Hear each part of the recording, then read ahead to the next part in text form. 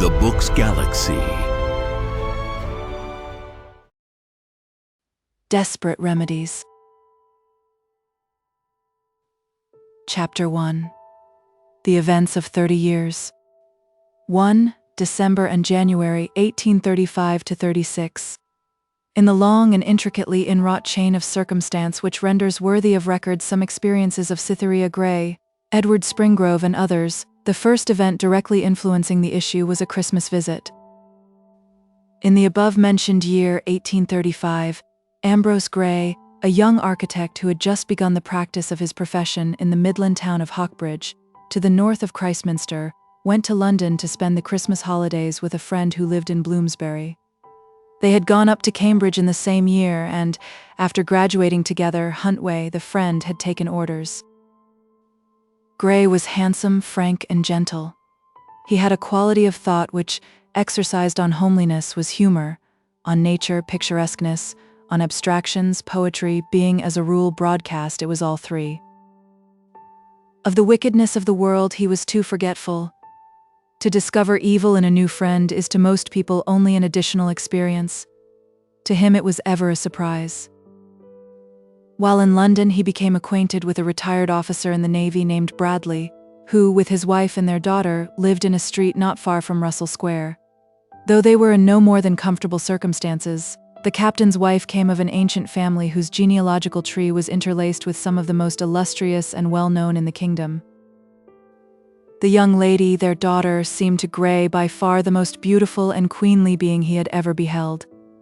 She was about 19 or 20, and her name was Cytherea. In truth, she was not so very unlike country girls of that type of beauty, except in one respect.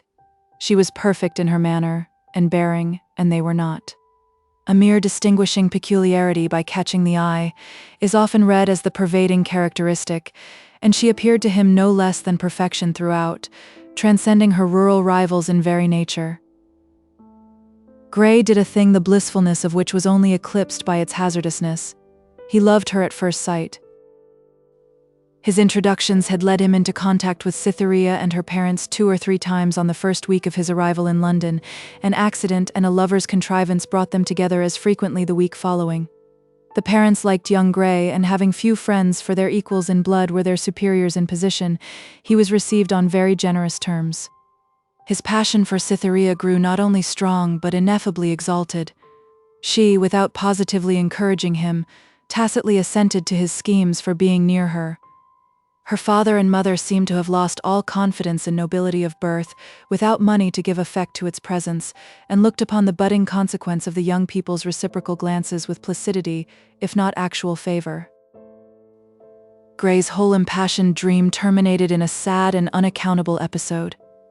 After passing through 3 weeks of sweet experience, he had arrived at the last stage, a kind of moral Gaza, before plunging into an emotional desert. The second week in January had come round, and it was necessary for the young architect to leave town. Throughout his acquaintanceship with the lady of his heart there had been this marked peculiarity in her love. She had delighted in his presence as a sweetheart should do, yet from first to last she had repressed all recognition of the true nature of the thread which drew them together, blinding herself to its meaning and only natural tendency, and appearing to dread his announcement of them. The present seemed enough for her without cumulative hope. Usually, even if love is in itself an end, it must be regarded as a beginning to be enjoyed. In spite of evasions as an obstacle, and in consequence of them as a spur, he would put the matter off no longer. It was evening.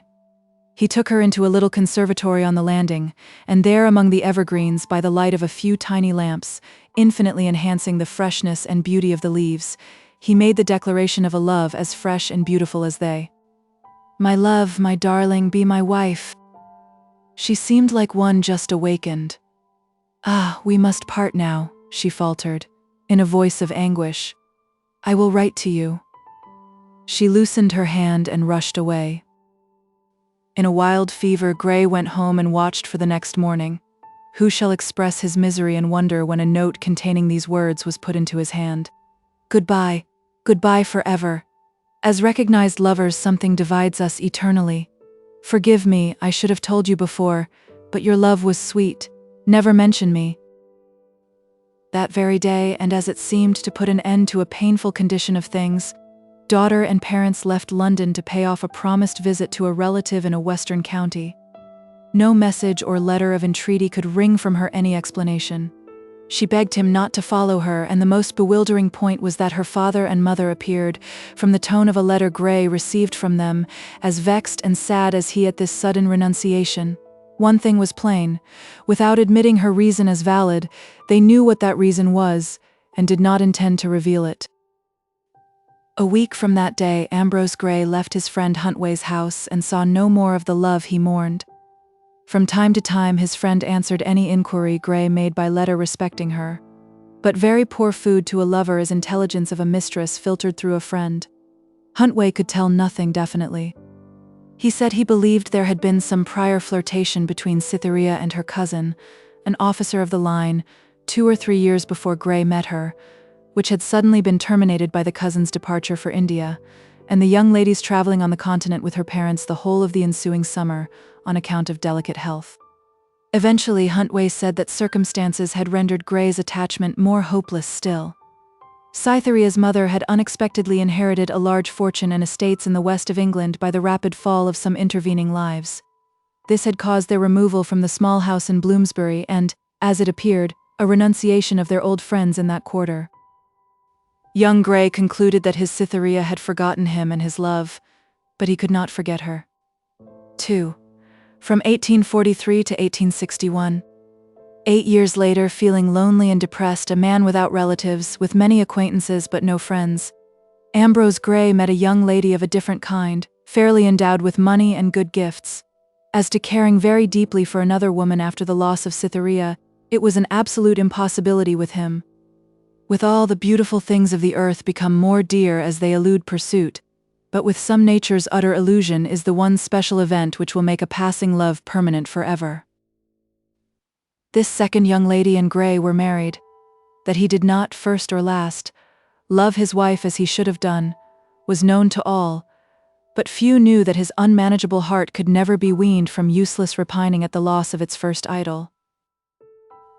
His character to some extent deteriorated, as emotional constitutions will under the long sense of disappointment at having missed their imagined destiny.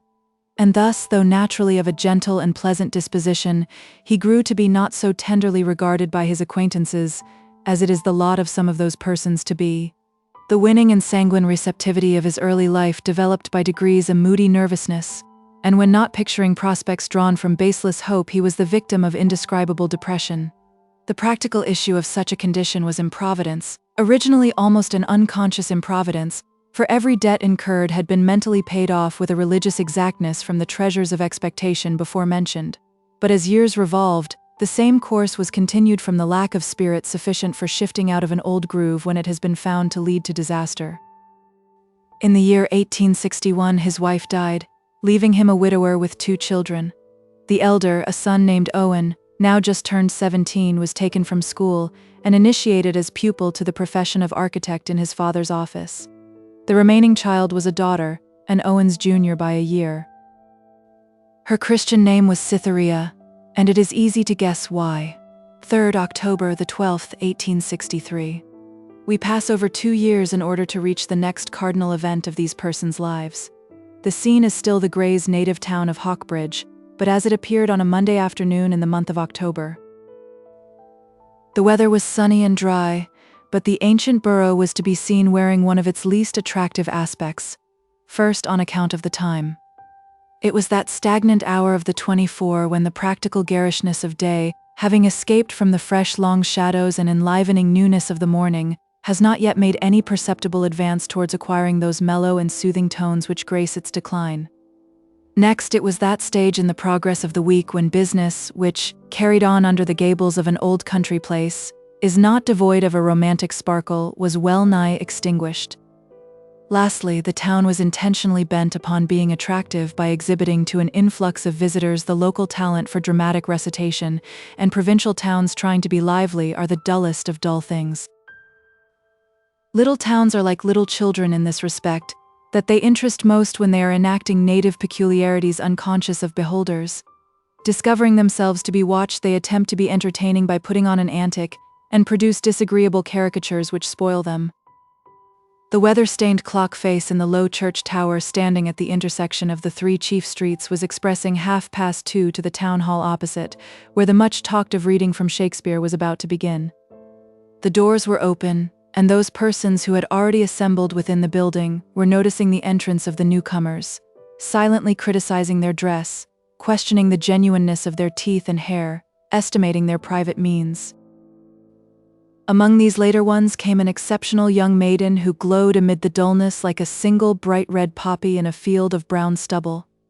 She wore an elegant dark jacket, lavender dress, hat with gray strings and trimmings, and gloves of a color to harmonize. She lightly walked up the side passage of the room, cast a slight glance around, and entered the seat pointed out to her. The young girl was Cytherea Grey. Her age was now about 18. During her entry, and at various times while sitting in her seat and listening to the reader on the platform, her personal appearance formed an interesting subject of study for several neighboring eyes. Her face was exceedingly attractive, though artistically less perfect than her figure, which approached unusually near to the standard of faultlessness. But even this feature of hers yielded the palm to the gracefulness of her movement, which was fascinating and delightful to an extreme degree. Indeed, motion was her speciality, whether shown on its most extended scale of bodily progression, or minutely, as in the uplifting of her eyelids, the bending of her fingers, the pouting of her lip. The carriage of her head, motion within motion, a glide upon a glide, was as delicate as that of a magnetic needle. And this flexibility and elasticity had never been taught her by rule, nor even been acquired by observation, but, nullo cultu, had naturally developed itself with her years. In childhood, a stone or stalk in the way, which had been the inevitable occasion of a fall to her playmates, had usually left her safe and upright on her feet after the narrowest escape by oscillations and whirls for the preservation of her balance. At mixed Christmas parties, when she numbered but 12 or 13 years, and was heartily despised on that account by lads who deemed themselves men, her apt lightness in the dance covered this incompleteness in her womanhood, and compelled the selfsame youths, in spite of resolutions, to seize upon her childish figure as a partner whom they could not afford to contemn. And in later years, when the instincts of her sex had shown her this point as the best and rarest feature in her external self, she was not found wanting in attention to the cultivation of finish in its details. Her hair rested gaily upon her shoulders in curls and was of a shining corn yellow in the high lights, deepening to a definite nut brown as each curl wound round into the shade. She had eyes of a sapphire hue, though rather darker than the gem ordinarily appears. They possessed the affectionate and liquid sparkle of loyalty and good faith, as distinguishable from that harder brightness which seems to express faithfulness only to the object confronting them. But to attempt to gain a view of her, or indeed of any fascinating woman, from a measured category, is as difficult as to appreciate the effect of a landscape by exploring it at night with a lantern, or of a full chord of music by piping the notes in succession. Nevertheless, it may readily be believed from the description here ventured, that among the many winning phases of her aspect, these were particularly striking. During pleasant doubt, when her eyes brightened stealthily and smiled, as eyes will smile, as distinctly as her lips, and in the space of a single instant expressed clearly the whole round of degrees of expectancy which lie over the wide expanse between yea and nay. During the telling of a secret, which was involuntarily accompanied by a sudden minute start, and ecstatic pressure of the listener's arm, side, or neck, as the position and degree of intimacy dictated. When anxiously regarding one who possessed her affections, she suddenly assumed the last-mentioned bearing in the progress of the present entertainment. Her glance was directed out of the window. Why the particulars of a young lady's presence at a very mediocre performance were prevented from dropping into the oblivion which their intrinsic insignificance would naturally have involved, why they were remembered and individualized by herself and others through after years, was simply that she unknowingly stood, as it were, upon the extreme posterior edge of a tract in her life, in which the real meaning of taking thought had never been known. It was the last hour of experience she ever enjoyed with a mind entirely free from a knowledge of that labyrinth into which she stepped immediately afterwards, to continue a perplexed course along its mazes for the greater portion of 29 subsequent months. The town hall in which Cytherea sat was a building of brown stone, and through one of the windows could be seen from the interior of the room the housetops and chimneys of the adjacent street, and also the upper part of a neighboring church spire, now in course of completion under the superintendence of Miss Gray's father, the architect to the work. That the top of this spire should be visible from her position in the room was a fact which Cytherea's idling eyes had discovered with some interest, and she was now engaged in watching the scene that was being enacted about its airy summit. Round the conical stonework rose a cage of scaffolding against the blue sky, and upon this stood 5 men, 4 in clothes as white as the new erection close beneath their hands, the 5th in the ordinary dark suit of a gentleman. The 4 working men in white were 3 masons and a mason's laborer. The 5th man was the architect, Mr. Gray. He had been giving directions as it seemed, and retiring as far as the narrow footway allowed, stood perfectly still. The picture thus presented to a spectator in the town hall was curious and striking. It was an illuminated miniature, framed in by the dark margin of the window, the keen-edged shadiness of which emphasized by contrast the softness of the objects enclosed. The height of the spire was about 120 feet, and the 5 men engaged thereon seemed entirely removed from the sphere and experiences of ordinary human beings. They appeared little larger than pigeons, and made their tiny movements with a soft, spirit-like silentness. One idea above all others was conveyed to the mind of a person on the ground by their aspect, namely concentration of purpose, that they were indifferent to, even unconscious of, the distracted world beneath them, and all that moved upon it. They never looked off the scaffolding. Then one of them turned. It was Mr. Gray. Again he stood motionless, with attention to the operations of the others. He appeared to be lost in reflection, and had directed his face towards a new stone they were lifting. Why does he stand like that? The young lady thought at length up to that moment as listless and careless as one of the ancient Tarentines, who, on such an afternoon as this, watched from the theatre the entry into their harbor of a power that overturned the state. She moved herself uneasily. "I wish he would come down," she whispered, still gazing at the sky-backed picture. "It is so dangerous to be absent-minded up there." When she had done murmuring the words, her father indecisively laid hold of one of the scaffold poles, as if to test its strength, then let it go and stepped back. In stepping, his foot slipped. An instant of doubling forward and sideways, and he reeled off into the air, immediately disappearing downwards. His agonized daughter rose to her feet by a convulsive movement. Her lips parted and she gasped for breath. She could utter no sound. One by one the people about her, unconscious of what had happened, turned their heads, and inquiry and alarm became visible upon their faces at the sight of the poor child. A moment longer, and she fell to the floor.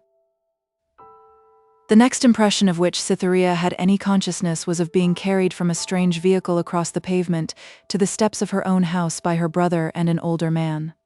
Recollection of what had passed evolved itself an instant later, and just as they entered the door through which another and sadder burden had been carried but a few instants before, her eyes caught sight of the southwestern sky, and without heeding, saw white sunlight shining in shaft-like lines from a rift in a slaty cloud. Emotions will attach themselves to scenes that are simultaneous, however foreign in essence these scenes may be, as chemical waters will crystallize on twigs and wires. Even after that time, any mental agony brought less vividly to Cytherea's mind the scene from the town hall windows than sunlight streaming in shaft-like lines. 4 October the 19th. When death enters a house, an element of sadness and an element of horror accompany it. Sadness, from the death itself. Horror, from the clouds of blackness we designedly labor to introduce. The funeral had taken place.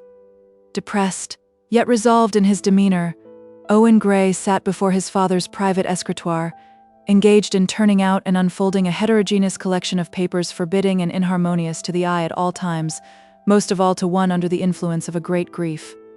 Lamina of white paper tied with twine were indiscriminately intermixed with other white papers bounded by black edges, these with blue foolscap wrapped round with crude red tape. The bulk of these letters, bills, and other documents were submitted to a careful examination, by which the appended particulars were ascertained. First, that their father's income from professional sources had been very small, amounting to not more than half their expenditure. and that his own and his wife's property, upon which he had relied for the balance, had been sunk and lost in unwise loans to unscrupulous men who had traded upon their father's too open-hearted trustfulness. Second, that finding his mistake, he had endeavored to regain his standing by the illusory path of speculation. The most notable instance of this was the following. He had been induced, when at Plymouth in the autumn of the previous year, to venture all his spare capital on the bottomry security of an Italian brig which had put into the harbor in distress. The profit was to be considerable, so was the risk. There turned out to be no security whatever. The circumstances of the case tendered it the most unfortunate speculation that a man like himself, ignorant of all such matters, could possibly engage in. The vessel went down, and all Mr. Gray's money with it. Third, that these failures had left him burdened with debts he knew not how to meet, so that at the time of his death even the few pounds lying to his account at the bank were his only in name. Fourth, that the loss of his wife 2 years earlier had awakened him to a keen sense of his blindness and of his duty by his children. He had then resolved to reinstate by unflagging zeal in the pursuit of his profession, and by no speculation at least a portion of the little fortune he had let go. Cytherea was frequently at her brother's elbow during these examinations. She often remarked sadly, "Poor papa failed to fulfill his good intention for want of time, didn't he, Owen?" And there was an excuse for his past, though he never would claim it. I never forget that original disheartening blow, and how that from it sprang all the ills of his life, everything connected with his gloom, and the lassitude in business we used so often to see about him. "I remember what he said once," returned the brother, "when I sat up late with him. He said, 'Owen, don't love too blindly. Blindly you will love if you love at all. But a little care is still possible to a well-disciplined heart.' May that heart be yours as it was not mine," father said. "Cultivate the art of renunciation. And I am going to, Cytherea. And once mamma said that an excellent woman was papa's ruin, because he did not know the way to give her up when he had lost her. I wonder where she is now, Owen. We were told not to try to find out anything about her. Papa never told us her name, did he? That was by her own request, I believe. But never mind her. She was not our mother." The love affair which had been Ambrose Gray's disheartening blow was precisely of that nature which lads take little account of, but girls ponder in their hearts. 5. From October the 19th to July the 9th. Thus Ambrose Gray's good intentions with regard to the reintegration of his property had scarcely taken tangible form when his sudden death put them forever out of his power. Heavy bills, showing the extent of his obligations, tumbled in immediately upon the heels of the funeral from quarters previously unheard and unthought of. Thus pressed, a bill was filed in Chancery to have the assets, such as they were, administered by the court. "What will become of us now?" thought Owen continually. "There is in us an unquenchable expectation, which at the gloomiest time persists in inferring that because we are ourselves, there must be a special future in store for us, though our nature and antecedents to the remotest particular have been common to thousands." Thus to Cytherea and Owen Gray the question how their lives would end seemed the deepest of possible enigmas. To others who knew their position equally well with themselves, the question was the easiest that could be asked, like those of other people similarly circumstanced. Then Owen held a consultation with his sister to come to some decision on their future course, and a month was passed in waiting for answers to letters, and in the examination of schemes more or less futile. Sudden hopes that were rainbows to the sight proved but mists to the touch. In the meantime, unpleasant remarks, disguise them as some well-meaning people might, were floating around them every day. The undoubted truth that they were the children of a dreamer who let slip away every farthing of his money and ran into debt with his neighbors.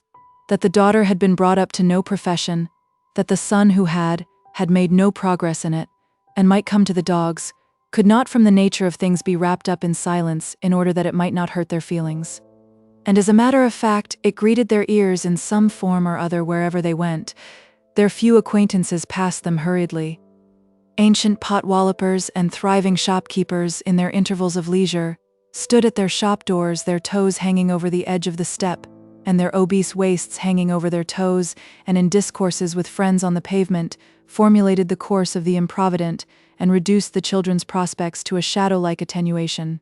The sons of these men, who wore breastpins of a sarcastic kind, and smoked humorous pipes, stared at Cytherea with a stare unmitigated by any of the respect that had formerly softened it.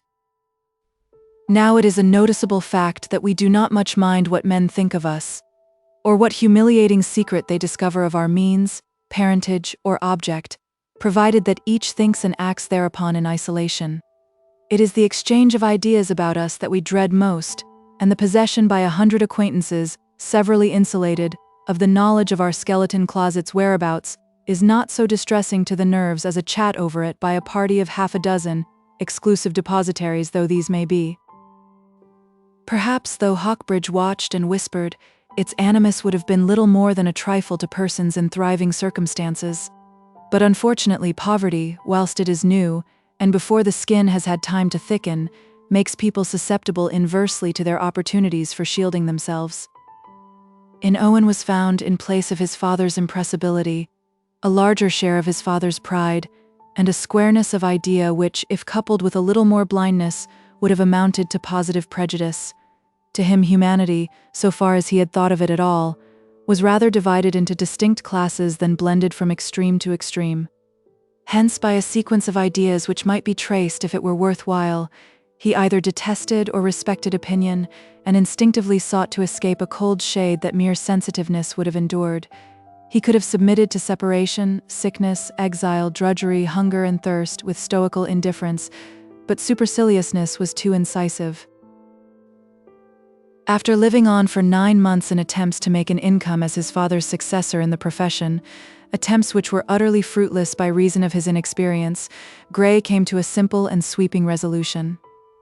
They would privately leave that part of England, drop from the sight of acquaintances, gossips, harsh critics, and bitter creditors of whose misfortune he was not the cause, and escape the position which galled him by the only road their great poverty left open to them, that of his obtaining some employment in a distant place by following his profession as a humble under-draughtsman.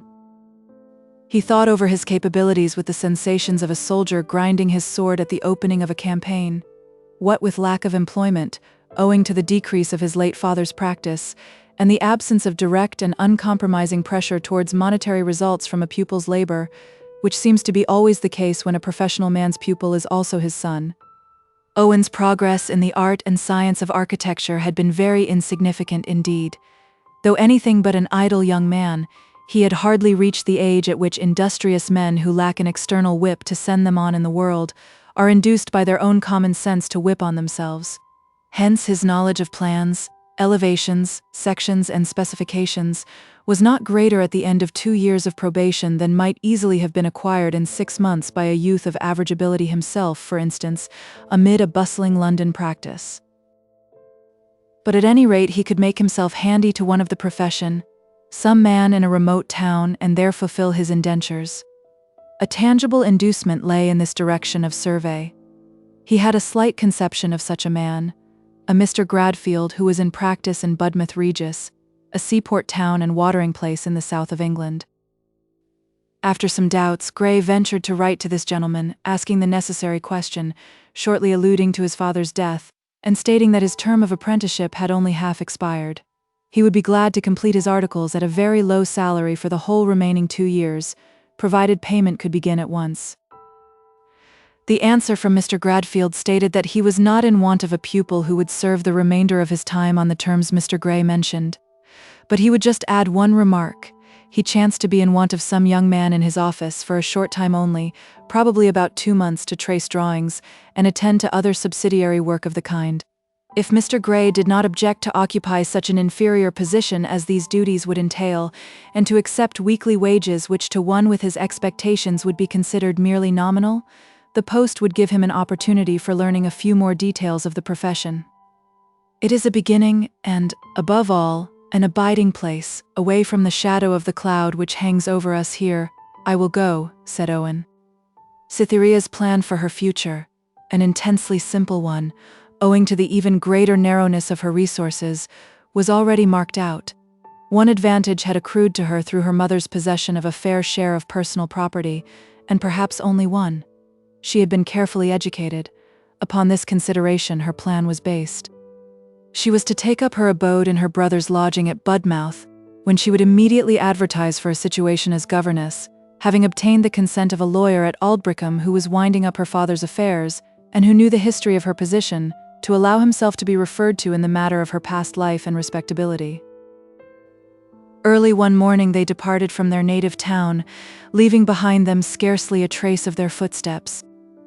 Then the town pitied their want of wisdom in taking such a step. Rashness. They would have made a better income in Hawkbridge, where they are known. There is no doubt that they would. But what is wisdom really? A steady handling of any means to bring about any end necessary to happiness. Yet whether one's end be the usual end, a wealthy position in life, or no, the name of wisdom is seldom applied but to the means to that usual end. Chapter 2. The Events of a Fortnight. 1. The 9th of July. The day of their departure was one of the most glowing that the climax of a long series of summer heats could evolve. The wide expanse of landscape quivered up and down like the flame of a taper as they steamed along through the midst of it. Placid flocks of sheep reclining under trees a little way off appeared of a pale blue color. Clover fields were livid with the brightness of the sun upon their deep red flowers. All wagons and carts were moved to the shade by their careful owners. Rainwater butts fell to pieces. Well buckets were lowered inside the covers of the well hole to preserve them from the fate of the butts, and generally, water seemed scarcer in the country than the beer and cider of the peasantry who toiled or idled there. To see persons looking with children's eyes at any ordinary scenery is a proof that they possess the charming faculty of drawing new sensations from an old experience, a healthy sign, rare in these feverish days, the mark of an imperishable brightness of nature. Both brother and sister could do this, Cytherea more noticeably. They watched the undulating cornlands, monotonous to all their companions, the stony and clayey prospect succeeding those, with its angular and abrupt hills. Boggy moors came next, now withered and dry, the spots upon which pools usually spread their waters showing themselves as circles of smooth bare soil, overrun by a network of innumerable little fissures. Then arose plantations of firs, abruptly terminating beside meadows cleanly mown, in which high-hipped, rich-colored cows, with backs horizontal and straight as the ridge of a house, stood motionless or lazily fed. Glimpses of the sea now interested them, which became more and more frequent till the train finally drew up beside the platform at Budmouth. "The whole town is looking out for us," had been Gray's impression throughout the day. He called upon Mr. Gradfield, the only man who had been directly informed of his coming, and found that Mr. Gradfield had forgotten it. However, arrangements were made with this gentleman, a stout, active, grey-bearded burgher of 60, by which Owen was to commence work in his office the following week. The same day Cytherea drew up and sent off the advertisement appended. A young lady is desirous of meeting with an engagement as governess or companion.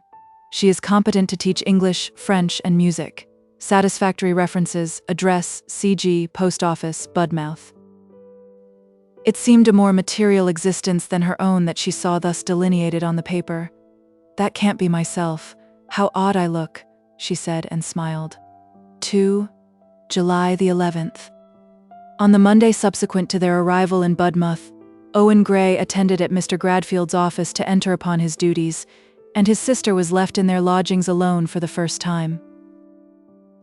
Despite the sad occurrences of the preceding autumn, an unwonted cheerfulness pervaded her spirit throughout the day.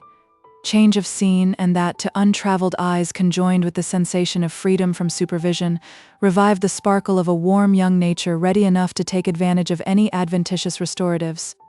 Point-blank grief tends rather to seal up happiness for a time than to produce that attrition which results from griefs of anticipation that move onward with the days. These may be said to furrow away the capacity for pleasure. Her expectations from the advertisement began to be extravagant.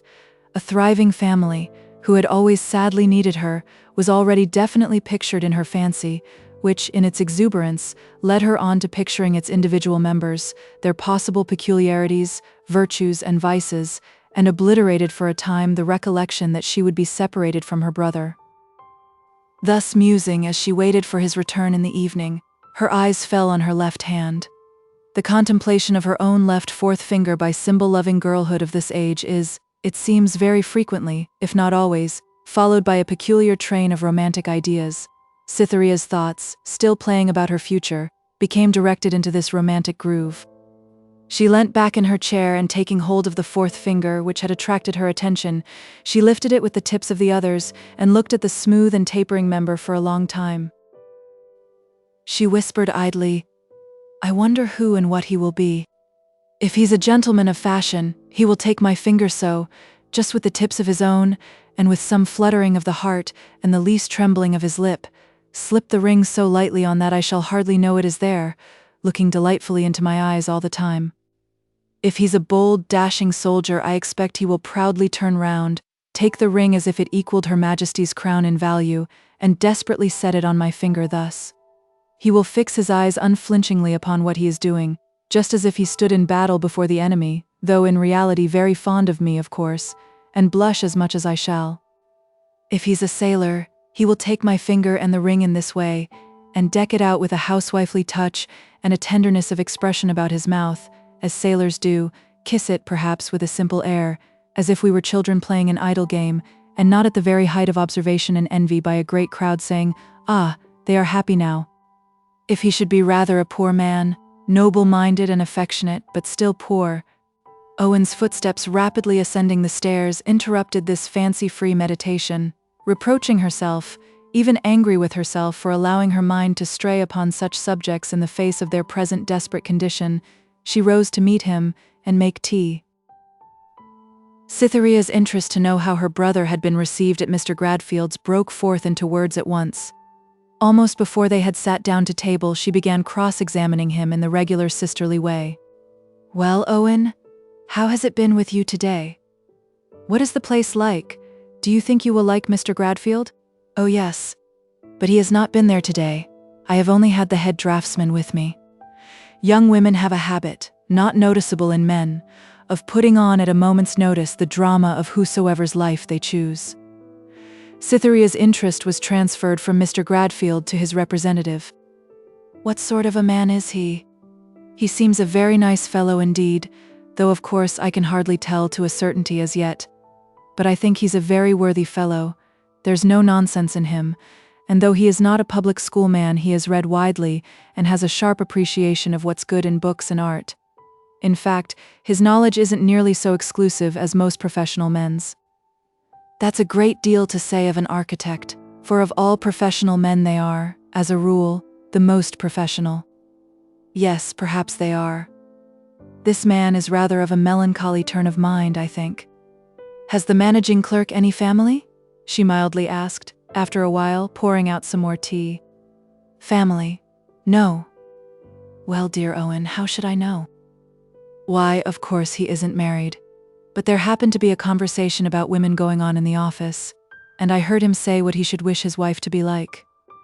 "What would he wish his wife to be like?" she said, with great apparent lack of interest. "Oh, he says she must be girlish and artless. Yet he would be loath to do without a dash of womanly subtlety. 'Tis so piquant. Yes, he said, that must be in her. She must have womanly cleverness. And yet I should like her to blush if only a cock-sparrow were to look at her hard," he said, which brings me back to the girl again, and so I flit backwards and forwards. "I must have what comes, I suppose," he said, "and whatever she may be, thank God she's no worse." However, if he might give a final hint to Providence, he said, a child among pleasures and a woman among pains was the rough outline of his requirement. Did he say that? What a musing creature he must be. He did indeed. 3. From the 12th to the 15th of July. As is well known, ideas are so elastic in a human brain that they have no constant measure which may be called their actual bulk. Any important idea may be compressed to a molecule by an unwanted crowding of others, and any small idea will expand to whatever length and breadth of vacuum the mind may be able to make over to it. Cytherea's world was tolerably vacant at this time, and the young architectural designer's image became very pervasive. The next evening this subject was again renewed. "His name is Springrove," said Owen in reply to her. "He is a thorough artist, but a man of rather humble origin, it seems, who has made himself so far. I think he is the son of a farmer, or something of the kind." "Well, he's none the worse for that, I suppose." "None the worse. As we come down the hill, we shall be continually meeting people going up. But Owen had felt that Spring Grove was a little the worse nevertheless. Of course, he's rather old by this time. Oh no, he's about 26, not more. Ah, I see. What is he like, Owen? I can't exactly tell you his appearance. 'Tis always such a difficult thing to do. A man you would describe as short? Most men are those we should describe as short, I fancy. I should call him, I think, of the middle height, but as I only see him sitting in the office, of course I am not certain about his form and figure. I wish you were, then. Perhaps you do, but I am not, you see. Of course not. You are always so provoking. Owen, I saw a man in the street today whom I fancied was he, and yet I don't see how it could be either. He had light brown hair, a snub nose, very round face, and a peculiar habit of reducing his eyes to straight lines when he looked narrowly at anything. Oh no, that was not he, Cytherea. Not a bit like him in all probability. Not a bit. He has dark hair, almost a Grecian nose, regular teeth, and an intellectual face, as nearly as I can recall to mind. Ah, there now, Owen, you have described him. But I suppose he's not generally called pleasing, or handsome? I scarcely meant that. But since you have said it, is he handsome? Rather. His toed ensemble is striking? Yes, oh no, I forgot, it is not. He is rather untidy in his waistcoat and neckties and hair. How vexing. It must be to himself, poor thing. He's a thorough bookworm, despises the Pap and Daisy school of verse, knows Shakespeare to the very dregs of the footnotes. Indeed, he's a poet himself in a small way. How delicious, she said. I have never known a poet. And you don't know him, said Owen dryly. She reddened. Of course I don't. I know that. Have you received any answer to your advertisement? He inquired. Ah, no, she said, and the forgotten disappointment which had showed itself in her face at different times during the day became visible again. Another day passed away.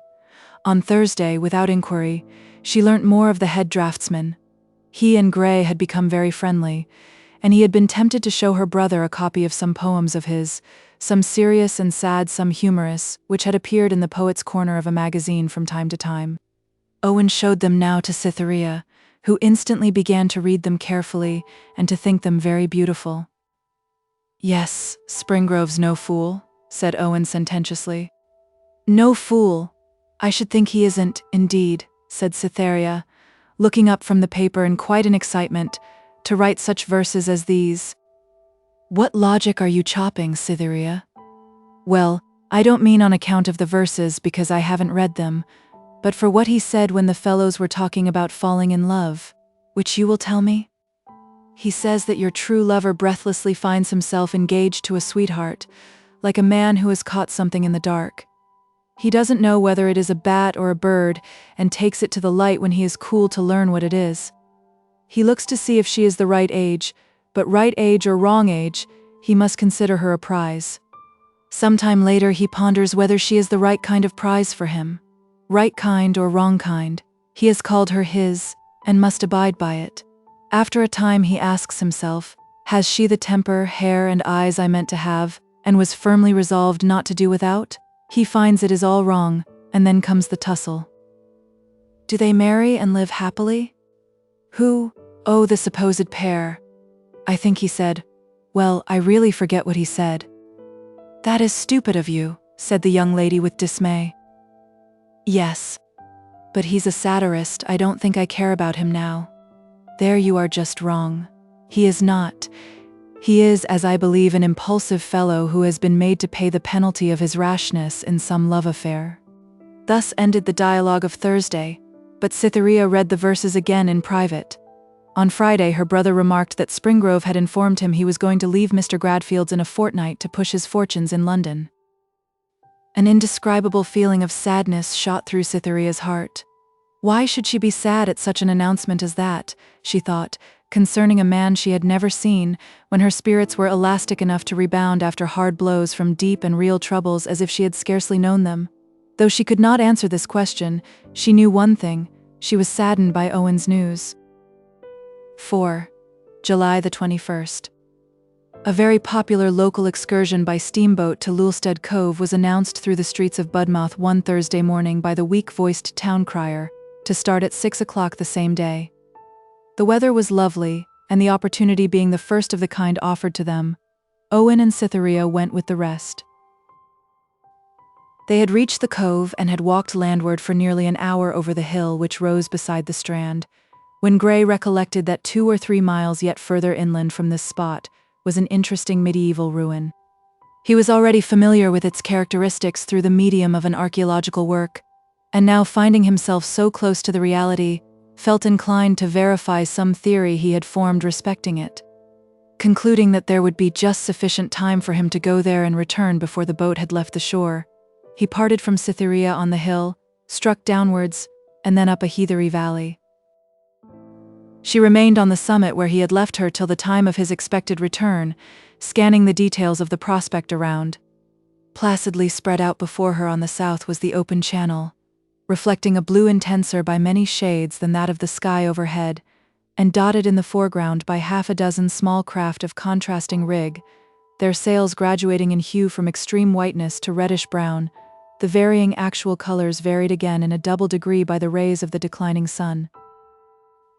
Presently the distant bell from the boat was heard, warning the passengers to embark. This was followed by a lively air from the harps and violins on board, their tones as they arose becoming intermingled with, though not marred by, the brush of the waves when their crests rolled over at the point where the check of the shallows was first felt, and then thinned away up the slope of pebbles and sand. She turned her face landward and strained her eyes to discern, if possible, some sign of Owen's return. Nothing was visible save the strikingly brilliant, still landscape. The wide concave which lay at the back of the hill in this direction was blazing with the western light, adding an orange tint to the vivid purple of the heather, now at the very climax of bloom, and free from the slightest touch of the invidious brown that so soon creeps into its shades. The light so intensified the colors that they seemed to stand above the surface of the earth and float in mid-air like an exhalation of red. In the minor valleys between the hillocks and ridges which diversified the contour of the basin, but did not disturb its general sweep, she marked breaks of tall, heavy-stemmed ferns, 5 or 6 feet high, in a brilliant light green dress, a broad riband of them with the path in their midst winding like a stream along the little ravine that reached to the foot of the hill and delivered up the path to its grassy area. Among the ferns grew holly bushes deeper in tint than any shadow about them, whilst the whole surface of the scene was dimpled with small conical pits, and here and there were round ponds now dry and half overgrown with rushes. The last bell of the steamer rang. Cytherea had forgotten herself, and what she was looking for. In a fever of distress lest Owen should be left behind, she gathered up in her hand the corners of her handkerchief, containing specimens of the shells, plants, and fossils which the locality produced, started off to the sands, and mingled with the knots of visitors there congregated from other interesting points around, from the inn, the cottages, and hired conveyances that had returned from short drives inland. They all went aboard by the primitive plan of a narrow plank on 2 wheels, the women being assisted by a rope. Cytherea lingered till the very last, reluctant to follow, and looking alternately at the boat and the valley behind. Her delay provoked a remark from Captain Jacobs, a thick-set man of hybrid stains, resulting from the mixed effects of fire and water, peculiar to sailors where engines are the propelling power. "Now then, missy, if you please. I am sorry to tell our time's up." "Who are you looking for, miss?" "My brother, he has walked a short distance inland. He must be here directly. Could you wait for him just a minute?" "Really? I am afraid not, ma'am." Cytherea looked at the stout, round-faced man, and at the vessel with a light in her eyes so expressive of her own opinion being the same, on reflection, as his, and with such resignation too that, from an instinctive feeling of pride at being able to prove himself more humane than he was thought to be, works of supererogation are the only sacrifices that entice in this way, and that at a very small cost, he delayed the boat till some among the passengers began to murmur.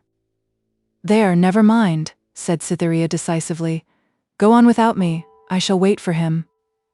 "Well, 'tis a very awkward thing to leave you here all alone," said the captain. I certainly advise you not to wait." "He's gone across to the railway station for certain," said another passenger. "No, here he is," Cytherea said, regarding as she spoke the half-hidden figure of a man who was seen advancing at a headlong pace down the ravine which lay between the heath and the shore. "He can't get here in less than 5 minutes," a passenger said. "People should know what they are about, and keep time. Really, if—" "You see, sir," said the captain, in an apologetic undertone, "since 'tis her brother, and she's all alone, 'tis only nater to wait a minute, now he's in sight.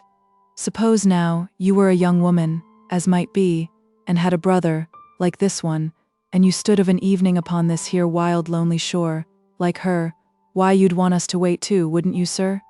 I think you would." The person so hastily approaching had been lost to view during this remark by reason of a hollow in the ground, and the projecting cliff immediately at hand covered the path in its rise.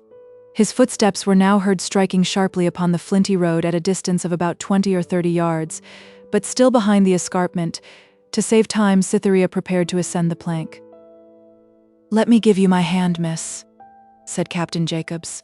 "No, please don't touch me," said she, ascending cautiously by sliding one foot forward 2 or 3 inches, bringing up the other behind it, and so on alternately, her lips compressed by concentration on the feet, her eyes glued to the plank, her hand to the rope, and her immediate thought to the fact of the distressing narrowness of her footing. Steps now shook the lower end of the board, and in an instant were up to her heels with a bound. "Oh, Owen, I am so glad you are come," she said without turning. Don't shake the plank or touch me, whatever you do. There, I am up. Where have you been so long?" she continued in a lower tone, turning round to him as she reached the top. Raising her eyes from her feet, which, standing on the firm deck, demanded her attention no longer, she acquired perceptions of the newcomer in the following order: unknown trousers, unknown waistcoat, unknown face. The man was not her brother, but a total stranger. Off went the plank. The paddles started, stopped, backed, pattered in confusion, then revolved decisively, and the boat passed out into deep water. 1 or 2 persons had said, "How do you do, Mr. Springrove?" and looked at Cytherea to see how she bore her disappointment. Her ears had but just caught the name of the head draftsman, when she saw him advancing directly to address her. "Miss Grey, I believe?" he said, lifting his hat. "Yes," said Cytherea, colouring and trying not to look guilty of a surreptitious knowledge of him. "I am Mr. Springrove. I passed Corvsgate Castle about an hour ago, and soon afterwards met your brother going that way." He had been deceived in the distance, and was about to turn without seeing the ruin, on account of a lameness that had come on in his leg or foot. I proposed that he should go on, since he had got so near, and afterwards, instead of walking back to the boat, get across to Anglebury Station, a shorter walk for him, where he could catch the late train, and go directly home. I could let you know what he had done, and allay any uneasiness. "Is the lameness serious, do you know?" "Oh no, simply from overwalking himself." Still, it was just as well to ride home. Relieved from her apprehensions on Owen's score, she was able slightly to examine the appearance of her informant, Edward Springrove, who now removed his hat for a while, to cool himself. He was rather above her brother's height, although the upper part of his face and head was handsomely formed and bounded by lines of sufficiently masculine regularity. His brows were somewhat too softly arched and finely penciled for one of his sex, without prejudice, however, to the belief which the sum total of his features inspired, that though they did not prove that the man who thought inside them would do much in the world, men who had done most of all had had no better ones. Across his forehead, otherwise perfectly smooth, ran one thin line, the healthy freshness of his remaining features expressing that it had come there prematurely.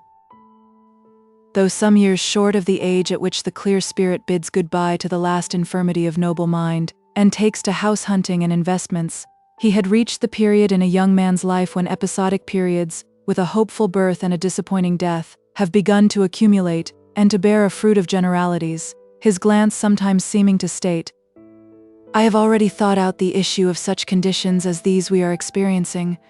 At other times he wore an abstracted look. "I seem to have lived through this moment before." He was carelessly dressed in dark grey, wearing a rolled-up black kerchief as a neckcloth, the knot of which was disarranged and stood obliquely, a deposit of white dust having lodged in the creases. "I am sorry for your disappointment," he continued, glancing into her face. Their eyes having met became, as it were, mutually locked together, and the single instant only which good breeding allows as the length of such a look became trebled. A clear, penetrating ray of intelligence had shot from each into each, giving birth to one of those unaccountable sensations which carry home to the heart before the hand has been touched, or the merest compliment passed, by something stronger than mathematical proof, the conviction, a tie has begun to unite us. Both faces also unconsciously stated that their owners had been much in each other's thoughts of late. Owen had talked to the young architect of his sister as freely as to Cytherea of the young architect. A conversation began, which was none the less interesting to the parties engaged because it consisted only of the most trivial and commonplace remarks. Then the band of harps and violins struck up a lively melody, and the deck was cleared for dancing, the sun dipping beneath the horizon during the proceeding, and the moon showing herself at their stern.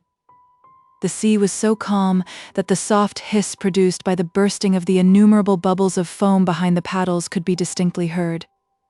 The passengers who did not dance, including Cytherea and Springrove, lapsed into silence, leaning against the paddle boxes or standing aloof, noticing the trembling of the deck to the steps of the dance, watching the waves from the paddles as they slid thinly and easily under each other's edges. Night had quite closed in by the time they reached Budmouth Harbour, sparkling with its white, red, and green lights in opposition to the shimmering path of the moon's reflection on the other side, which reached away to the horizon till the flecked ripples reduced themselves to sparkles as fine as gold dust. "I will walk to the station and find out the exact time the train arrives," said Springrove, rather eagerly, when they had landed. She thanked him much. "Perhaps we might walk together," he suggested hesitatingly. She looked as if she did not quite know, and he settled the question by showing the way. They found, on arriving there, that on the first day of that month the particular train selected for Grey's return had ceased to stop at Anglebury Station. "I am very sorry I misled him," said Springrove. "Oh, I am not alarmed at all," replied Cytherea. "Well, it's sure to be all right. He will sleep there and come by the first in the morning. But what will you do, alone?" "I am quite easy on that point. The landlady is very friendly. I must go indoors now. Good night, Mr. Springrove." "Let me go round to your door with you?" he pleaded. "No, thank you. We live close by." He looked at her as a waiter looks at the change he brings back, but she was inexorable. "Don't forget me," he murmured. She did not answer. "Let me see you sometimes," he said. "Perhaps you never will again. I am going away," she replied in lingering tones, and turning into Cross Street, ran indoors and upstairs. The sudden withdrawal of what was superfluous at first is often felt as an essential loss. It was felt now with regard to the maiden more, too, after a meeting so pleasant and so enkindling. She had seemed to imply that they would never come together again.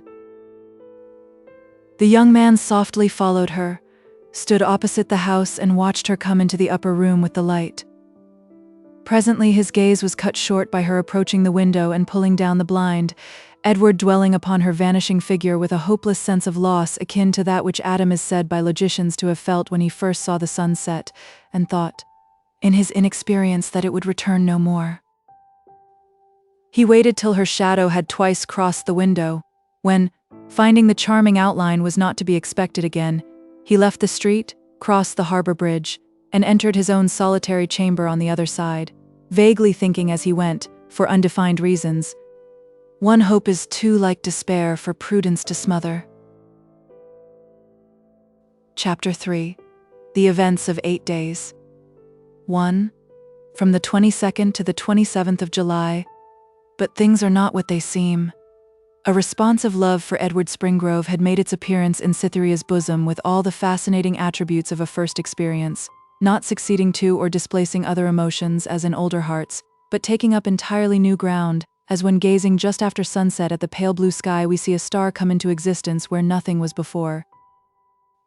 His parting words, "Don't forget me," she repeated to herself 100 times, and though she thought their import was probably commonplace, She could not help toying with them, looking at them from all points, and investing them with meanings of love and faithfulness, ostensibly entertaining such meanings only as fables wherewith to pass the time, yet in her heart admitting, for detached instants, a possibility of their deeper truth.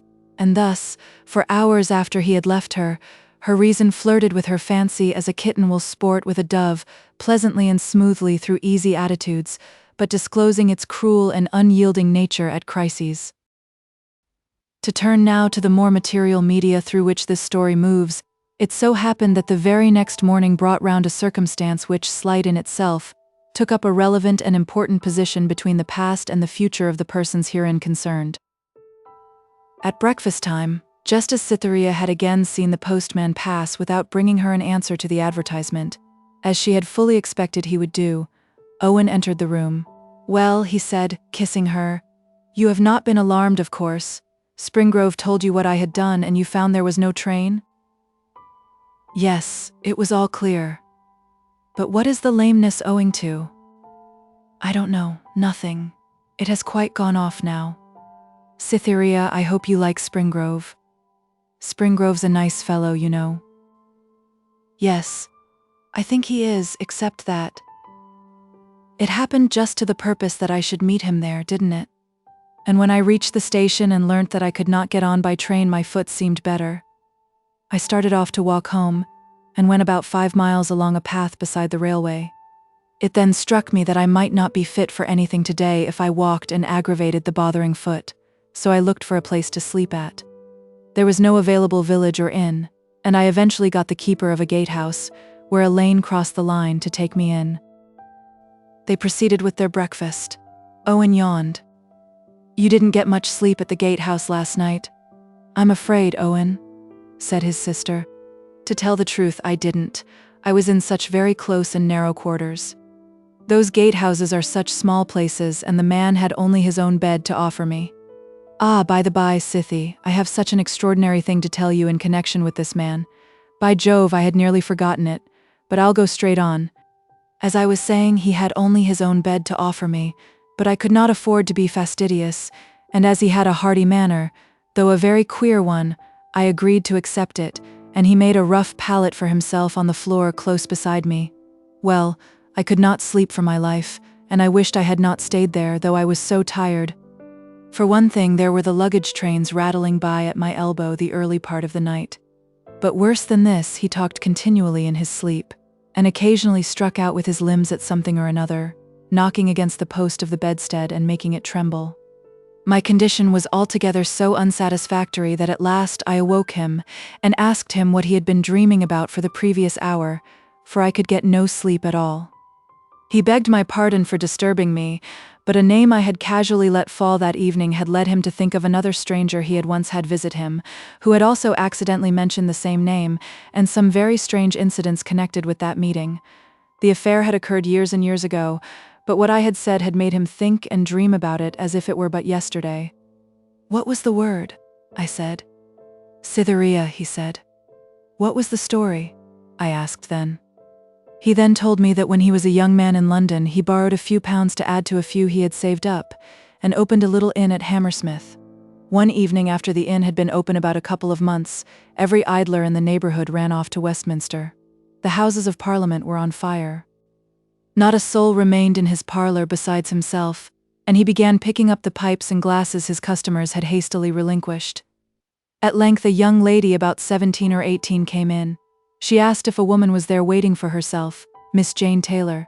He said no, asked the young lady if she would wait, and showed her into the small inner room. There was a glass pane in the partition dividing this room from the bar to enable the landlord to see if his visitors who sat there wanted anything.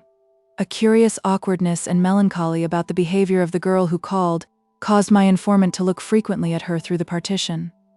She seemed weary of her life, and sat with her face buried in her hands, evidently quite out of her element in such a house. Then a woman much older came in and greeted Miss Taylor by name. The man distinctly heard the following words pass between them. "Why have you not brought him? He is ill. He is not likely to live through the night." At this announcement from the elderly woman, the young lady fell to the floor in a swoon, apparently overcome by the news. The landlord ran in and lifted her up. Well, do what they would, they could not for a long time bring her back to consciousness, and began to be much alarmed. "Who is she?"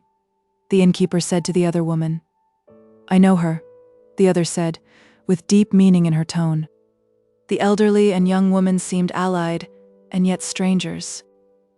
She now showed signs of life, and it struck him, he was plainly of an inquisitive turn, that in her half-bewildered state he might get some information from her.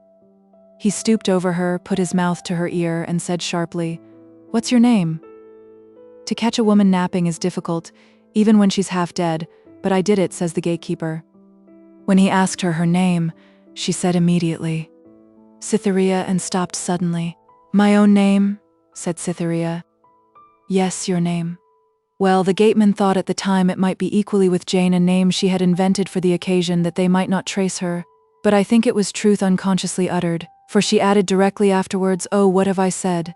and was quite overcome again, this time with fright. Her vexation that the woman now doubted the genuineness of her other name was very much greater than that the innkeeper did, and it is evident that to blind the woman was her main object. He also learnt from words the elderly woman casually dropped, that meetings of the same kind had been held before, and that the falseness of the soi-disant Miss Jane Taylor's name had never been suspected by this dependent or confederate till then.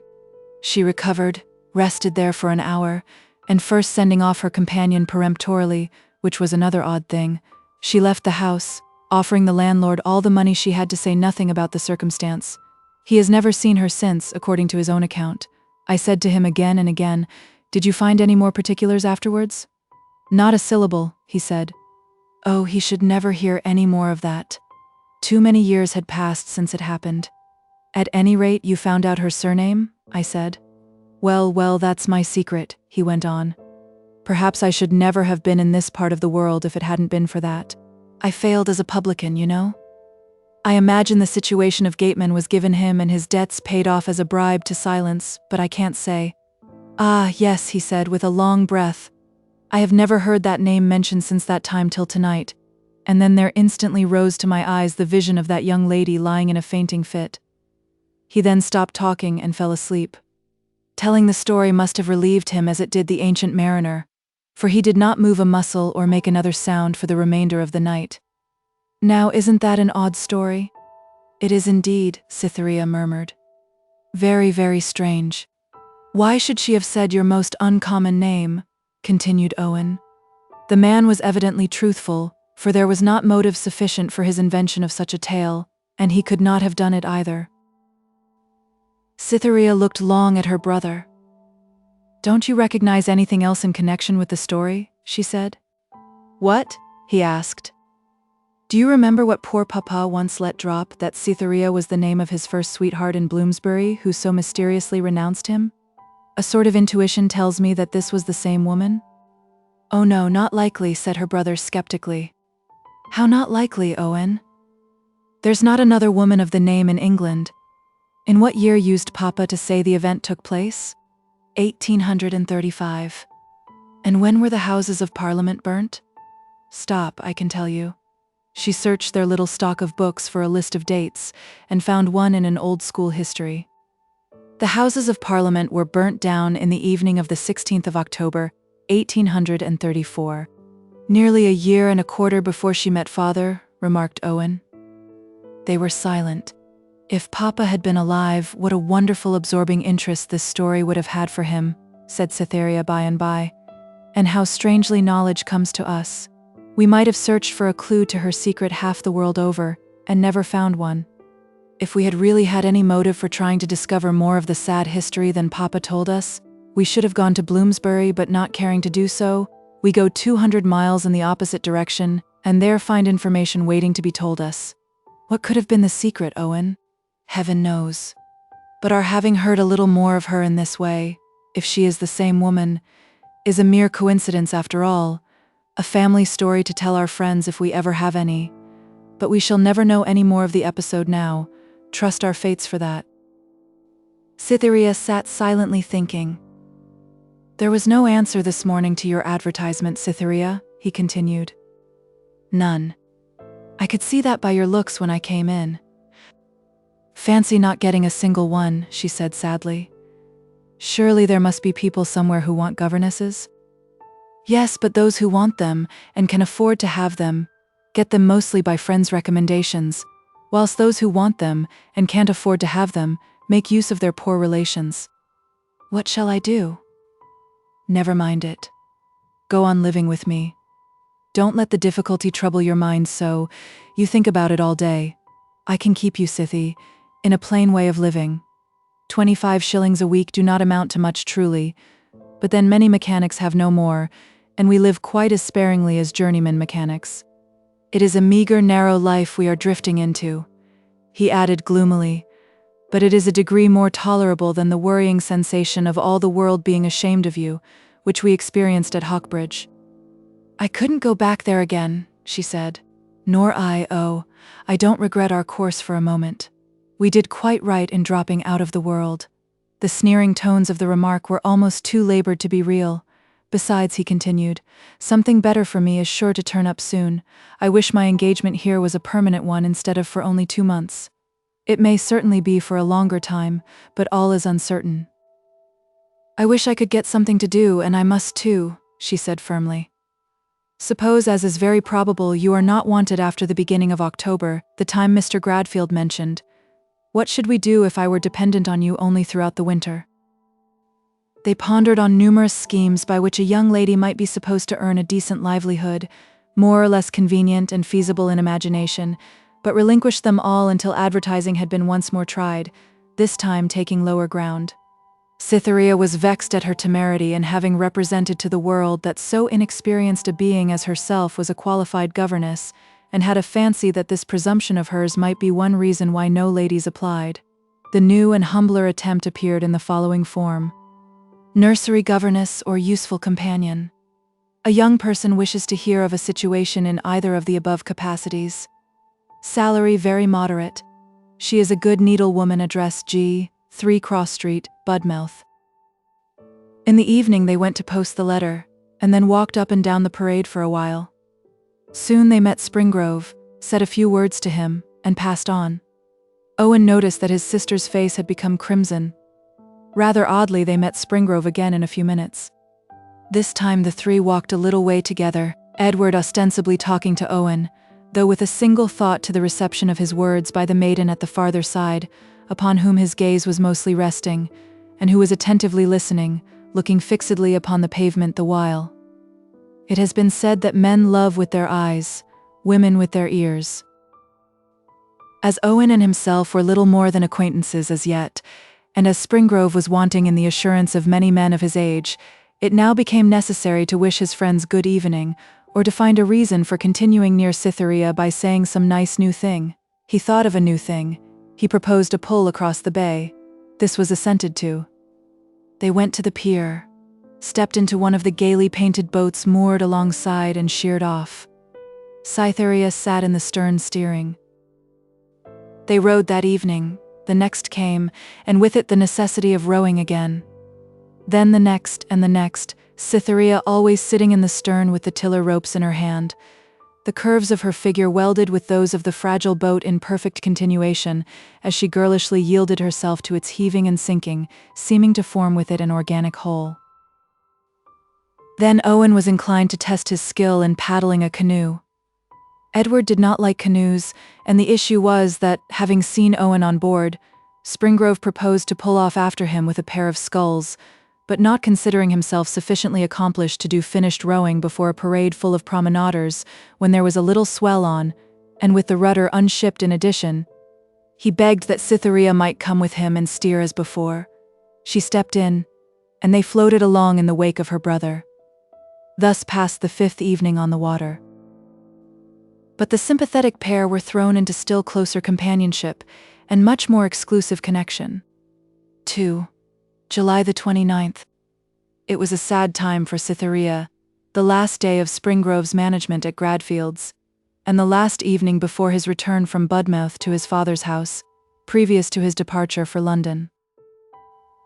Gray had been requested by the architect to survey a plot of land nearly 20 miles off, which, with the journey to and fro, would occupy him the whole day, and prevent his returning till late in the evening.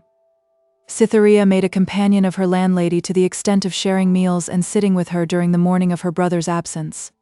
Midday found her restless and miserable under this arrangement. All the afternoon she sat alone, looking out of the window for she scarcely knew whom, and hoping she scarcely knew what. 5:30 came, the end of Springrove's official day. 2 minutes later, Springrove walked by.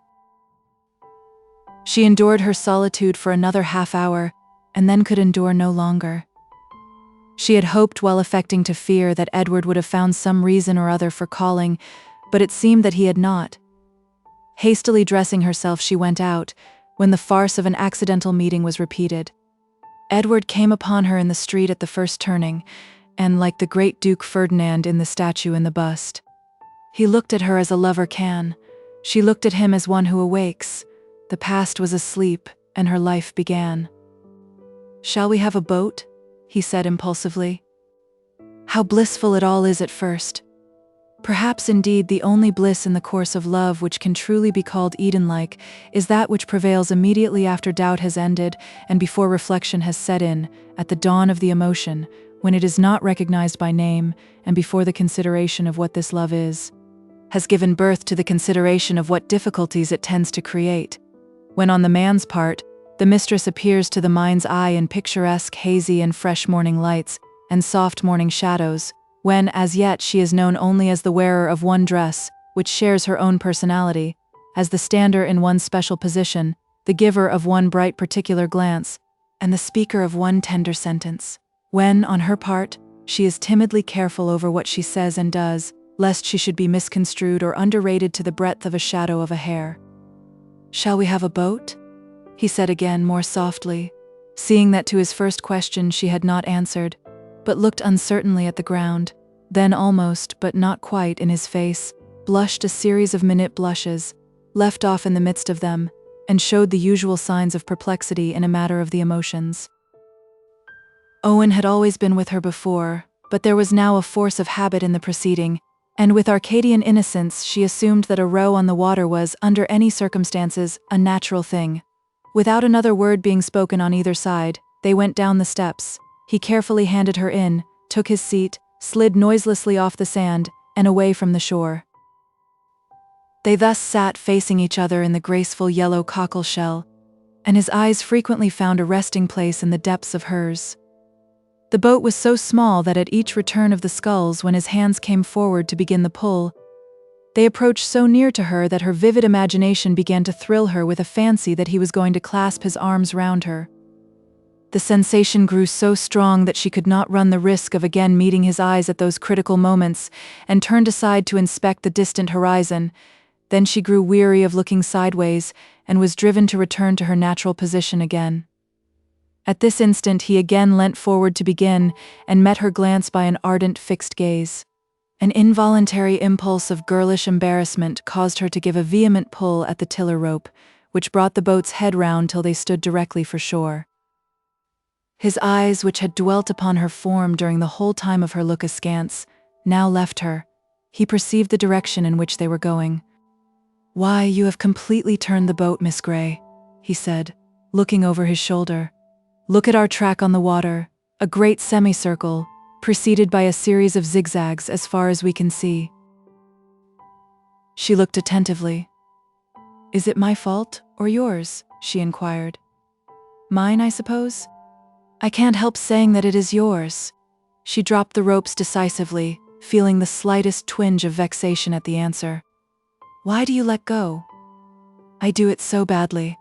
"Oh no, you turned about for shore in a masterly way. Do you wish to return?" "Yes, if you please." "Of course, then. I will at once. I fear what the people will think of us going in such absurd directions, and all through my wretched steering." "Never mind what the people think." A pause. "You surely are not so weak as to mind what the people think on such a matter as that."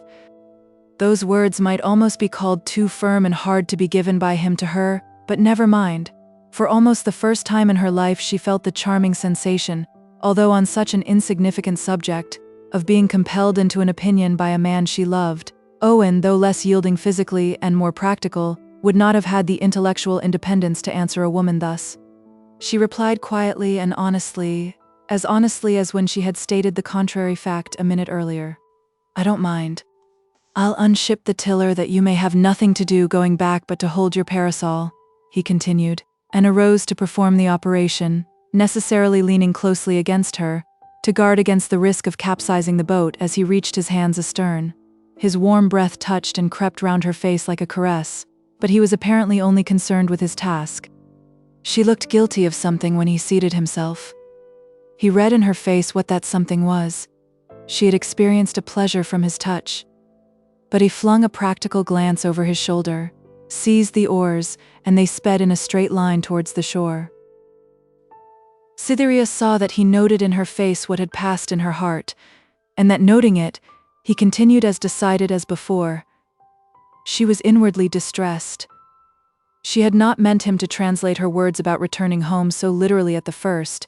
She had not intended him to learn her secret, but more than all she was not able to endure the perception of his learning it and continuing unmoved. There was nothing but misery to come now. They would step ashore, he would say good night, go to London tomorrow, and the miserable she would lose him forever. She did not quite suppose what was the fact, that a parallel thought was simultaneously passing through his mind. They were now within 10 yards, now within 5. He was only now waiting for a smooth to bring the boat in. Sweet, sweet love must not be slain thus, was the fair maid's reasoning. She was equal to the occasion ladies are, and delivered the god.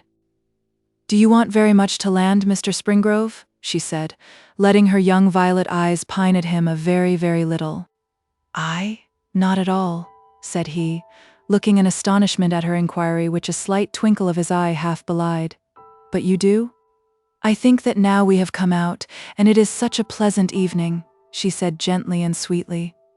"I should like a little longer row if you don't mind. I'll try to steer better than before if it makes it easier for you. I'll try very hard." It was the turn of his face to tell a tale now. He looked. "We understand each other. Ah, we do, darling," turned the boat, and pulled back into the bay once more. "Now steer wherever you will," he said in a low voice. "Never mind the directness of the course, wherever you will." "Shall it be Creston Shore?" she said, pointing to a stretch of beach northward from Budmouth Esplanade. "Creston Shore, certainly," he responded, grasping the sculls. She took the strings daintily, and they wound away to the left. For a long time nothing was audible in the boat but the regular dip of the oars and their movement in the rowlocks. Springrove at length spoke. "I must go away tomorrow," he said tentatively. "Yes," she replied faintly, "to endeavour to advance a little in my profession in London." "Yes," she said again, with the same preoccupied softness, "but I shan't advance." "Why not?" "Architecture is a bewitching profession. They say that an architect's work is another man's play." "Yes. But worldly advantage from an art doesn't depend upon mastering it. I used to think it did, but it doesn't. Those who get rich need have no skill at all as artists." "What need they have?" "A certain kind of energy which men with any fondness for art possess very seldom indeed, an earnestness in making acquaintances, and a love for using them. They give their whole attention to the art of dining out, after mastering a few rudimentary facts to serve up in conversation. Now, after saying that, do I seem a man likely to make a name?" "You seem a man likely to make a mistake." "What's that?" "To give too much room to the latent feeling which is rather common in these days among the unappreciated, that because some remarkably successful men are fools, all remarkably unsuccessful men are geniuses." "Pretty subtle for a young lady," he said slowly. "From that remark I should fancy you had bought experience." She passed over the idea. "Do try to succeed," she said, with wistful thoughtfulness, leaving her eyes on him. Springrove flushed a little at the earnestness of her words and mused. Then, like Cato the censor, "I shall do what I despise to be in the fashion," he said at last. "Well, when I found all this out that I was speaking of, whatever do you think I did? From having already loved verse passionately, I went on to read it continually. Then I went rhyming myself. If anything on earth ruins a man for useful occupation, and for content with reasonable success in a profession or trade, it is the habit of writing verses on emotional subjects, which had much better be left to die from want of nourishment. "Do you write poems now?" she said. "None. Poetical days are getting past with me, according to the usual rule. Writing rhymes is a stage people of my sort pass through, as they pass through the stage of shaving for a beard, or thinking they are ill-used, or saying there's nothing in the world worth living for. Then the difference between a common man and a recognized poet is that one has been deluded and cured of his delusion, and the other continues deluded all his days. Well, there's just enough truth in what you say to make the remark unbearable. However, it doesn't matter to me now that I meditate the thankless muse no longer, but—" He paused, as if endeavoring to think what better thing he did. Cytherea's mind ran on to the succeeding lines of the poem, and their startling harmony with the present situation suggested the fancy that he was sporting with her, and brought an awkward contemplativeness to her face. Springrove guessed her thoughts, and in answer to them simply said yes. Then they were silent again. "If I had known an Amaryllis was coming here, I should not have made arrangements for leaving," he resumed.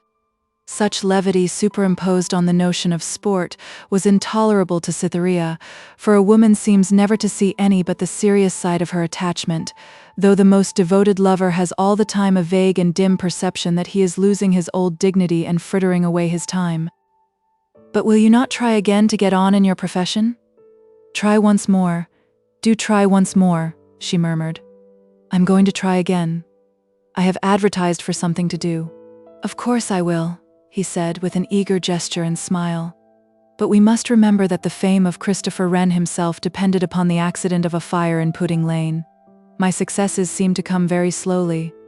I often think that before I am ready to live, it will be time for me to die. However, I am trying, not for fame now, but for an easy life of reasonable comfort.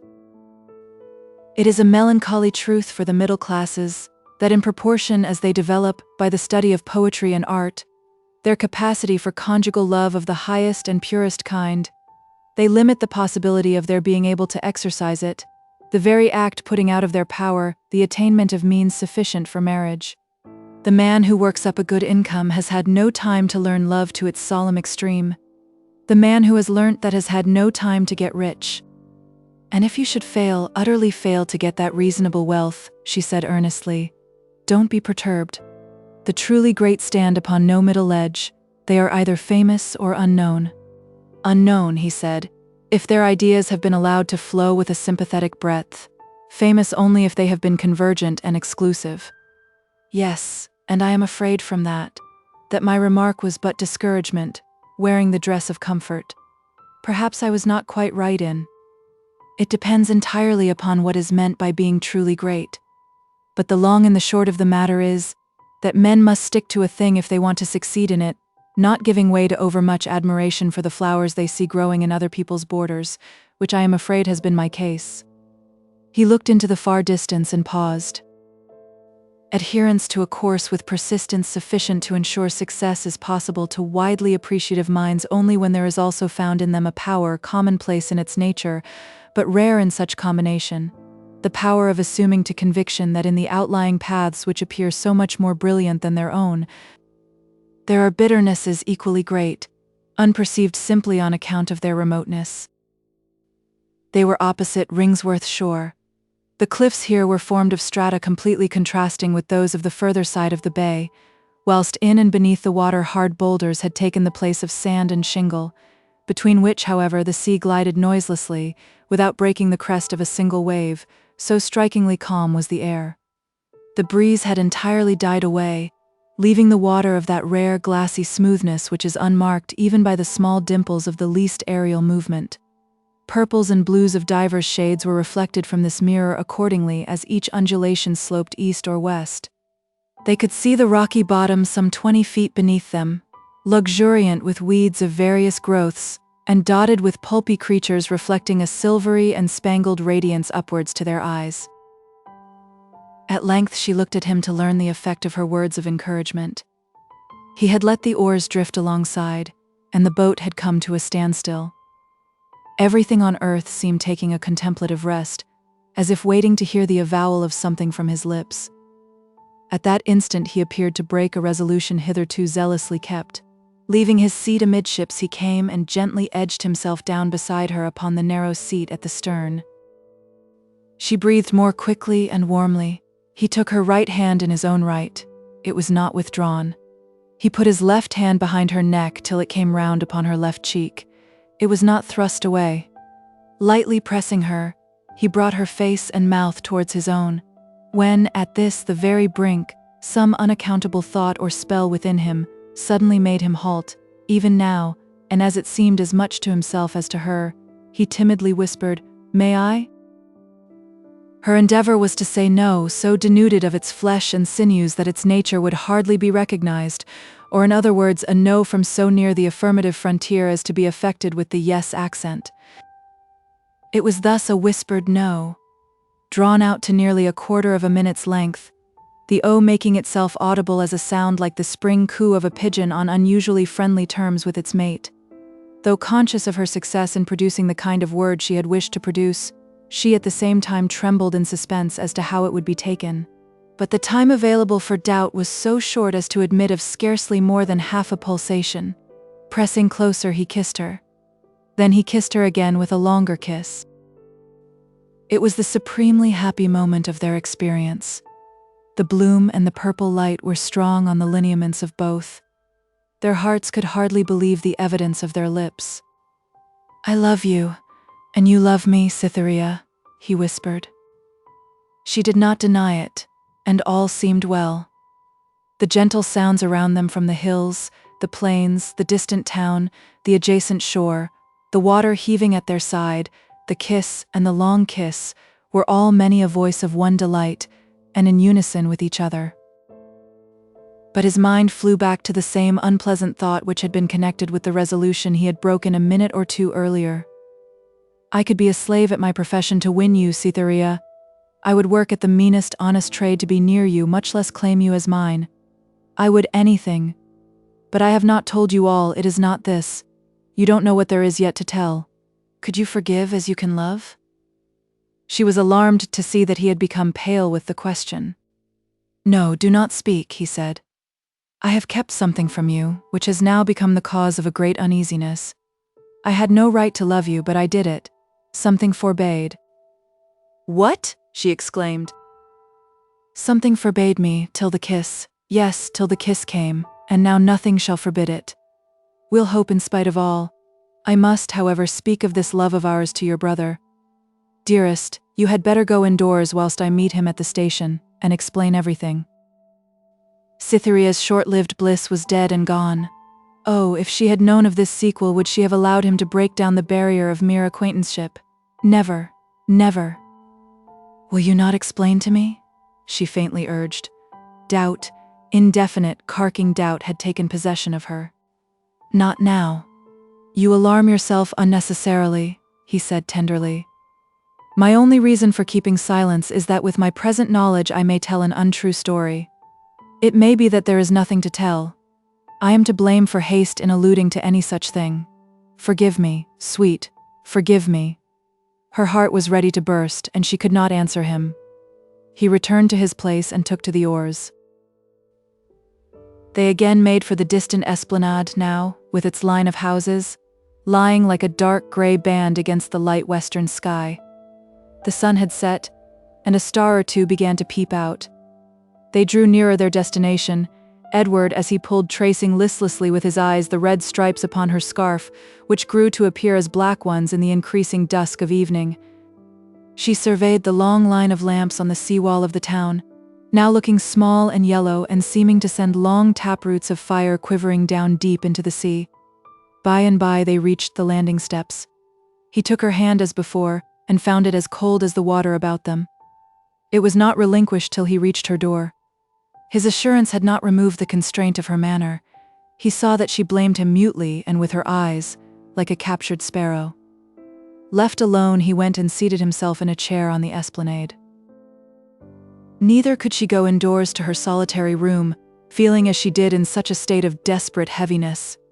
When Springrove was out of sight, she turned back, and arrived at the corner just in time to see him sit down. Then she glided pensively along the pavement behind him, forgetting herself to marble like melancholy herself as she mused in his neighborhood unseen. She heard without heeding the notes of pianos and singing voices from the fashionable houses at her back, from the open windows of which the lamplight streamed to join that of the orange-hued full moon, newly risen over the bay in front. Then Edward began to pace up and down, and Cytherea, fearing that he would notice her, hastened homeward, flinging him a last look as she passed out of sight.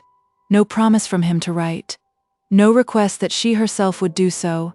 Nothing but an indefinite expression of hope in the face of some fear unknown to her. Alas, alas. When Owen returned, he found she was not in the small sitting room, and creeping upstairs into her bedroom with a light, he discovered her there lying asleep upon the coverlet of the bed, still with her hat and jacket on. She had flung herself down on entering, and succumbed to the unwanted oppressiveness that ever attends full-blown love. The wet traces of tears were yet visible upon her long, drooping lashes. Love is a sour delight and sugared grief, a living death and ever-dying life. Cytherea, he whispered, kissing her. She awoke with a start, and vented an exclamation before recovering her judgment. "He's gone," she said. "He has told me all," said Gray soothingly. "He is going off early tomorrow morning. 'Twas a shame of him to win you away from me, and cruel of you to keep the growth of this attachment a secret." "We couldn't help it," she said, and then jumping up. "Owen, has he told you all?" "All of your love from beginning to end," he said simply. Edward then had not told more as he ought to have done, yet she could not convict him. But she would struggle against his fetters. She tingled to the very soles of her feet at the very possibility that he might be deluding her. "Owen," she continued, with dignity, "what is he to me? Nothing. I must dismiss such weakness as this. Believe me, I will. Something far more pressing must drive it away. I have been looking my position steadily in the face, and I must get a living somehow. I mean to advertise once more. Advertising is no use.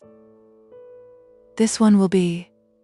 He looked surprised at the sanguine tone of her answer, till she took a piece of paper from the table and showed it him. "See what I am going to do?" she said sadly, almost bitterly. This was her third effort. Lady's maid, inexperienced, age 18, G. 3 Cross Street, Budmouth. Owen the respectable, looked blank astonishment. He repeated in a nameless, varying tone the two words, "Lady's maid." "Yes, lady's maid. 'Tis an honest profession," said Cytherea bravely. "But you, Cytherea?" "Yes, I. Who am I? You will never be a lady's maid, never, I am quite sure. I shall try to be, at any rate." "Such a disgrace." "Nonsense. I maintain that it is no disgrace," she said rather warmly. "You know very well." "Well, since you will, you must," he interrupted. "Why do you put inexperienced?" "Because I am." "Never mind that, scratch out inexperienced. We are poor, Cytherea, aren't we?" he murmured after a silence, "and it seems that the 2 months will close my engagement here." "We can put up with being poor," she said, "if they only give us work to do.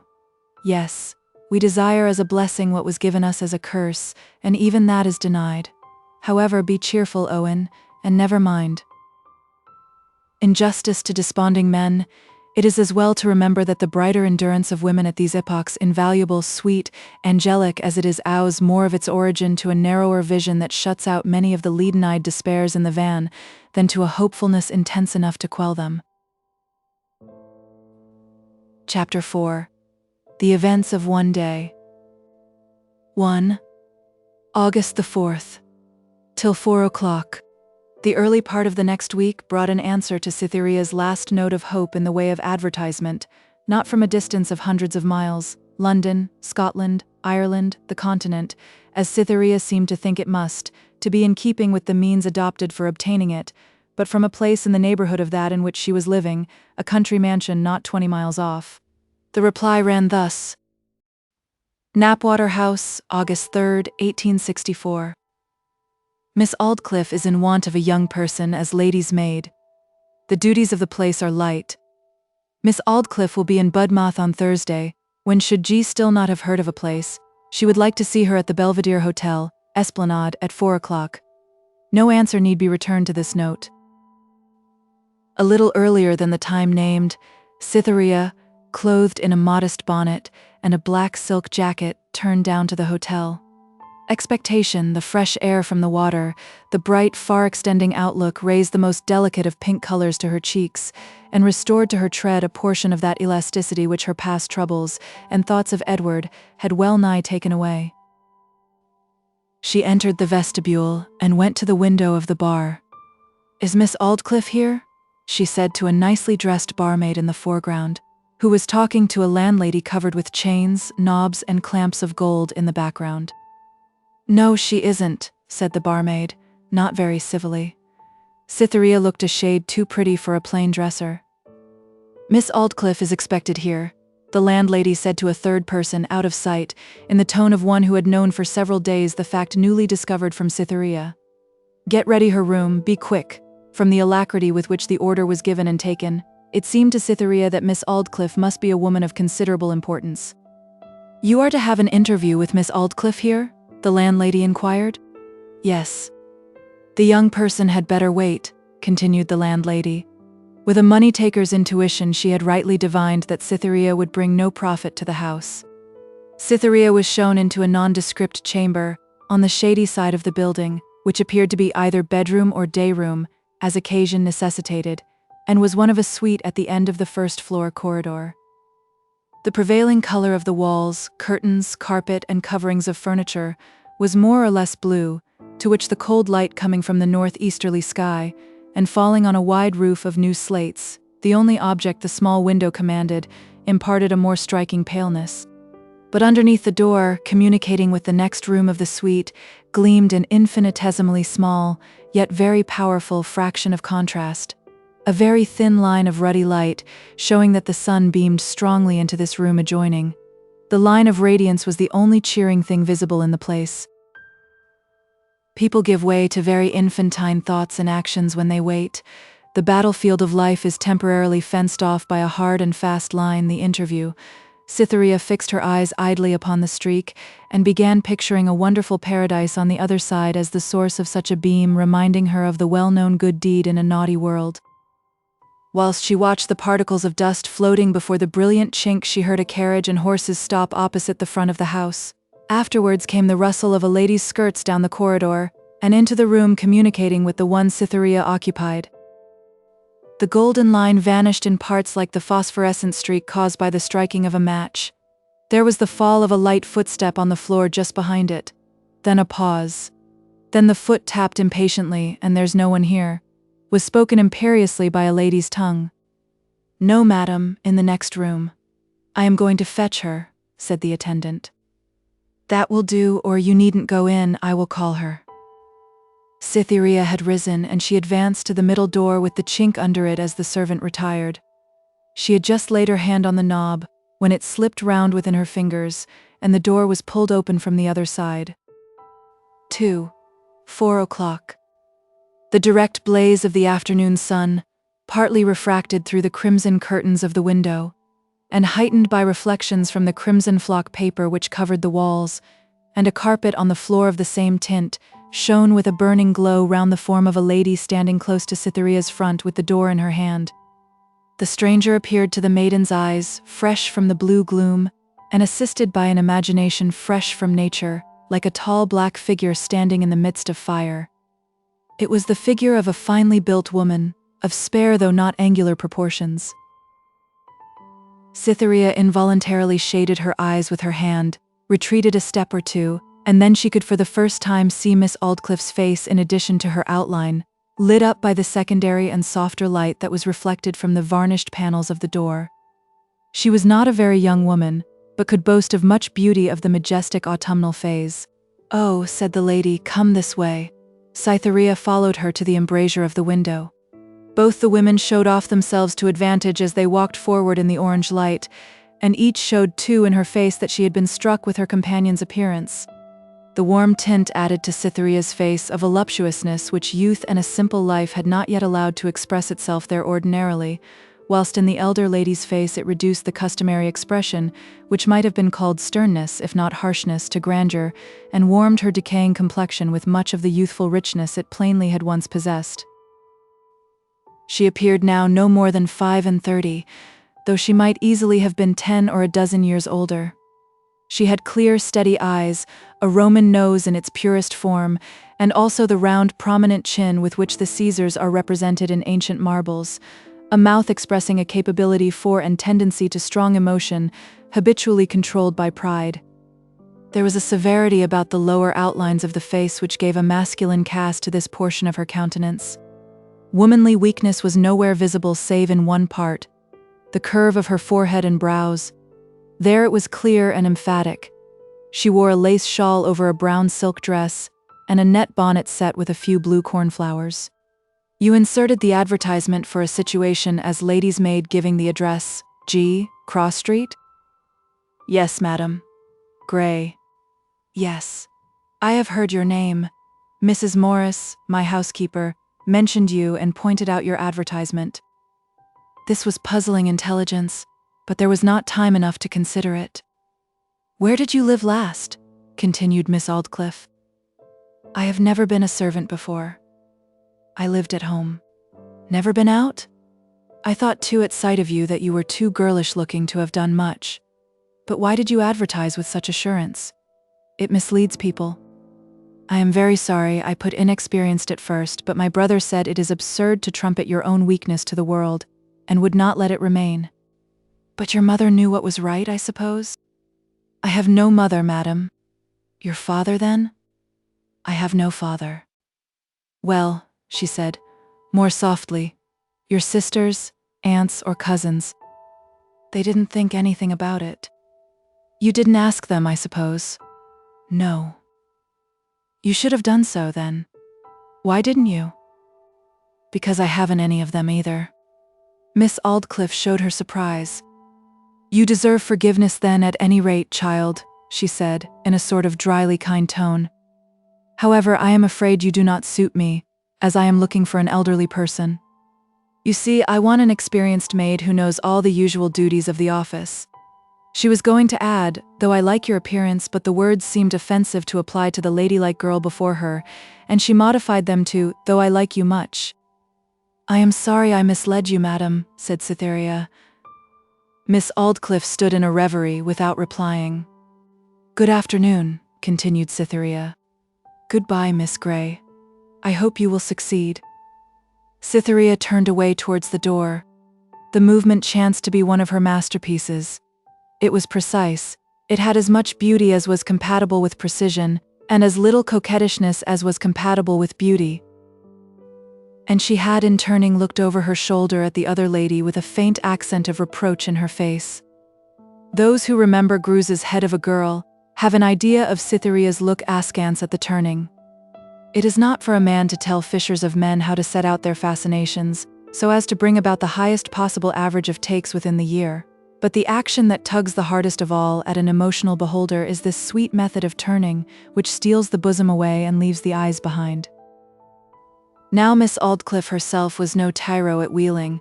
When Cytherea had closed the door upon her, she remained for some time in her motionless attitude, listening to the gradually dying sound of the maiden's retreating footsteps. She murmured to herself, "It is almost worthwhile to be bored with instructing her in order to have a creature who could glide round my luxurious, indolent body in that manner. And look at me in that way, I warrant how light her fingers are upon one's head and neck. What a silly, modest young thing she is, to go away so suddenly as that." She rang the bell. "Ask the young lady who has just left me to step back again," she said to the attendant. "Quick, or she will be gone." Cytherea was now in the vestibule, thinking that if she had told her history, Miss Aldclyffe might perhaps have taken her into the household, yet her history she particularly wished to conceal from a stranger. When she was recalled, she turned back without feeling much surprise. Something, she knew not what, told her she had not seen the last of Miss Aldclyffe. "You have somebody to refer me to, of course," the lady said, when Cytherea had re-entered the room. "Yes, Mr. Thorne, a solicitor at Aldbrickham." "And are you a clever needlewoman?" "I am considered to be." "Then I think that at any rate I will write to Mr. Thorne," said Miss Aldclyffe, with a little smile. "It is true, the whole proceeding is very irregular, but my present maid leaves next Monday, and neither of the 5 I have already seen seem to do for me. Well, I will write to Mr. Thorne, and if his reply is satisfactory, you shall hear from me. It will be as well to set yourself in readiness to come on Monday." When Cytherea had again been watched out of the room, Miss Aldclyffe asked for writing materials, that she might at once communicate with Mr. Thorne. She indecisively played with the pen. Suppose Mr. Thorne's reply to be in any way disheartening, and even if so from his own imperfect acquaintance with the young creature more than from circumstantial knowledge, I shall feel obliged to give her up. Then I shall regret that I did not give her one trial in spite of other people's prejudices. All her account of herself is reliable enough. Yes, I can see that by her face. I like that face of hers. Miss Aldclyffe put down the pen and left the hotel without writing to Mr. Thorne. Chapter 5. The Events of One Day. 1. August the 8th, morning and afternoon. At post time on that following Monday morning, Cytherea watched so anxiously for the postman, that as the time which must bring him narrowed less and less, her vivid expectation had only a degree less tangibility than his presence itself. In another second his form came into view. He brought 2 letters for Cytherea. One from Miss Aldclyffe, simply stating that she wished Cytherea to come on trial, that she would require her to be at Knapwater House by Monday evening. The other was from Edward Springrove. He told her that she was the bright spot of his life, that her existence was far dearer to him than his own, that he had never known what it was to love till he had met her. True, he had felt passing attachments to other faces from time to time, but they all had been weak inclinations towards those faces as they then appeared. He loved her past and future, as well as her present. He pictured her as a child. He loved her. He pictured her of sage years. He loved her. He pictured her in trouble. He loved her. Homely friendship entered into his love for her, without which all love was evanescent. He would make one depressing statement. Uncontrollable circumstances, a long history with which it was impossible to acquaint her at present, operated to a certain extent as a drag upon his wishes. He had felt this more strongly at the time of their parting than he did now, and it was the cause of his abrupt behavior, for which he begged her to forgive him.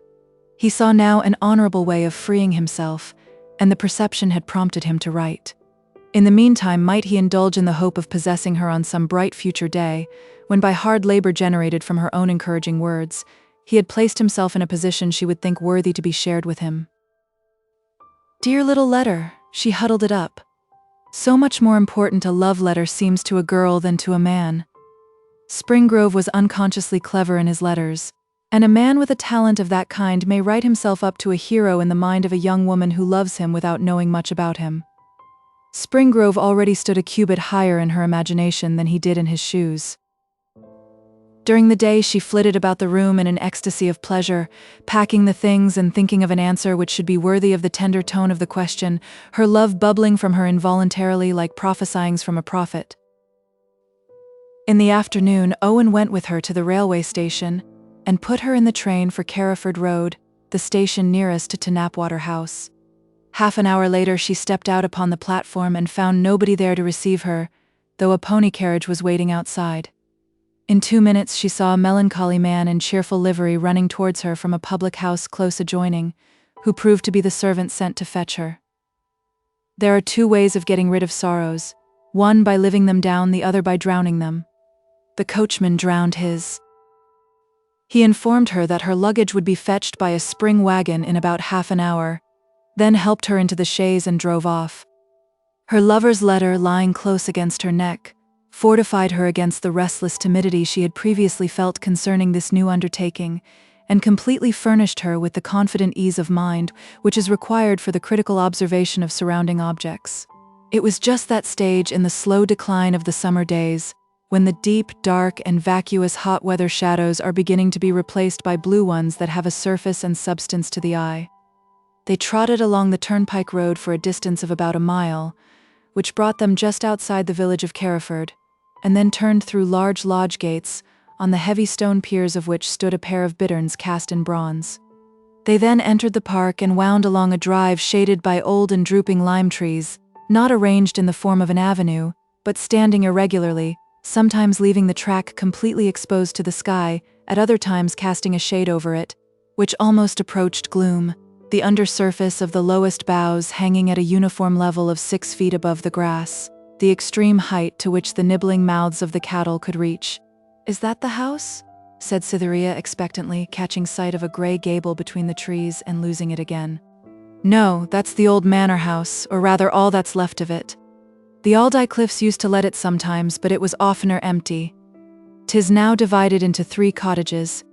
Respectable people didn't care to live there." "Why didn't they?" "Well, 'tis so awkward and unhandy. You see, so much of it has been pulled down, and the rooms that are left won't do very well for a small residence. 'Tis so dismal too, and like most old houses stands too low down in the hollow to be healthy." "Do they tell any horrid stories about it?" "No, not a single one." "Ah, that's a pity." "Yes, that's what I say. 'Tis just the house for a nice ghastly hair-on-end story that would make the parish religious. Perhaps it will have one someday to make it complete, but there's not a word of the kind now. There, I wouldn't live there for all that. In fact, I couldn't. Oh no, I couldn't." "Why couldn't you?" "The sounds." "What are they?"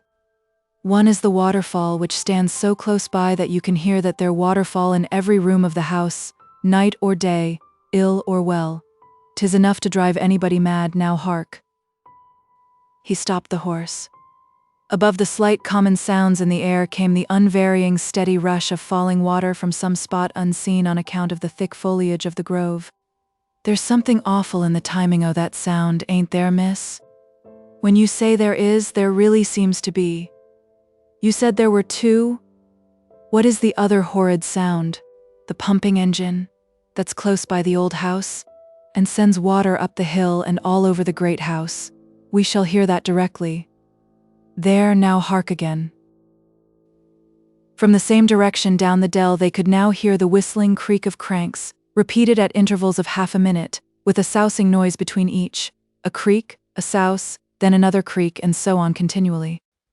Now if anybody could make shift to live through the other sounds, these would finish him off. Don't you think so, miss?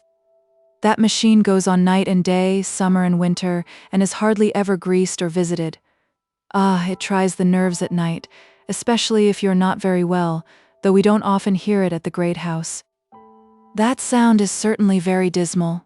They might have the wheel greased. Does Miss Aldclyffe take any interest in these things? Well, scarcely. You see, her father doesn't attend to that sort of thing as he used to. The engine was once quite his hobby, but now he's gettin' old and very seldom goes there." "How many are there in family?" "Only her father and herself. He's a old man of 70. I had thought that Miss Aldclyffe was sole mistress of the property and lived here alone." "No, ma'am." The coachman was continually checking himself thus, being about to style her miss involuntarily, and then recollecting that he was only speaking to the new lady's maid. "She will soon be mistress. However, I am afraid," he continued, as if speaking by a spirit of prophecy denied to ordinary humanity, "the poor old gentleman has decayed very fast lately." The man then drew a long breath. "Why did you breathe sadly like that?" said Cytherea. "Ah, when he's dead peace will be all over with us old servants. I expect to see the old house turned inside out." "She will marry, do you mean?" "Marry, not she. I wish she would. No, in her soul she's as solitary as Robinson Crusoe, though she has acquaintances in plenty, if not relations. There's the rector, Mr. Raunham.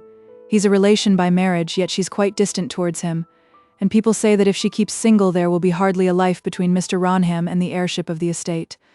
Dang it, she don't care. She's an extraordinary picture of womankind. Very extraordinary." "In what way besides?" "You'll know soon enough, miss. She has had 7 ladies' maids this last 12-month.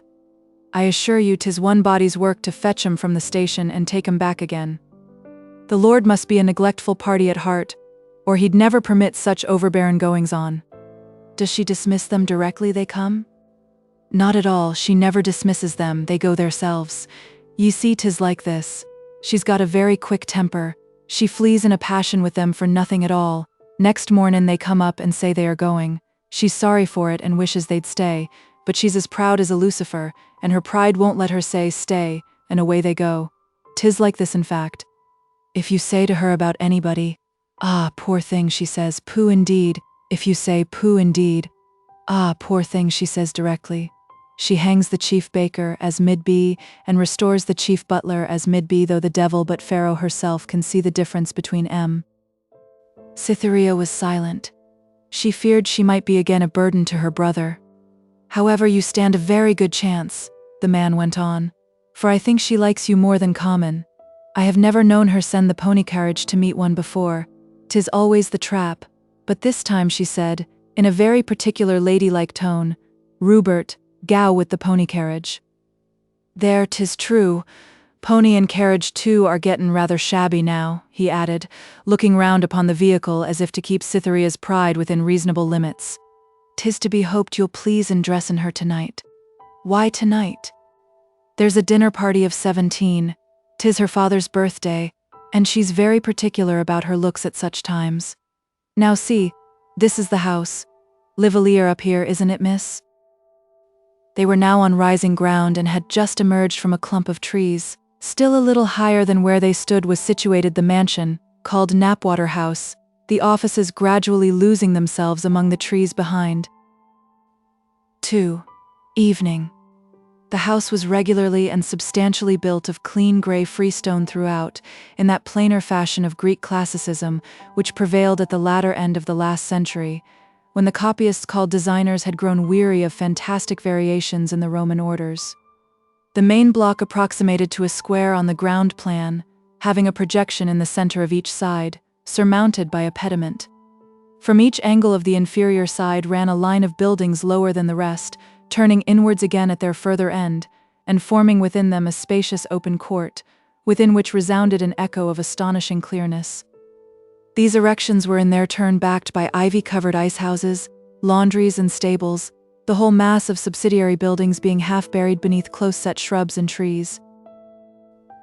There was opening sufficient through the foliage on the right hand to enable her on nearer approach to form an idea of the arrangement of the remoter or lawn front also.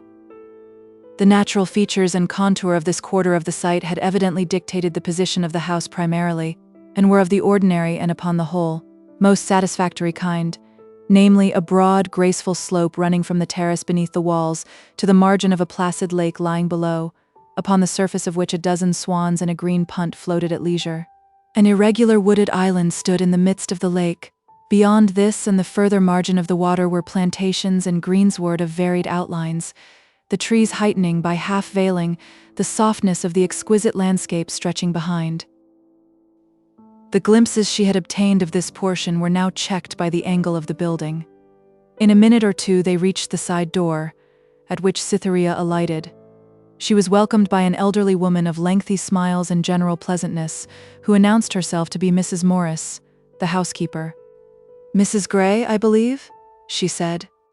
"I am not— oh yes, yes, we are all mistresses," said Cytherea, smiling, but forcedly. The title accorded her seemed disagreeably like the first slight scar of a brand, and she thought of Owen's prophecy. Mrs. Morris led her into a comfortable parlour called the room. Here tea was made ready, and Cytherea sat down, looking, whenever occasion allowed, at Mrs. Morris with great interest and curiosity, to discover, if possible, something in her which should give a clue to the secret of her knowledge of herself and the recommendation based upon it. But nothing was to be learnt, at any rate just then.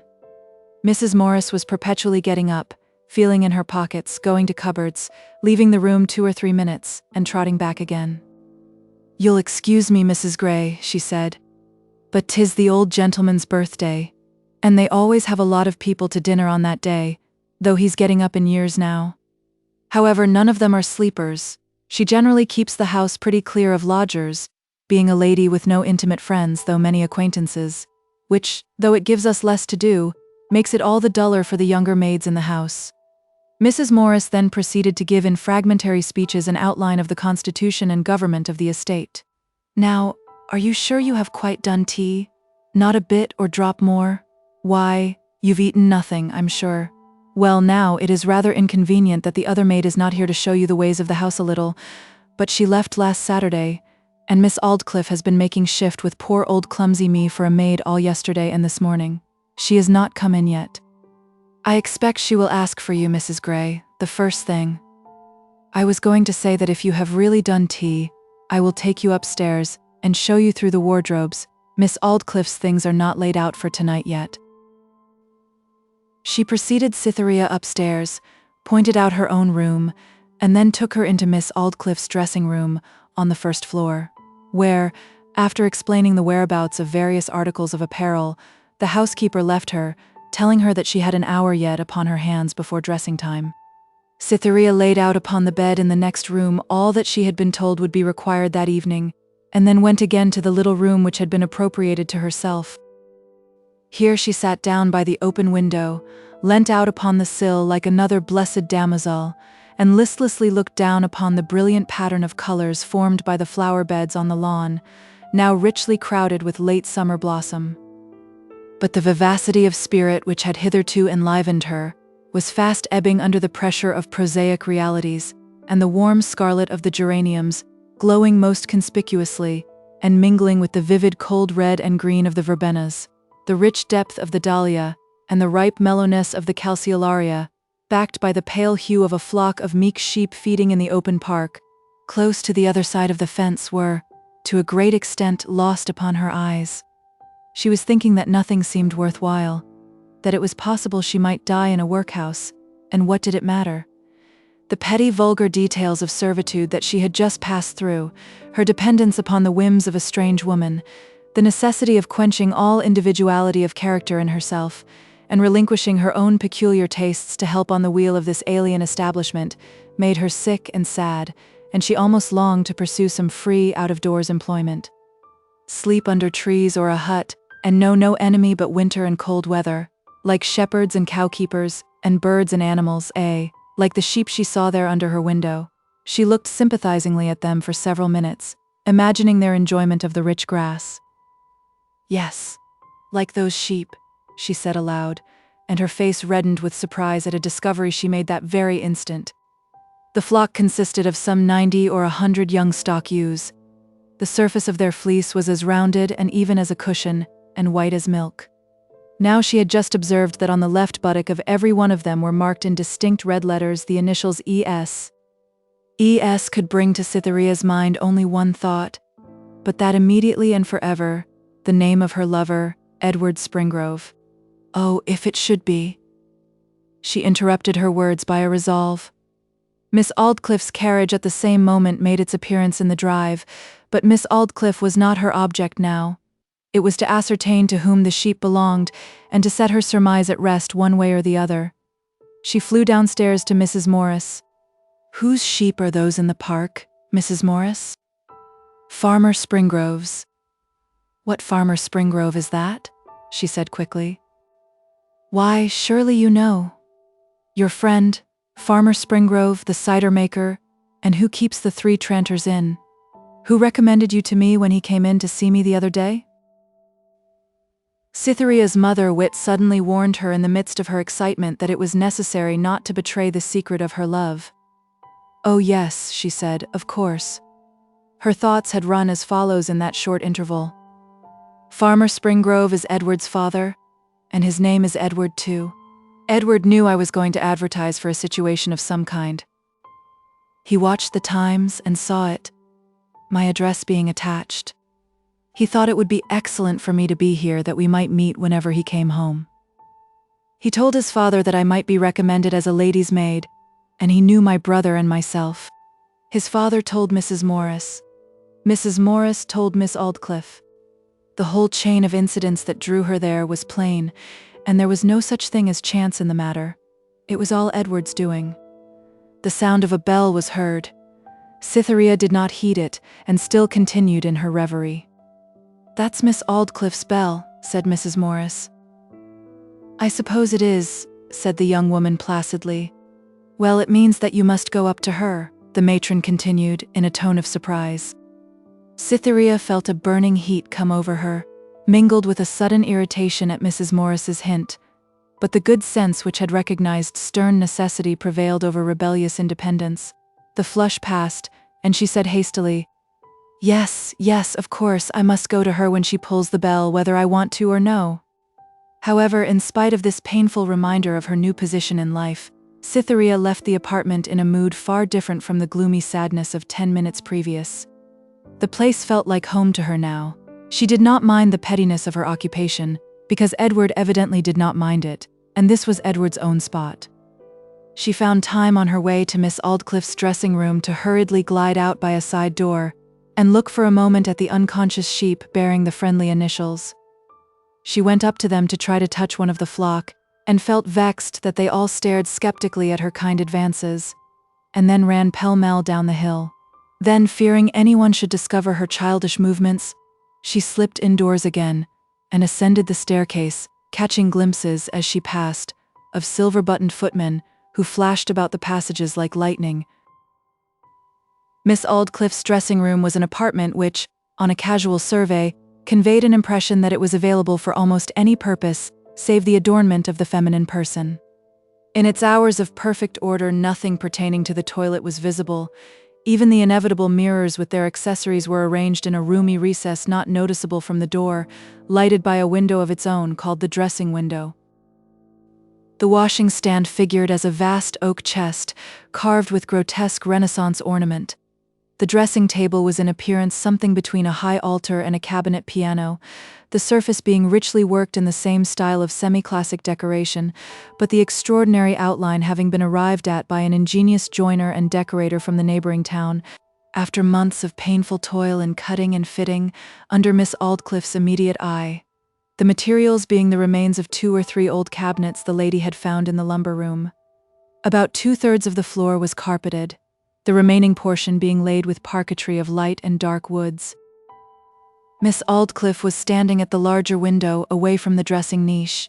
She bowed and said pleasantly, "I am glad you have come. We shall get on capitally, I dare say." Her bonnet was off. Cytherea did not think her so handsome as on the earlier day. The queenliness of her beauty was harder and less warm. But a worse discovery than this was that Miss Aldclyffe, with the usual obliviousness of rich people to their dependents' specialities, seemed to have quite forgotten Cytherea's inexperience, and mechanically delivered up her body to her handmaid without a thought of details, and with a mild yawn. Everything went well at first. The dress was removed, stockings and black boots were taken off, and silk stockings and white shoes were put on. Miss Aldclyffe then retired to bathe her hands and face, and Cytherea drew breath. If she could get through this first evening, all would be right. She felt that it was unfortunate that such a crucial test for her powers as a birthday dinner should have been applied on the threshold of her arrival, but set to again. Miss Aldclyffe was now arrayed in a white dressing gown and dropped languidly into an easy chair, pushed up before the glass. The instincts of her sex and her own practice told Cytherea the next movement. She let Miss Aldclyffe's hair fall about her shoulders and began to arrange it. It proved to be all real, a satisfaction. Miss Aldclyffe was musingly looking on the floor, and the operation went on for some minutes in silence. At length her thoughts seemed to turn to the present, and she lifted her eyes to the glass. "Why, what on earth are you doing with my head?" she exclaimed with widely opened eyes. At the words she felt the back of Cytherea's little hand tremble against her neck. "Perhaps you prefer it done the other fashion, madam?" said the maiden. No, that's the fashion right enough. But you must make more show of my hair than that, or I shall have to buy some, which God forbid." "It is how I do my own," said Cytherea naively, and with a sweetness of tone that would have pleased the most acrimonious under favourable circumstances. But tyranny was in the ascendant with Miss Aldclyffe at this moment, and she was assured of palatable food for her vice by having felt the trembling of Cytherea's hand. "Yours indeed. Your hair. Come. Go on." Considering that Cytherea possessed at least 5 times as much of that valuable auxiliary to woman's beauty as the lady before her, there was at the same time some excuse for Miss Aldclyffe's outburst. She remembered herself, however, and said more quietly, "Now then, Grey, by the by, what do they call you downstairs?" "Mrs. Grey," said the handmaid. "Then tell them not to do any such absurd thing, not but that it is quite according to usage, but you are too young yet." This dialogue tided Cytherea safely onward through the hairdressing till the flowers and diamonds were to be placed upon the lady's brow. Cytherea began arranging them tastefully, and to the very best of her judgment. "That won't do," said Miss Aldclyffe harshly. "Why?" "I look too young, an old dressed doll." "Will that, madam?" "No, I look a fright, a perfect fright. This way, perhaps?" "Heavens, don't worry me so." She shut her lips like a trap. Having once worked herself up to the belief that her headdress was to be a failure that evening, no cleverness of Cytherea's in arranging it could please her. She continued in a smoldering passion during the remainder of the performance, keeping her lips firmly closed and the muscles of her body rigid. Finally, snatching up her gloves and taking her handkerchief and fan in her hand, she silently sailed out of the room without betraying the least consciousness of another woman's presence behind her. Cytherea's fears that at the undressing this suppressed anger would find a vent kept her on thorns throughout the evening. She tried to read, she could not. She tried to sew, she could not.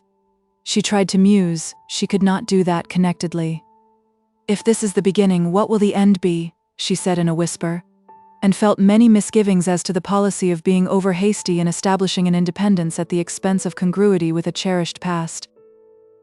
3 midnight. The clock struck 12. The Aldclyffe state dinner was over. The company had all gone, and Miss Aldclyffe's bell rang loudly and jerkingly. Cytherea started to her feet at the sound, which broke in upon a fitful sleep that had overtaken her. She had been sitting drearily in her chair waiting minute after minute for the signal, her brain in that state of intentness which takes cognizance of the passage of time as a real motion without matter, the instants throbbing past in the company of a feverish pulse. She hastened to the room to find the lady sitting before the dressing shrine, illuminated on both sides, and looking so queenly in her attitude of absolute repose that the younger woman felt the awfulest sense of responsibility at her vandalism in having undertaken to demolish so imposing a pile. The lady's jeweled ornaments were taken off in silence, some by her own listless hands, some by Cytherea's. Then followed the outer stratum of clothing. The dress being removed, Cytherea took it in her hand and went with it into the bedroom adjoining, intending to hang it in the wardrobe. But on second thoughts, in order that she might not keep Miss Aldclyffe waiting a moment longer than necessary, she flung it down on the first resting place that came to hand, which happened to be the bed, and re-entered the dressing room with the noiseless footfall of a kitten. She paused in the middle of the room. She was unnoticed, and her sudden return had plainly not been expected.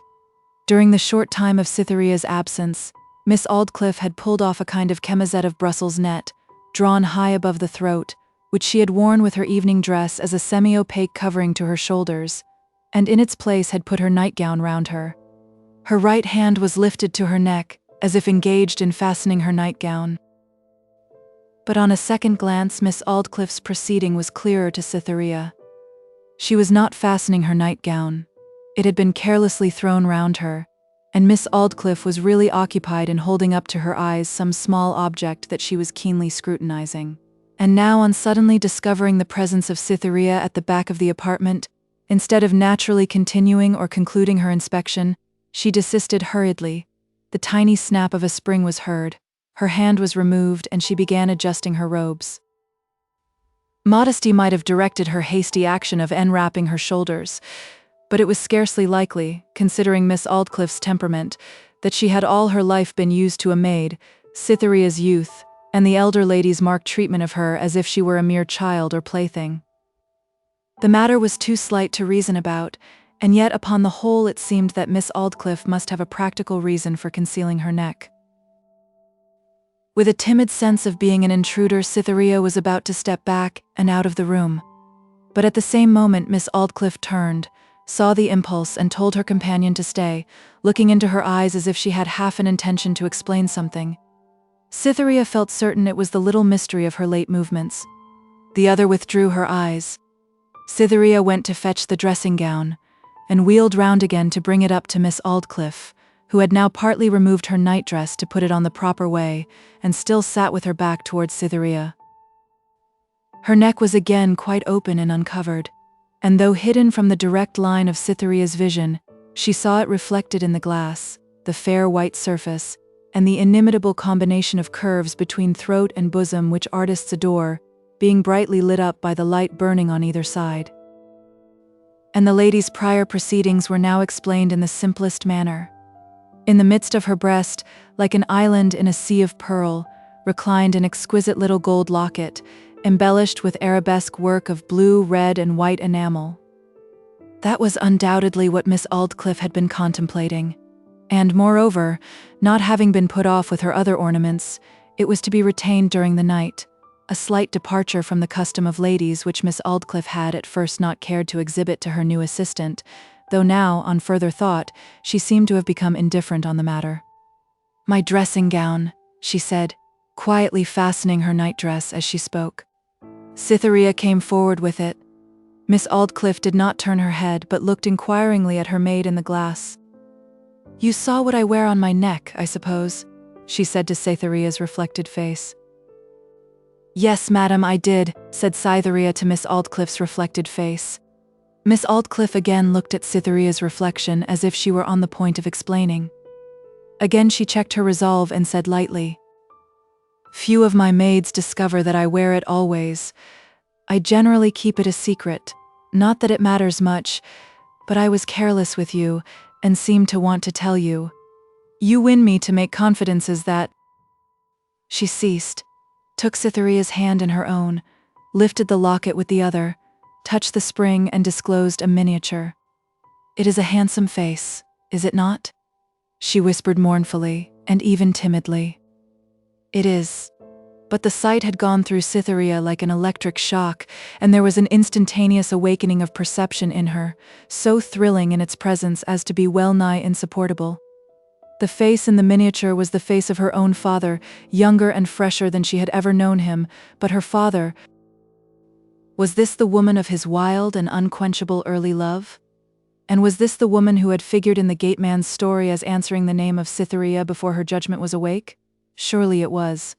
And if so, here was the tangible outcrop of a romantic and hidden stratum of the past hitherto seen only in her imagination, but as far as her scope allowed, clearly defined therein by reason of its strangeness. Miss Aldclyffe's eyes and thoughts were so intent upon the miniature that she had not been conscious of Cytherea's start of surprise. She went on speaking in a low and abstracted tone. "Yes, I lost him." She interrupted her words by a short meditation and went on again. "I lost him by excess of honesty as regarded my past, but it was best that it should be so. I was led to think rather more than usual of the circumstances tonight because of your name. It is pronounced the same way, though differently spelt." The only means by which Cytherea's surname could have been spelt to Miss Aldclyffe must have been by Mrs. Morris or Farmer Springrove. She fancied Farmer Springrove would have spelt it properly if Edward was his informant, which made Miss Aldclyffe's remark obscure. Women make confidences and then regret them. The impulsive rush of feeling which had led Miss Aldclyffe to indulge in this revelation, trifling as it was, died out immediately her words were beyond recall, and the turmoil, occasioned in her by dwelling upon that chapter of her life, found vent in another kind of emotion, the result of a trivial accident. Cytherea, after letting down Miss Aldclyffe's hair, adopted some plan with it to which the lady had not been accustomed. A rapid revulsion to irritation ensued. The maiden's mere touch seemed to discharge the pent-up regret of the lady as if she had been a jar of electricity. "How strangely you treat my hair," she exclaimed. A silence. "I have told you what I never tell my maids as a rule. Of course, nothing that I say in this room is to be mentioned outside it." She spoke crossly, no less than emphatically. "It shall not be, madam," said Cytherea, agitated and vexed that the woman of her romantic wonderings should be so disagreeable to her. "Why on earth did I tell you of my past?" she went on. Cytherea made no answer. The lady's vexation with herself and the accident which had led to the disclosure swelled little by little till it knew no bounds. But what was done could not be undone, and though Cytherea had shown a most winning responsiveness, quarrel Miss Aldclyffe must. She recurred to the subject of Cytherea's want of expertness, like a bitter reviewer, who, finding the sentiments of a poet unimpeachable, quarrels with his rhymes.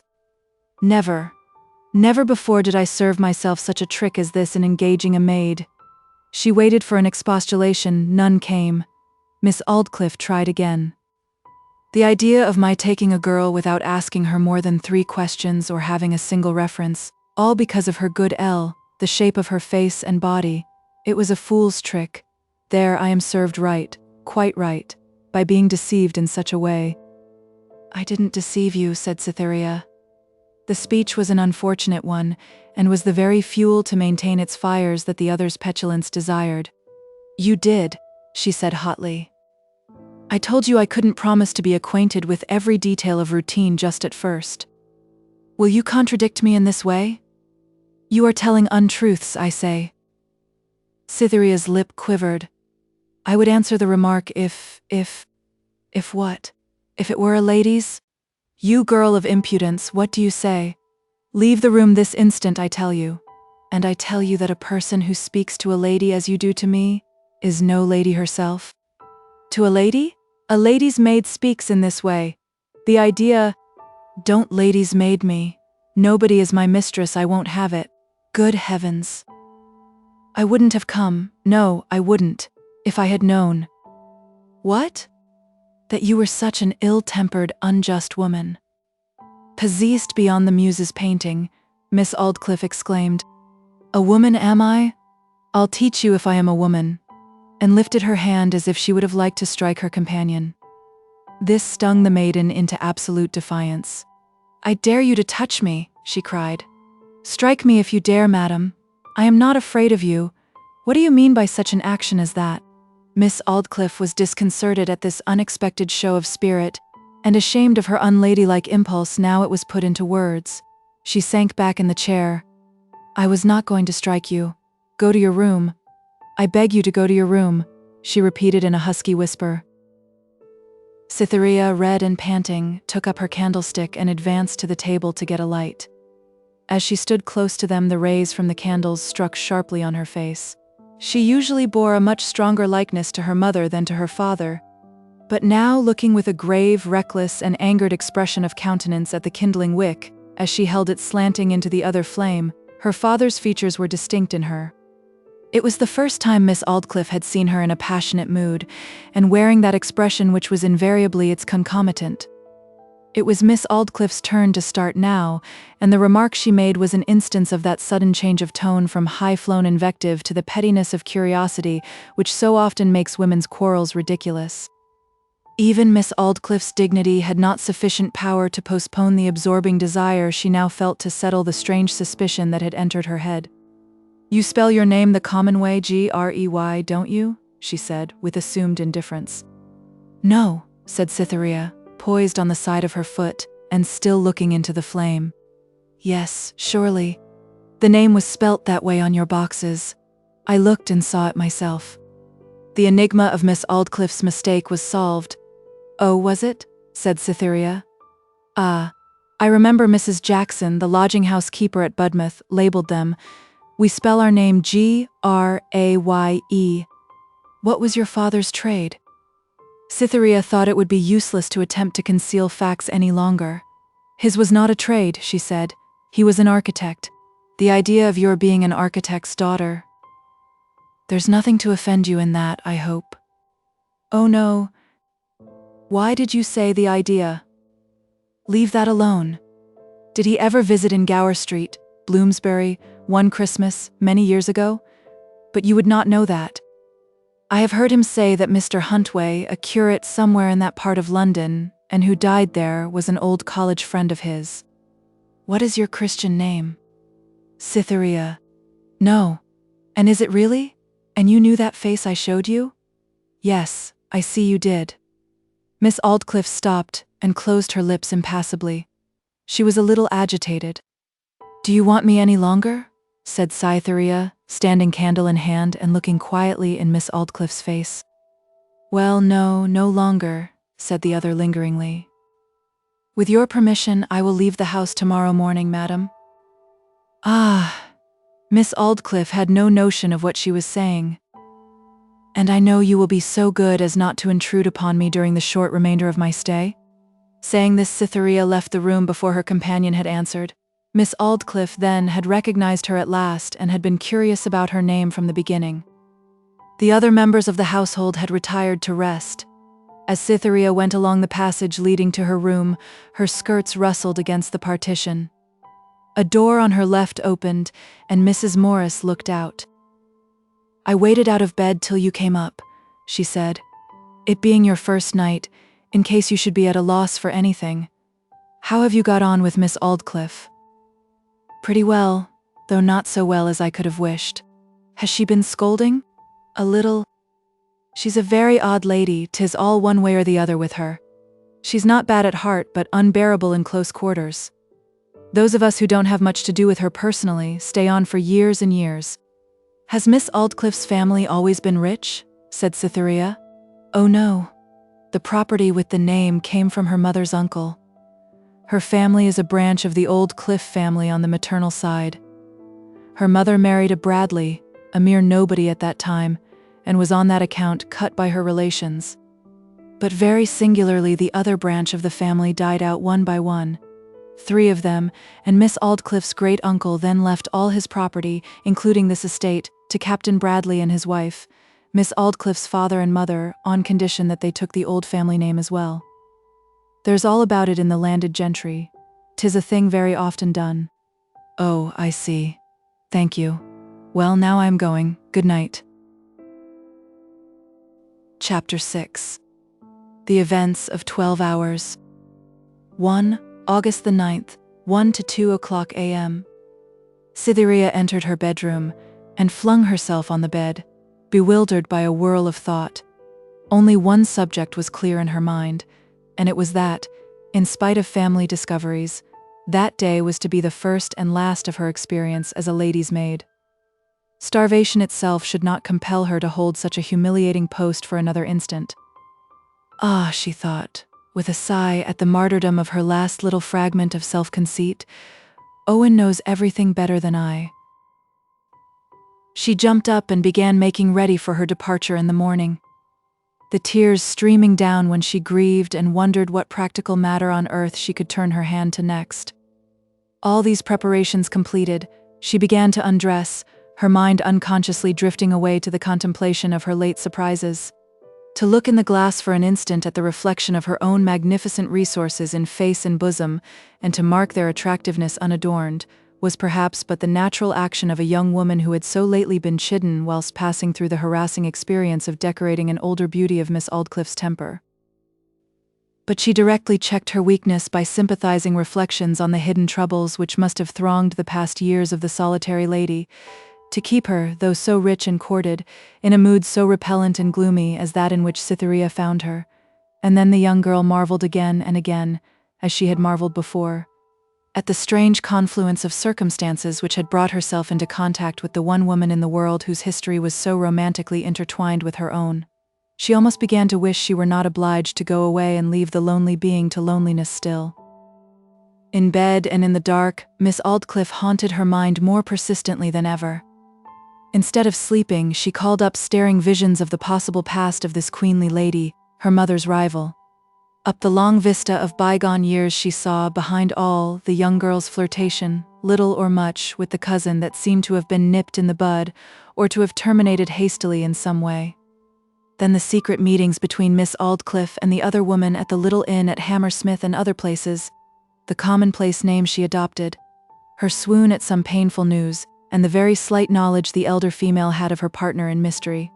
Then, more than a year afterwards, the acquaintanceship of her own father with this his first love, the awakening of the passion, his acts of devotion, the unreasoning heat of his rapture, her tacit acceptance of it, and yet her uneasiness under the delight.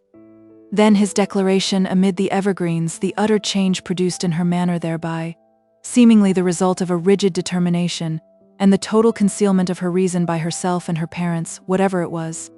Then the lady's course dropped into darkness, and nothing more was visible till she was discovered here at Knapwater, nearly 50 years old, still unmarried and still beautiful, but lonely, embittered, and haughty. Cytherea imagined that her father's image was still warmly cherished in Miss Aldclyffe's heart, and was thankful that she herself had not been betrayed into announcing that she knew many particulars of this page of her father's history, and the chief one, the lady's unaccountable renunciation of him. It would have made her bearing towards the mistress of the mansion more awkward, and would have been no benefit to either. Thus conjuring up the past and theorizing on the present, she lay restless, changing her posture from one side to the other and back again. Finally, when courting sleep with all her art, she heard a clock strike 2. A minute later, and she fancied she could distinguish a soft rustle in the passage outside her room. To bury her head in the sheets was her first impulse. Then to uncover it, raise herself on her elbow, and stretch her eyes wide open in the darkness, her lips being parted with the intentness of her listening. Whatever the noise was, it had ceased for the time. It began again and came close to her door, lightly touching the panels. Then there was another stillness. Cytherea made a movement which caused a faint rustling of the bedclothes. Before she had time to think another thought, a light tap was given. Cytherea breathed. The person outside was evidently bent upon finding her awake, and the rustle she had made had encouraged the hope. The maiden's physical condition shifted from one pole to its opposite. The cold sweat of terror forsook her, and modesty took the alarm. She became hot and red. Her door was not locked. A distinct woman's whisper came to her through the keyhole. Cytherea. Only one being in the house knew her Christian name, and that was Miss Aldclyffe. Cytherea stepped out of bed, went to the door and whispered back, "Yes? Let me come in, darling." The young woman paused in a conflict between judgment and emotion. It was now mistress and maid no longer, woman and woman only. Yes, she must let her come in, poor thing. She got a light in an instant, opened the door, and raising her eyes in the candle, saw Miss Aldclyffe standing outside in her dressing gown. "Now you see that it is really myself. Put out the light," said the visitor. "I want to stay here with you, Cythie. I came to ask you to come down into my bed, but it is snugger here. But remember that you are mistress in this room, and that I have no business here, and that you may send me away if you choose. Shall I go?" "Oh no, you shan't indeed if you don't want to," said Cythie generously. The instant they were in bed, Miss Aldclyffe freed herself from the last remnant of restraint. She flung her arms round the young girl and pressed her gently to her heart. "Now kiss me," she said.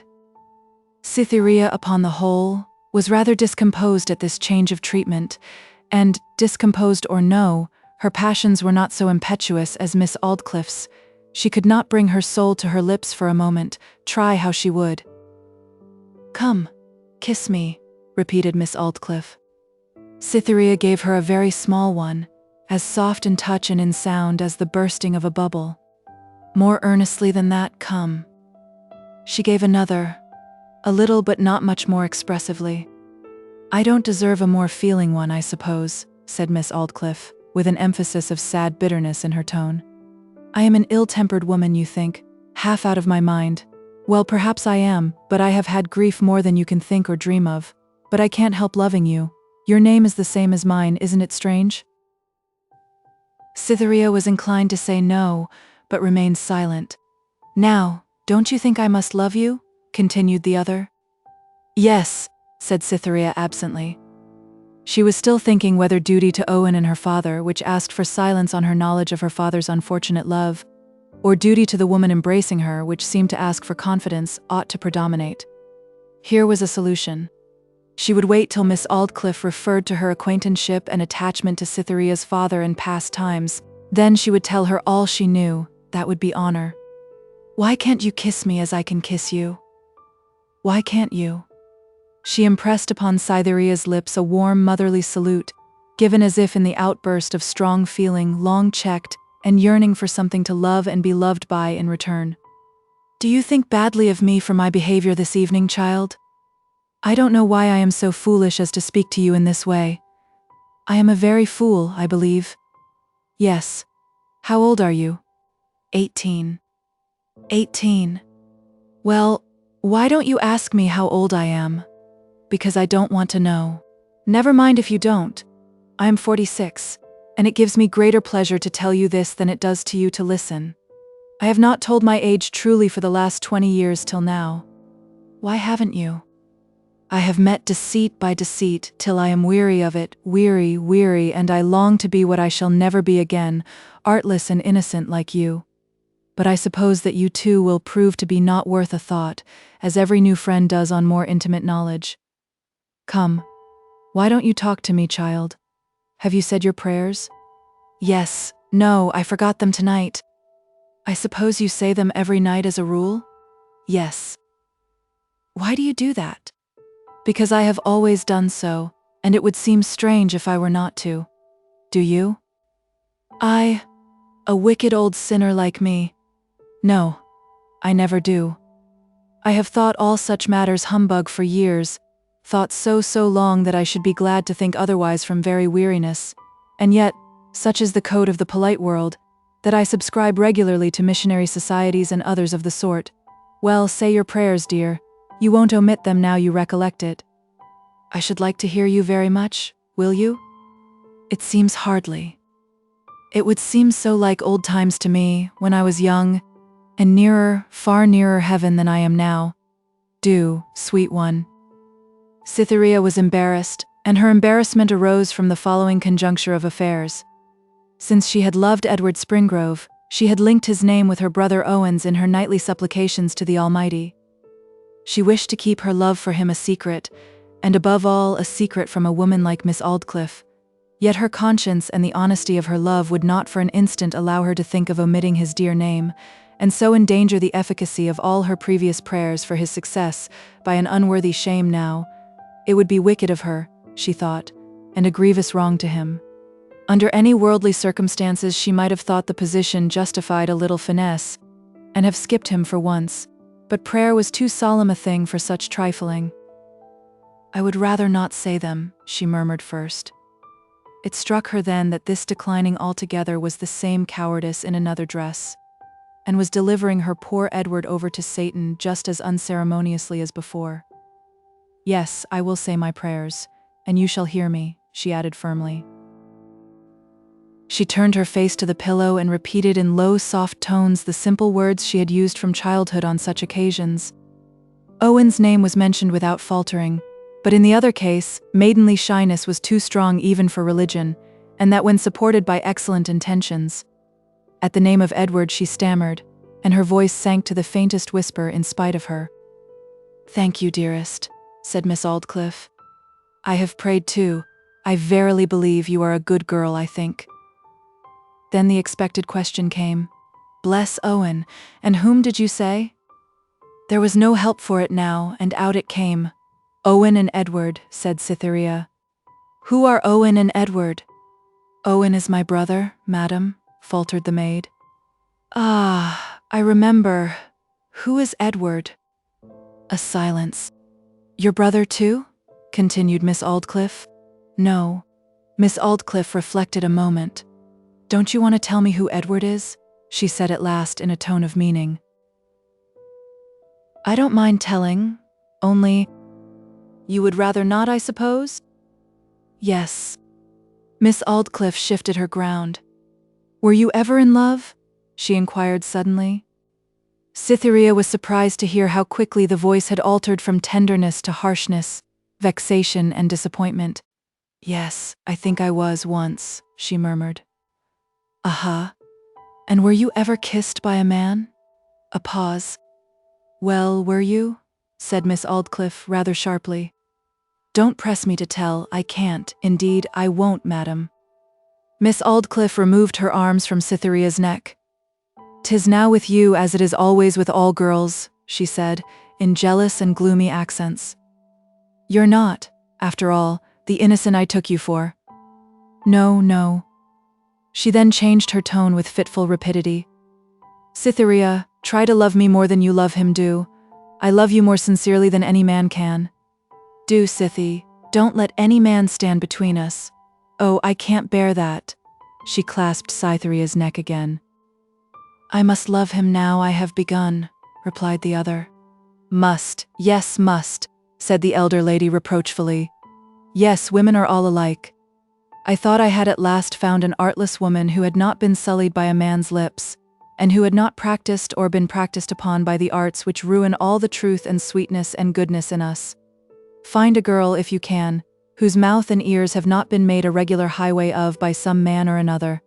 Leave the admittedly notorious spots, the drawing rooms of society, and look in the villages. Leave the villages and search in the schools, and you can hardly find a girl whose heart has not been had. is not an old thing half worn out by some he or another. If men only knew the staleness of the freshest of us, that 9 times out of 10 the first love they think they are winning from a woman is but the hulk of an old wrecked affection, fitted with new sails and reused. Oh Cytherea, can it be that you too are like the rest? No, no, no, urged Cytherea, awed by the storm she had raised in the impetuous woman's mind. He only kissed me once. Twice, I mean. He might have done it 1,000 times if he had cared to. There's no doubt about that, whoever his lordship is. You are as bad as I, we are all alike, and I, an old fool, have been sipping at your mouth as if it were honey, because I fancied no wasting lover knew the spot. But a minute ago, and you seemed to me like a fresh spring meadow. Now you seem a dusty highway. Oh no, no. Cytherea was not weak enough to shed tears except on extraordinary occasions, but she was fain to begin sobbing now. She wished Miss Aldclyffe would go to her own room, and leave her and her treasured dreams alone. This vehement, imperious affection was in one sense soothing, but yet it was not of the kind that Cytherea's instincts desired. Though it was generous, it seemed somewhat too rank and capricious for endurance. "Well," said the lady in continuation, "who is he?" Her companion was desperately determined not to tell his name. She too much feared a taunt when Miss Aldclyffe's fiery mood again ruled her tongue. "Won't you tell me? Not tell me after all the affection I have shown?" "I will, perhaps, another day. Did you wear a hat and white feather in Budmouth for the week or 2 previous to your coming here?" "Yes." "Then I have seen you and your lover at a distance. He rowed you round the bay with your brother." "Yes." "And without your brother? Fie. There, don't let that little heart beat itself to death.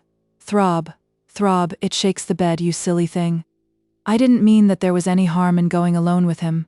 I only saw you from the esplanade, in common with the rest of the people. I often run down to Budmouth. He was a very good figure. Now who was he?" I won't tell, madam. I cannot indeed." "Won't tell, very well, don't.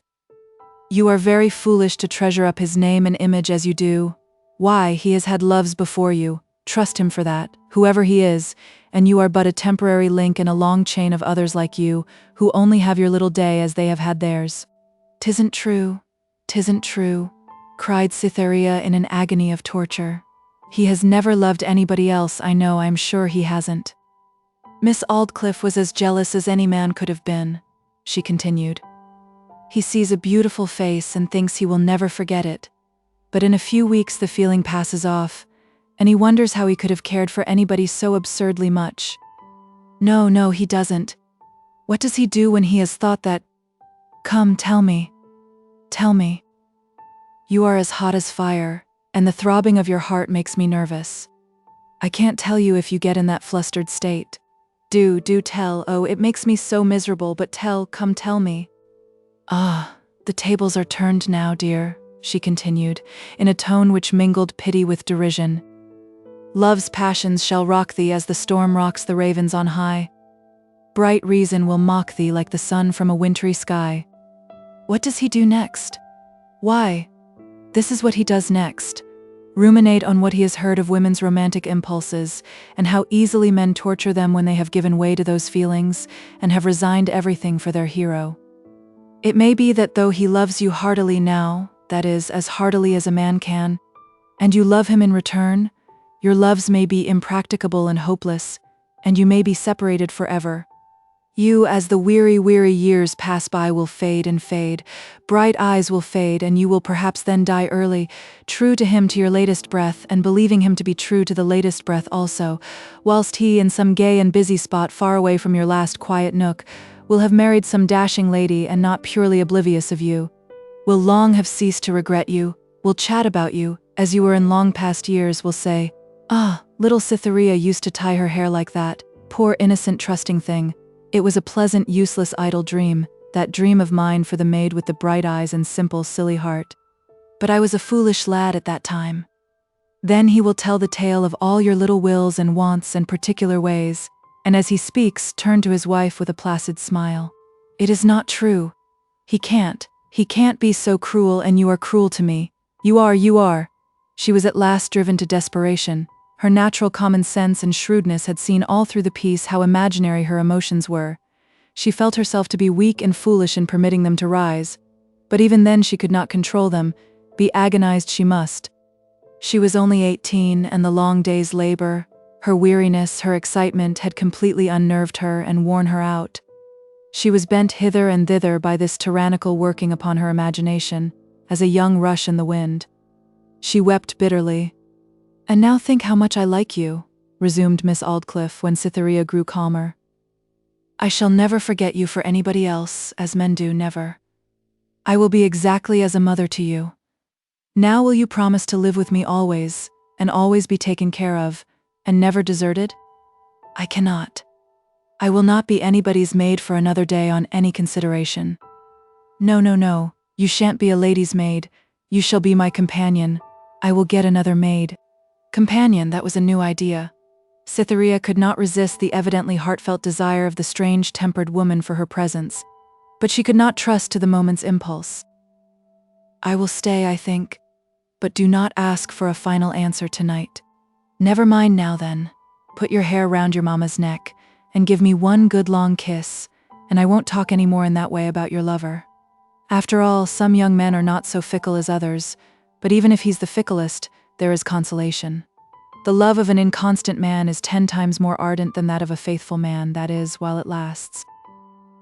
Cytherea did as she was told to escape the punishment of further talk, flung the twining tresses of her long, rich hair over Miss Aldclyffe's shoulders as directed, and the two ceased conversing, making themselves up for sleep. Miss Aldclyffe seemed to give herself over to a luxurious sense of content and quiet, as if the maiden at her side afforded her a protection against dangers which had menaced her for years. She was soon sleeping calmly. 2 to 5 a.m. With Cytherea it was otherwise. Unused to the place and circumstances, she continued wakeful, ill at ease, and mentally distressed. She withdrew herself from her companion's embrace, turned to the other side, and endeavored to relieve her busy brain by looking at the window blind and noticing the light of the rising moon, now in her last quarter, creep round upon it. It was the light of an old waning moon which had but a few days longer to live. The sight led her to think again of what had happened under the rays of the same month's moon. A little before its full, the ecstatic evening scene with Edward, the kiss, and the shortness of those happy moments made in imagination bringing about the apotheosis of a status quo which had had several unpleasantnesses in its earthly reality. But sounds were in the ascendant that night. Her ears became aware of a strange and gloomy murmur. She recognized it. It was the gushing of the waterfall, faint and low, brought from its source to the unwonted distance of the house by a faint breeze which made it distinct and recognizable by reason of the utter absence of all disturbing sounds. The groom's melancholy representation lent to the sound a more dismal effect than it would have had of its own nature. She began to fancy what the waterfall must be like at that hour, under the trees in the ghostly moonlight, black at the head and over the surface of the deep cold hole into which it fell, white and frothy at the fall, black and white, like a pall in its border, sad everywhere. She was in the mood for sounds of every kind now, and strained her ears to catch the faintest, in wayward enmity to her quiet of mind. Another soon came. The second was quite different from the first, a kind of intermittent whistle it seemed primarily. No, a creak, a metallic creak, ever and anon, like a plough or a rusty wheelbarrow, or at least a wheel of some kind. Yes, it was a wheel, the water wheel in the shrubbery by the old manor house, which the coachman had said would drive him mad. She determined not to think any more of these gloomy things, but now that she had once noticed the sound there was no sealing her ears to it. She could not help timing its creaks, and putting on a dread expectancy just before the end of each half-minute that brought them. To imagine the inside of the engine-house, whence these noises proceeded, was now a necessity. No window but crevices in the door, through which probably the moonbeams streamed in the most attenuated and skeleton-like rays, striking sharply upon portions of wet, rusty cranks and chains, a glistening wheel turning incessantly, laboring in the dark like a captive starving in a dungeon, and instead of a floor below, gurgling water which on account of the darkness could only be heard. Water which labored up dark pipes almost to where she lay. She shivered. Now she was determined to go to sleep. There could be nothing else left to be heard or to imagine. It was horrid that her imagination should be so restless, Yet just for an instant before going to sleep she would think this. Suppose another sound should come, just suppose it should. Before the thought had well passed through her brain, a third sound came. The third was a very soft gurgle or rattle, of a strange and abnormal kind, yet a sound she had heard before at some past period of her life, when she could not recollect. To make it the more disturbing, it seemed to be almost close to her, either close outside the window, close under the floor, or close above the ceiling. The accidental fact of its coming so immediately upon the heels of her supposition told so powerfully upon her excited nerves that she jumped up in the bed. The same instant, a little dog in some room near, having probably heard the same noise, set up a low whine. The watchdog in the yard, hearing the moan of his associate, began to howl loudly and distinctly. His melancholy notes were taken up directly afterwards by the dogs in the kennel a long way off, in every variety of wail. One logical thought alone was able to enter her flurried brain. The little dog that began the whining must have heard the other two sounds even better than herself. He had taken no notice of them, but he had taken notice of the third. The third, then, was an unusual sound. It was not like water. It was not like wind. It was not the nightjar. It was not a clock, nor a rat, nor a person snoring. She crept under the clothes and flung her arms tightly round Miss Aldclyffe, as if for protection. Cytherea perceived that the lady's late peaceful warmth had given place to a sweat. At the maiden's touch, Miss Aldclyffe awoke with a low scream. She remembered her position instantly. "Oh, such a terrible dream," she cried, in a hurried whisper, holding to Cytherea in her turn, "and your touch was the end of it. It was dreadful. Time, with his wings, hourglass, and scythe, coming nearer and nearer to me, grinning and mocking. Then he seized me, took a piece of me only. But I can't tell you. I can't bear to think of it. How those dogs howl. People say it means death." The return of Miss Aldclyffe to consciousness was sufficient to dispel the wild fancies which the loneliness of the night had woven in Cytherea's mind. She dismissed the third noise as something which in all likelihood could easily be explained, if trouble were taken to inquire into it. Large houses had all kinds of strange sounds floating about them. She was ashamed to tell Miss Aldclyffe her terrors. A silence of 5 minutes. "Are you asleep?" said Miss Aldclyffe. "No," said Cytherea in a long-drawn whisper. "How those dogs howl, don't they?" "Yes. A little dog in the house began it." "Ah, yes, that was Totsie. He sleeps on the mat outside my father's bedroom door. A nervous creature." There was a silent interval of nearly half an hour. A clock on the landing struck 3. "Are you asleep, Miss Aldclyffe?" whispered Cytherea. "No," said Miss Aldclyffe. "How wretched it is not to be able to sleep, isn't it?" "Yes," replied Cytherea, like a docile child. Another hour passed, and the clock struck 4. Miss Aldclyffe was still awake. "Cytherea," she said, very softly. Cytherea made no answer. She was sleeping soundly. The first glimmer of dawn was now visible. Miss Aldclyffe arose, put on her dressing gown, and went softly downstairs to her own room. "I have not told her who I am after all, or found out the particulars of Ambrose's history," she murmured. "But her being in love alters everything."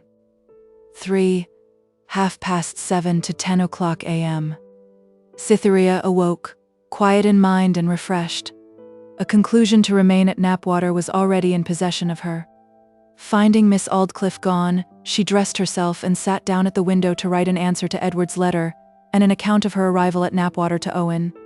The dismal and heartbreaking pictures that Miss Aldclyffe had placed before her the preceding evening, the later terrors of the night, were now but as shadows of shadows, and she smiled in derision at her own excitability. But writing Edward's letter was the great consoler, the effect of each word upon him being enacted in her own face as she wrote it. She felt how much she would like to share his trouble, how well she could endure poverty with him, and wondered what his trouble was. But all would be explained at last, she knew. At the appointed time she went to Miss Aldclyffe's room, intending, with the contradictoriness common in people, to perform with pleasure, as a work of supererogation, what as a duty was simply intolerable. Miss Aldclyffe was already out of bed. The bright, penetrating light of morning made a vast difference in the elder lady's behavior to her dependent. The day, which had restored Cytherea's judgment, had effected the same for Miss Aldclyffe. Though practical reasons forbade her regretting that she had secured such a companionable creature to read, talk, or play to her whenever her whim required, she was inwardly vexed at the extent to which she had indulged in the womanly luxury of making confidences and giving way to emotions. Few would have supposed that the calm lady sitting aristocratically at the toilet table, seeming scarcely conscious of Cytherea's presence in the room, even when greeting her, was the passionate creature who had asked for kisses a few hours before.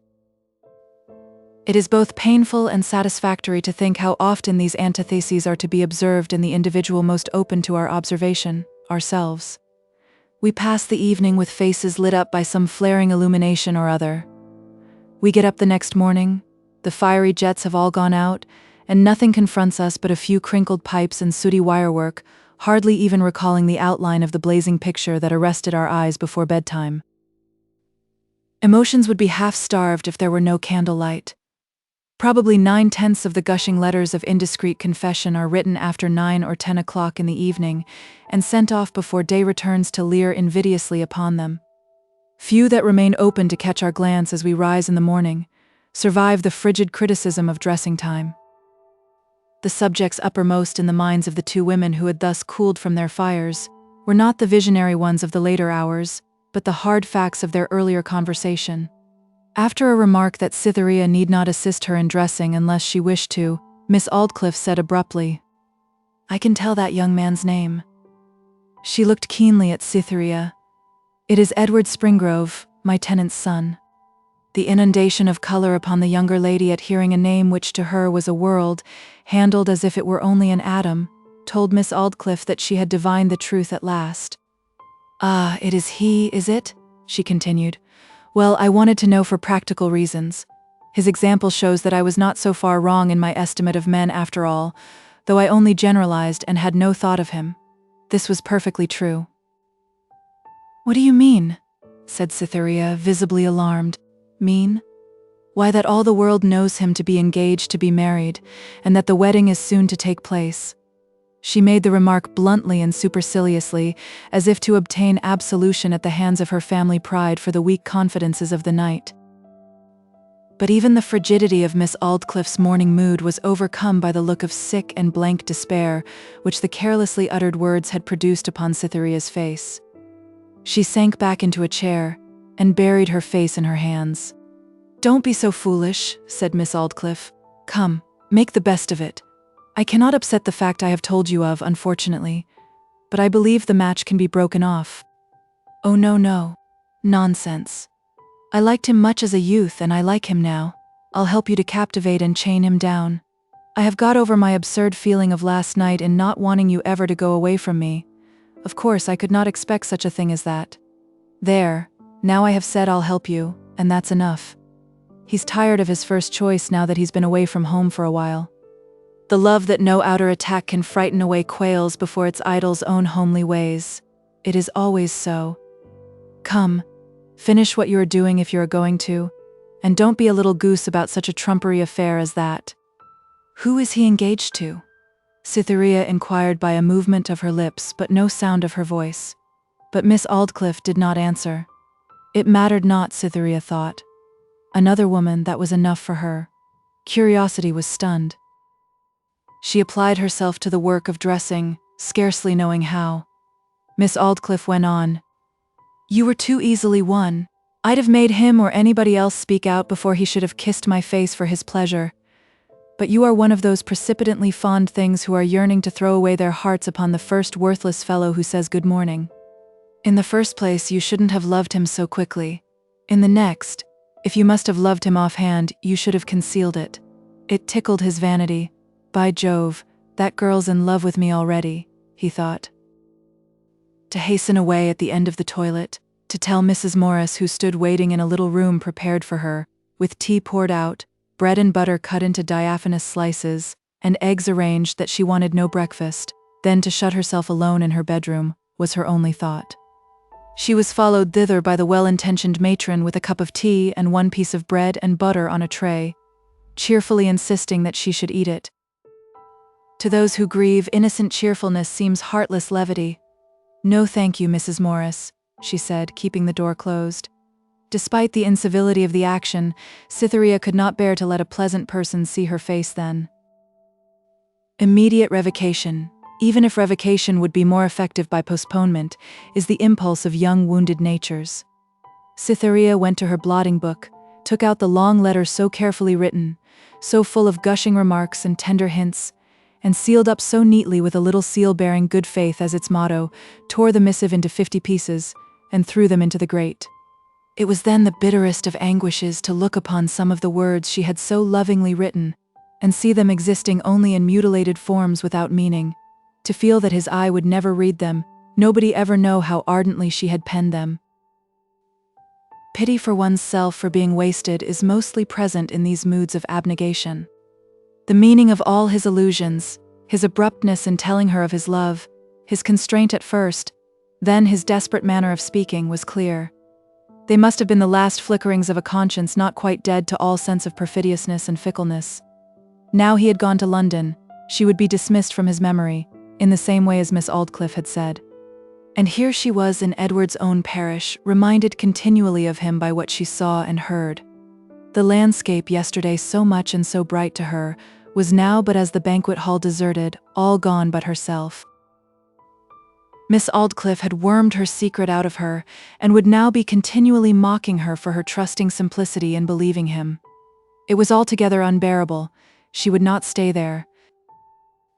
She went downstairs and found Miss Aldclyffe had gone into the breakfast room, but that Captain Aldclyffe, who rose later with increasing infirmities, had not yet made his appearance. Cytherea entered. Miss Aldclyffe was looking out of the window, watching a trail of white smoke along the distant landscape, signifying a passing train. At Cytherea's entry she turned and looked inquiry. "I must tell you now," began Cytherea in a tremulous voice. "Well, what?" Miss Aldclyffe said. "I am not going to stay with you. I must go away, a very long way. I am very sorry, but indeed I can't remain." "Pooh, what shall we hear next?" Miss Aldclyffe surveyed Cytherea's face with leisurely criticism. "You are breaking your heart again about that worthless young Springrove. I knew how it would be. It is as Hallam says of Juliet, what little reason you may have possessed originally has all been whirled away by this love. I shan't take this notice, mind. Do let me go." Miss Aldclyffe took her new pet's hand, and said with severity, "As to hindering you, if you are determined to go, of course that's absurd, but you are not now in a state of mind fit for deciding upon any such proceeding, and I shall not listen to what you have to say. Now, Cythie, come with me. We'll let this volcano burst and spend itself, and after that we'll see what had better be done." She took Cytherea into her workroom, opened a drawer, and drew forth a roll of linen. "This is some embroidery I began one day, and now I should like it finished." She then preceded the maiden upstairs to Cytherea's own room. "There," she said, "now sit down here, go on with this work, and remember one thing, that you are not to leave the room on any pretext whatever for 2 hours unless I send for you. I insist kindly, dear. Whilst you stitch, you are to stitch, recollect, and not go mooning out of the window. Think over the whole matter and get cooled. Don't let the foolish love affair prevent your thinking as a woman of the world. If at the end of that time you still say you must leave me, you may. I will have no more to say in the matter. Come, sit down and promise to sit here the time I name." To hearts in a despairing mood, compulsion seems a relief, and docility was at all times natural to Cytherea. She promised, and sat down. Miss Aldclyffe shut the door upon her and retreated.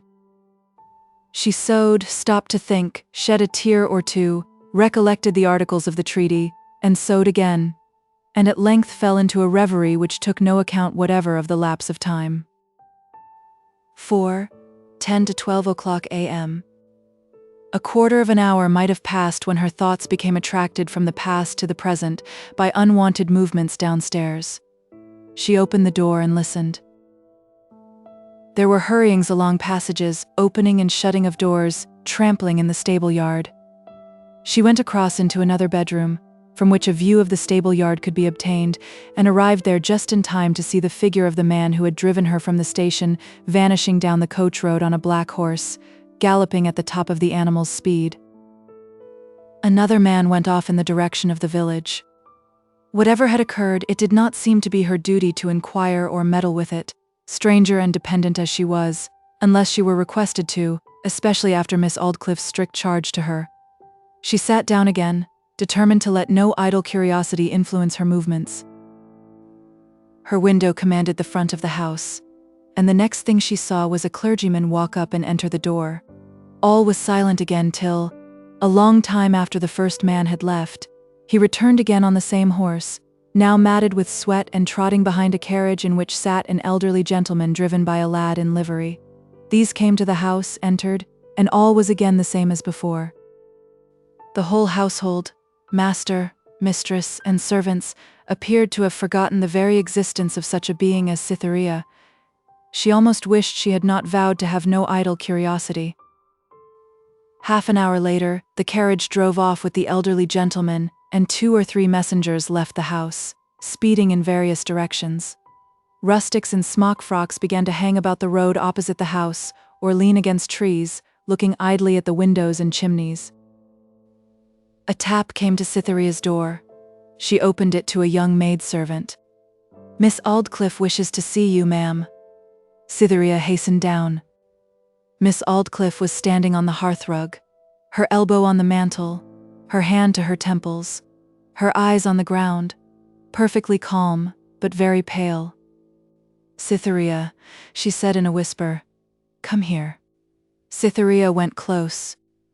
"Something very serious has taken place," she said again, and then paused, with a tremulous movement of her mouth. "Yes," said Cytherea. "My father, he was found dead in his bed this morning." "Dead," echoed the younger woman. It seemed impossible that the announcement could be true, that knowledge of so great a fact could be contained in a statement so small. "Yes, dead," murmured Miss Aldclyffe solemnly. "He died alone, though within a few feet of me. The room we slept in is exactly over his own." Cytherea said hurriedly, "Do they know at what hour?" "The doctor says it must have been between 2 and 3 o'clock this morning."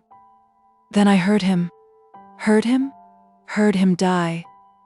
"You heard him die? What did you hear?" "A sound I heard once before in my life at the deathbed of my mother. I could not identify it, though I recognized it. Then the dog howled, you remarked it.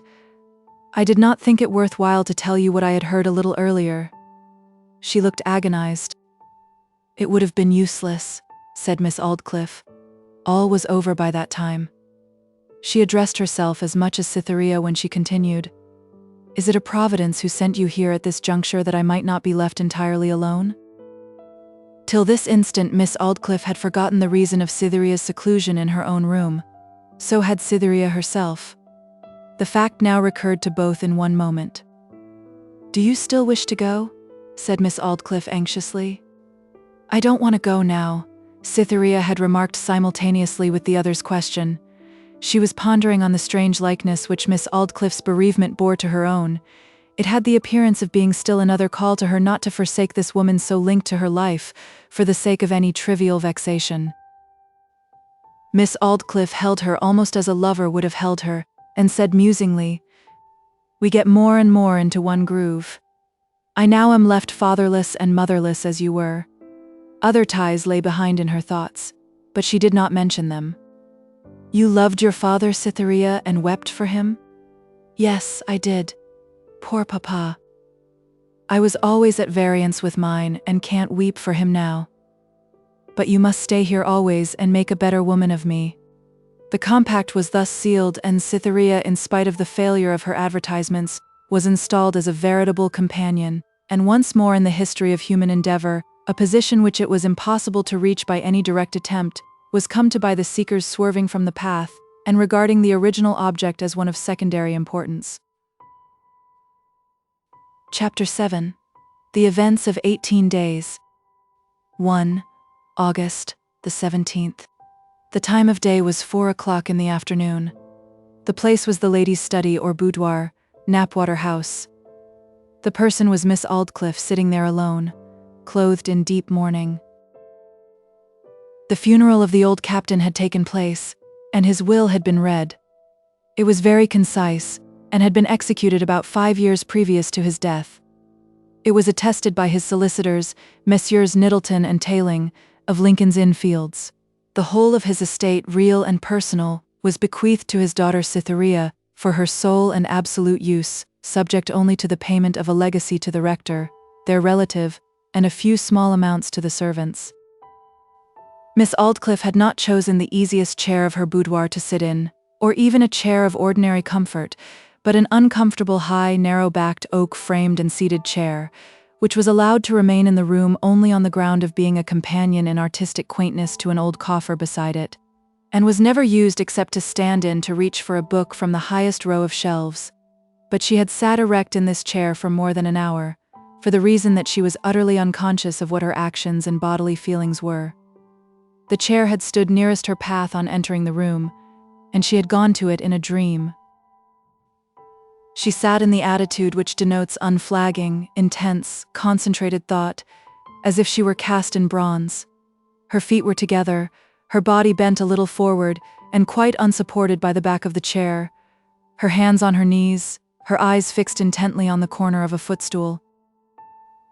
At last she moved and tapped her fingers upon the table at her side. Her pent-up ideas had finally found some channel to advance in.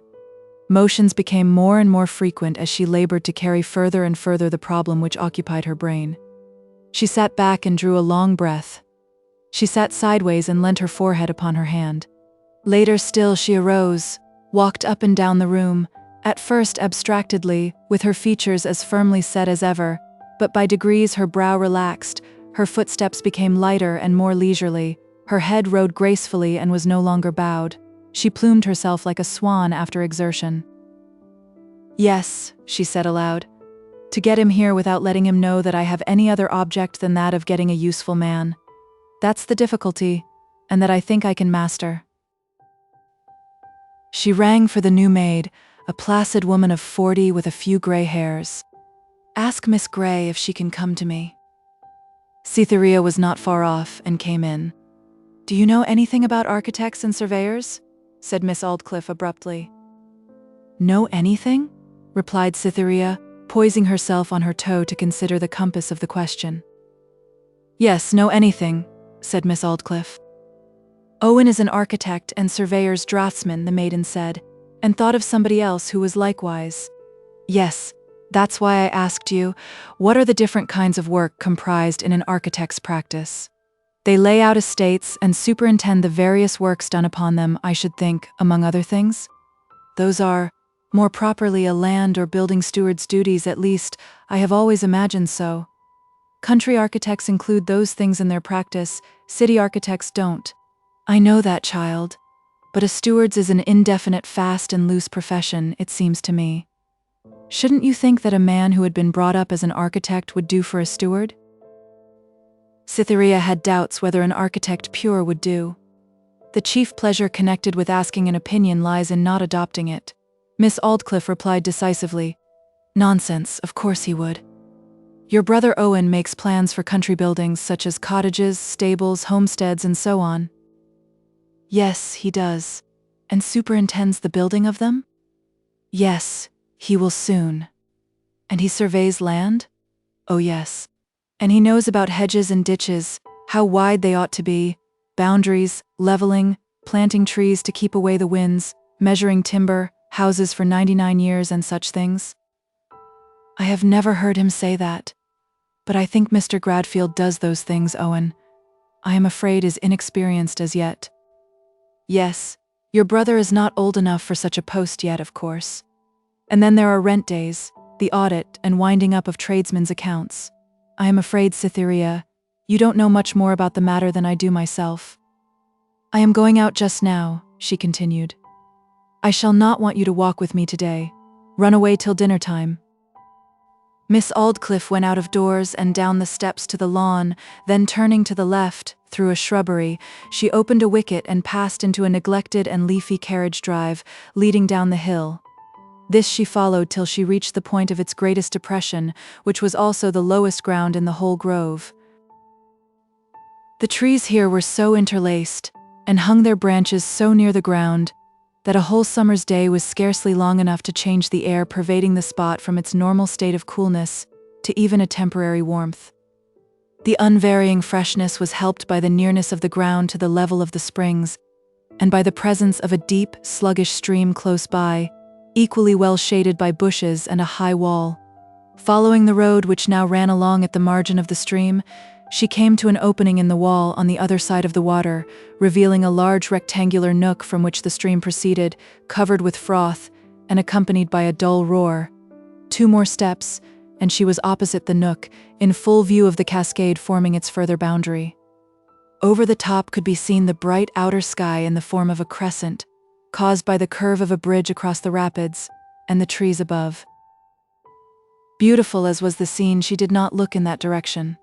The same standing ground afforded another prospect, straight in the front, less somber than the water on the right or the trees all around.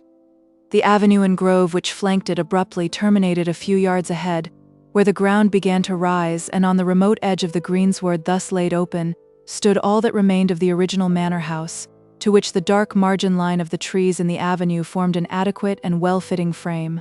It was the picture thus presented that was now interesting Miss Aldclyffe, not artistically or historically, but practically as regarded its fitness for adaptation to modern requirements.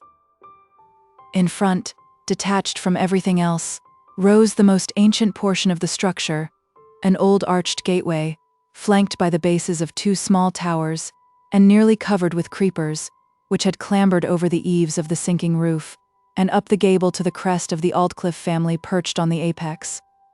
Behind this, at a distance of 10 or 20 yards, came the only portion of the main building that still existed, an Elizabethan fragment, consisting of as much as could be contained under 3 gables and a cross roof behind. Against the wall could be seen ragged lines indicating the form of other destroyed gables which had once joined it there.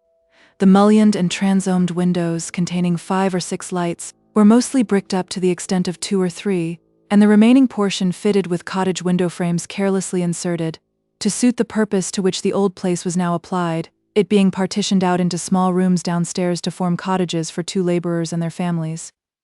The upper portion was arranged as a storehouse for divers kinds of roots and fruit. The owner of the picturesque spot, after her survey from this point, went up to the walls and walked into the old court, where the paving stones were pushed sideways and upwards by the thrust of the grasses between them. 2 or 3 little children, with their fingers in their mouths, came out to look at her, and then ran in to tell their mothers in loud tones of secrecy that Miss Aldclyffe was coming. Miss Aldclyffe, however, did not come in.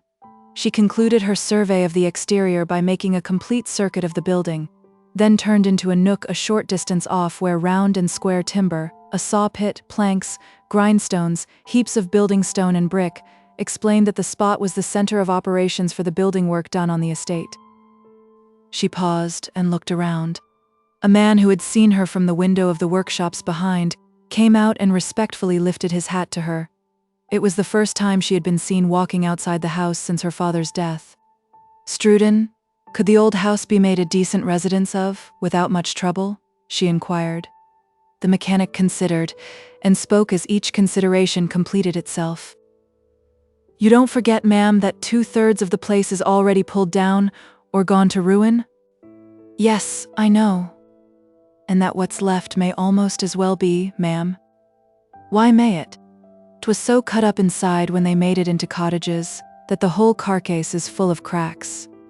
Still, by pulling down the inserted partitions, and adding a little outside, it could be made to answer the purpose of an ordinary 6 or 8-roomed house." "Yes, ma'am." "About what would it cost?" was the question which had invariably come next in every communication of this kind to which the superintending workman had been a party during his whole experience. To his surprise, Miss Aldclyffe did not put it. The man thought her object in altering an old house must have been an unusually absorbing one, not to prompt what was so instinctive in owners as hardly to require any prompting at all. "Thank you, that's sufficient, Struden," she said. "You will understand that it is not unlikely some alteration may be made here in a short time, with reference to the management of the affairs." Struden said yes in a complex voice and looked uneasy. "During the life of Captain Aldclyffe, with you as the foreman of works, and he himself as his own steward, everything worked well." But now it may be necessary to have a steward, whose management will encroach further upon things which have hitherto been left in your hands than did your late master's. What I mean is, that he will directly and in detail superintend all." "Then I shall not be wanted, ma'am," he faltered. "Oh yes, if you like to stay on as foreman in the yard and workshops only. I should be sorry to lose you. However, you had better consider. I will send for you in a few days." Leaving him to suspense, and all the ills that came in its train, distracted application to his duties, and an undefined number of sleepless nights and untasted dinners, Miss Aldclyffe looked at her watch and returned to the house. She was about to keep an appointment with her solicitor, Mr. Middleton, who had been to Budmouth, and was coming to Knapwater on his way back to London. 2. August the 20th. On the Saturday subsequent to Mr. Middleton's visit to Knapwater House, the subjoined advertisement appeared in the Field and the Builder newspapers. Land Steward. A gentleman of integrity and professional skill is required immediately for the management of an estate, containing about 1,000 acres, upon which agricultural improvements and the erection of buildings are contemplated. He must be a man of superior education, unmarried, and not more than 30 years of age. Considerable preference will be shown for one who possesses an artistic as well as a practical knowledge of planning and laying out. The remuneration will consist of a salary of £220, with the old manor house as a residence, address Messrs. Middleton and Tayling, solicitors, Lincoln's Inn Fields. A copy of each paper was sent to Miss Aldclyffe on the day of publication. The same evening she told Cytherea that she was advertising for a steward, who would live at the old manor house, showing her the papers containing the announcement. What was the drift of that remark? Thought the maiden. Or was it merely made to her in confidential intercourse, as other arrangements were told her daily? Yet it seemed to have more meaning than common. She remembered the conversation about architects and surveyors, and her brother Owen. Miss Aldclyffe knew that his situation was precarious, that he was well educated and practical, and was applying himself heart and soul to the details of the profession, and all connected with it. Miss Aldclyffe might be ready to take him if he could compete successfully with others who would reply. She hazarded a question. Would it be desirable for Owen to answer it? "Not at all," said Miss Aldclyffe peremptorily.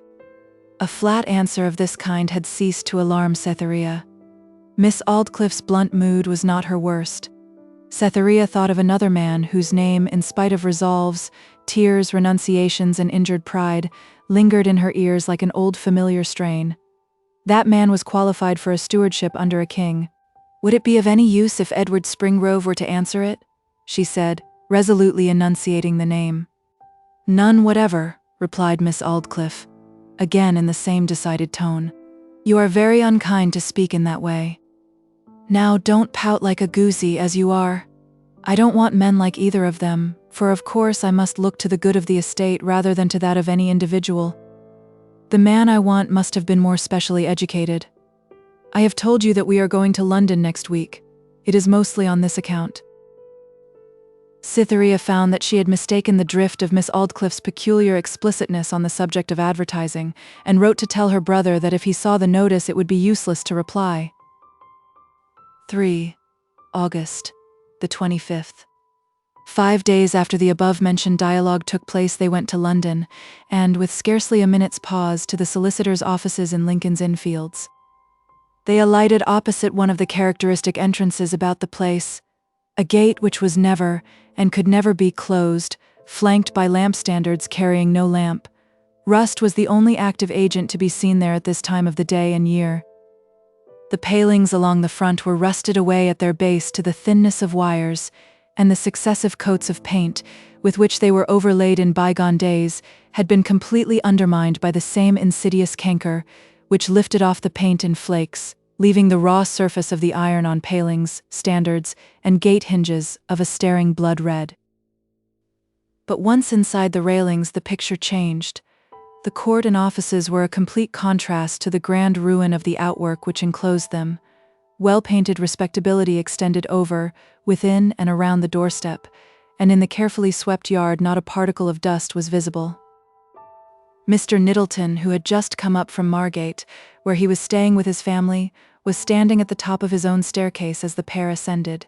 He politely took them inside. "Is there a comfortable room in which this young lady can sit during our interview?" said Miss Aldclyffe.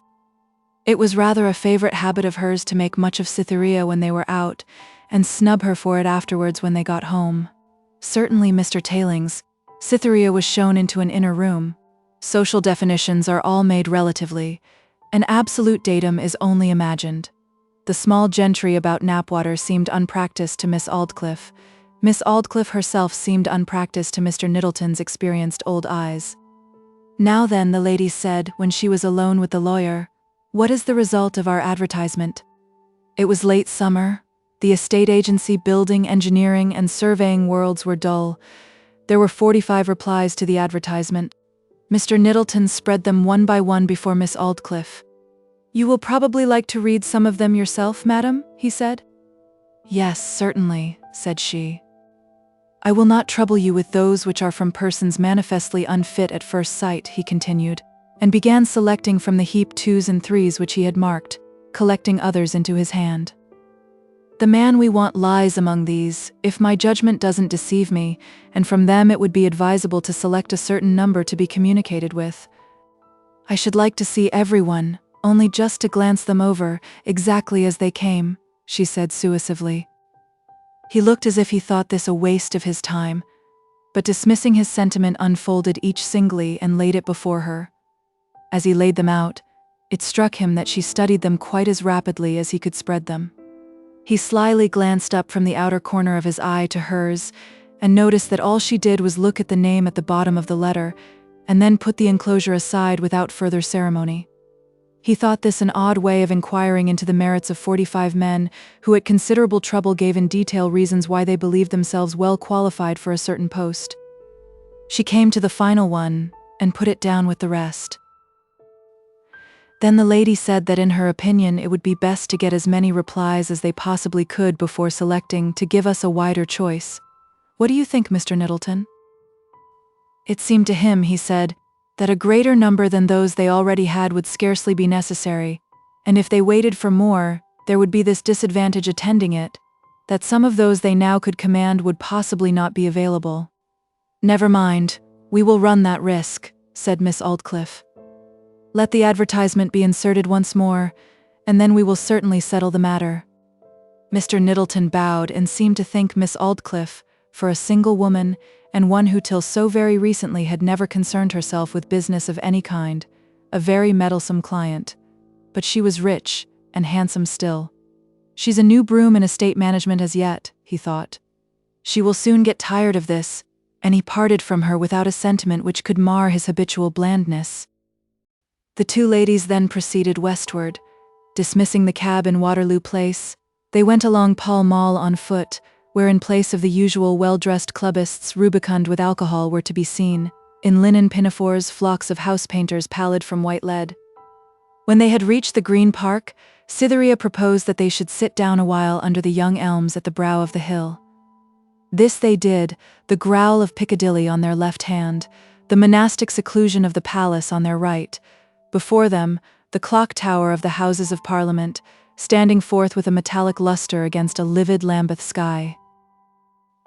Miss Aldclyffe still carried in her hand a copy of the newspaper, and while Cytherea had been interesting herself in the picture around, glanced again at the advertisement. She heaved a slight sigh and began to fold it up again. In the action her eye caught sight of 2 consecutive advertisements on the cover, one relating to some lecture on art, and addressed to members of the Institute of Architects. The other emanated from the same source, but was addressed to the public, and stated that the exhibition of drawings at the Institute's rooms would close at the end of that week. Her eye lighted up. She sent Cytherea back to the hotel in a cab, then turned round by Piccadilly into Bond Street, and proceeded to the rooms of the Institute. The secretary was sitting in the lobby, after making her payment, and looking at a few of the drawings on the walls, in the company of 3 gentlemen, the only other visitors to the exhibition. She turned back and asked if she might be allowed to see a list of the members. She was a little connected with the architectural world, she said, with a smile, and was interested in some of the names. "Here it is, madam," he replied, politely handing her a pamphlet containing the names. Miss Aldclyffe turned the leaves till she came to the letter M. The name she hoped to find there was there, with the address appended, as was the case with all the rest. The address was at some chambers in a street not far from Charing Cross. Chambers, as a residence, had always been assumed by the lady to imply the condition of a bachelor. She murmured 2 words, "There still."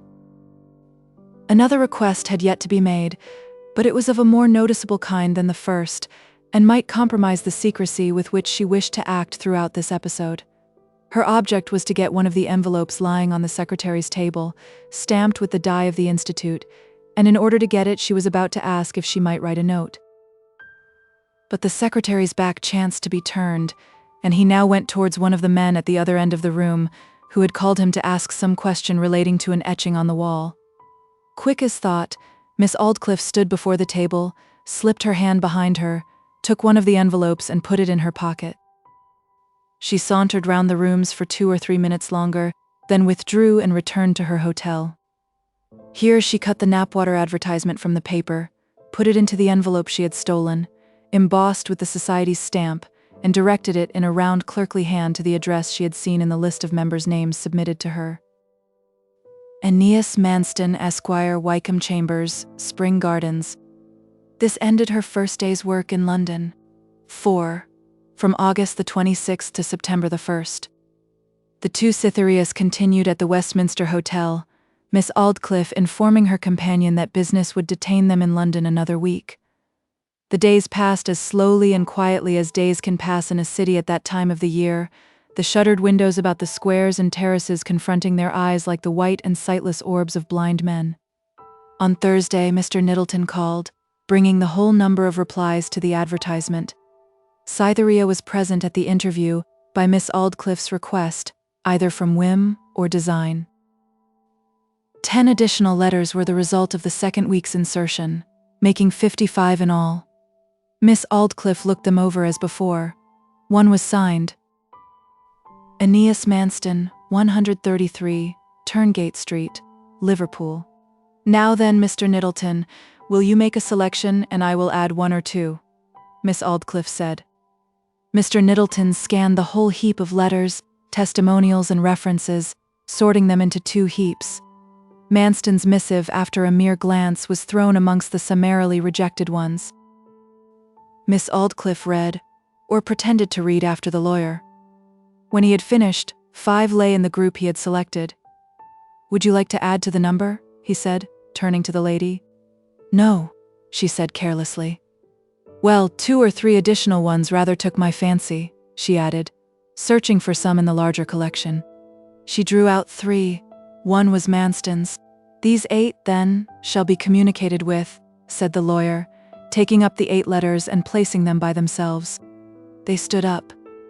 "If I myself, Miss Aldclyffe, were only concerned personally," he said, in an offhand way, and holding up a letter singly, "I should choose this man unhesitatingly. He writes honestly, is not afraid to name what he does not consider himself well acquainted with, a rare thing to find in answers to advertisements.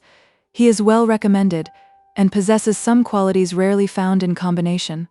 Oddly enough, he is not really a steward. He was bred a farmer, studied building affairs, served on an estate for some time, then went with an architect, and is now well qualified as architect, estate agent and surveyor. That man is sure to have a fine head for a manner like yours." He tapped the letter as he spoke.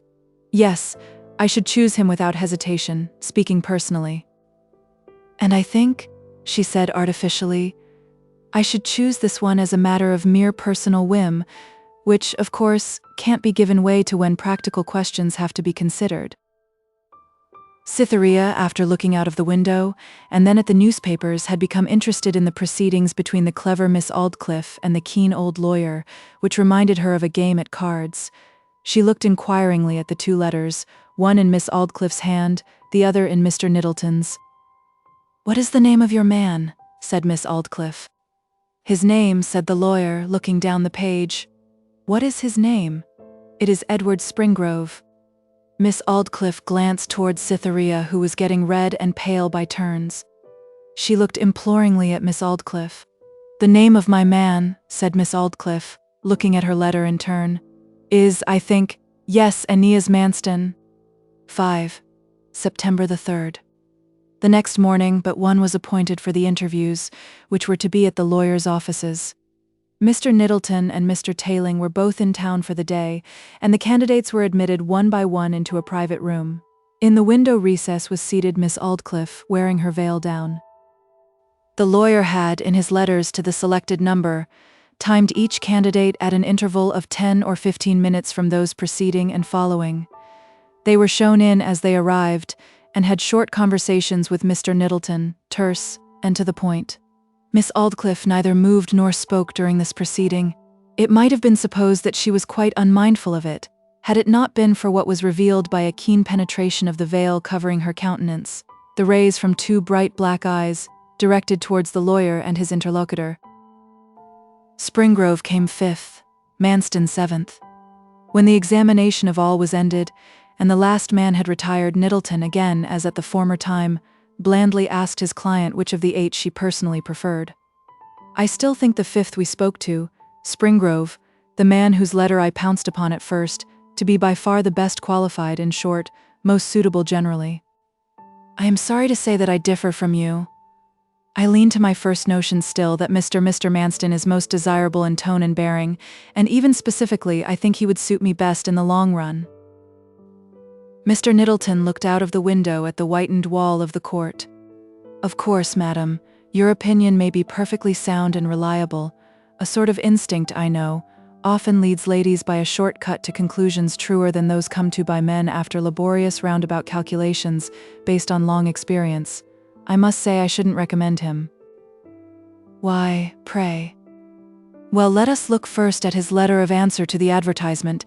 He didn't reply till the last insertion, that's one thing. His letter is bold and frank in tone, so bold and frank that the second thought after reading it is that not honesty, but unscrupulousness of conscience dictated it. It is written in an indifferent mood, as if he felt that he was humbugging us in his statement that he was the right man for such an office, that he tried hard to get it only as a matter of form which required that he should neglect no opportunity that came in his way. You may be right, Mr. Middleton, but I don't quite see the grounds of your reasoning. He has been, as you perceive, almost entirely used to the office duties of a city architect, the experience we don't want. You want a man whose acquaintance with rural landed properties is more practical and closer, somebody who, if he has not filled exactly such an office before, has lived a country life, knows the ins and outs of country tenancies, building, farming, and so on. He's by far the most intellectual looking of them all. Yes, he may be, your opinion, Miss Aldclyffe, is worth more than mine in that matter. And more than you say, he is a man of parts. His brain power would soon enable him to master details and fit him for the post. I don't much doubt that. But to speak clearly here, his words started off at a jog trot. I wouldn't run the risk of placing the management of an estate of mine in his hands on any account whatever. There, that's flat and plain, madam. But definitely, she said with a show of impatience. What is your reason? He is a voluptuary with activity, which is a very bad form of man, as bad as it is rare.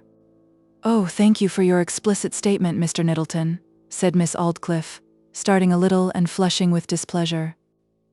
Mr. Middleton nodded slightly as a sort of neutral motion, simply signifying a receipt of the information, good or bad. And I really think it is hardly worthwhile to trouble you further in this, continued the lady.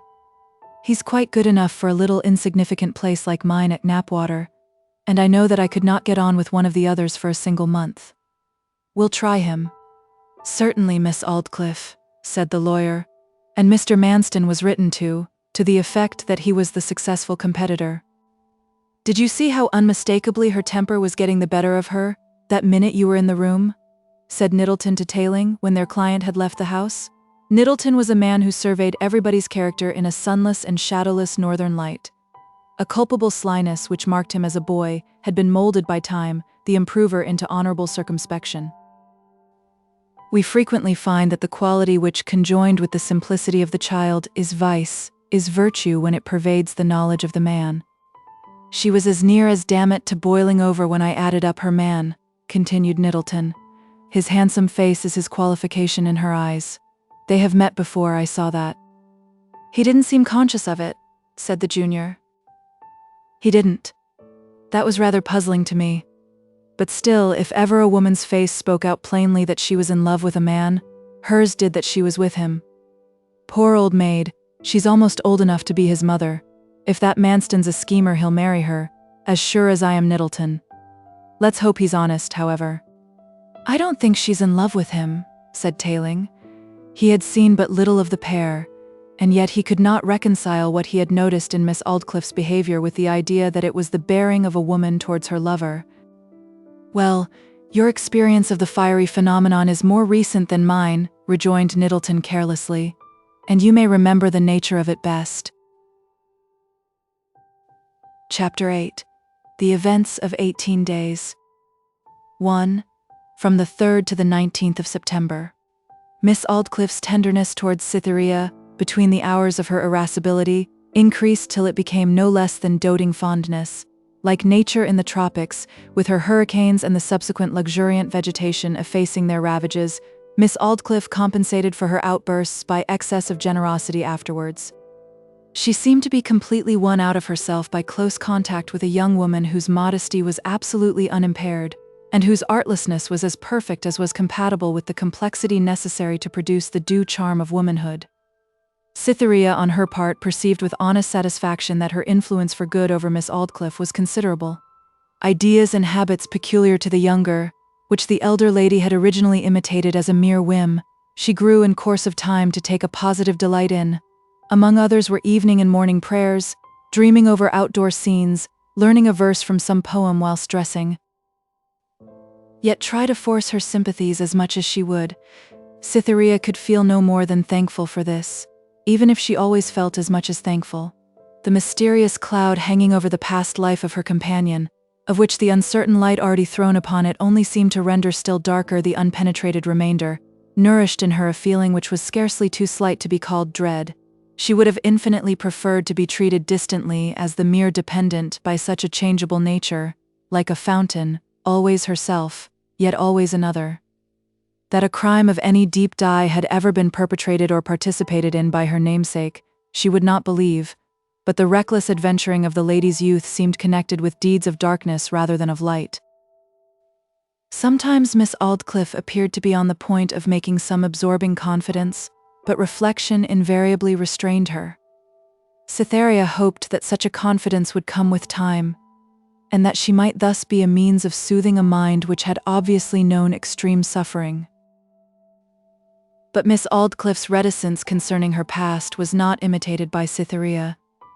Though she never disclosed the one fact of her knowledge that the love suit between Miss Aldclyffe and her father terminated abnormally, the maiden's natural ingenuousness on subjects not set down for special guard had enabled Miss Aldclyffe to worm from her, fragment by fragment, every detail of her father's history.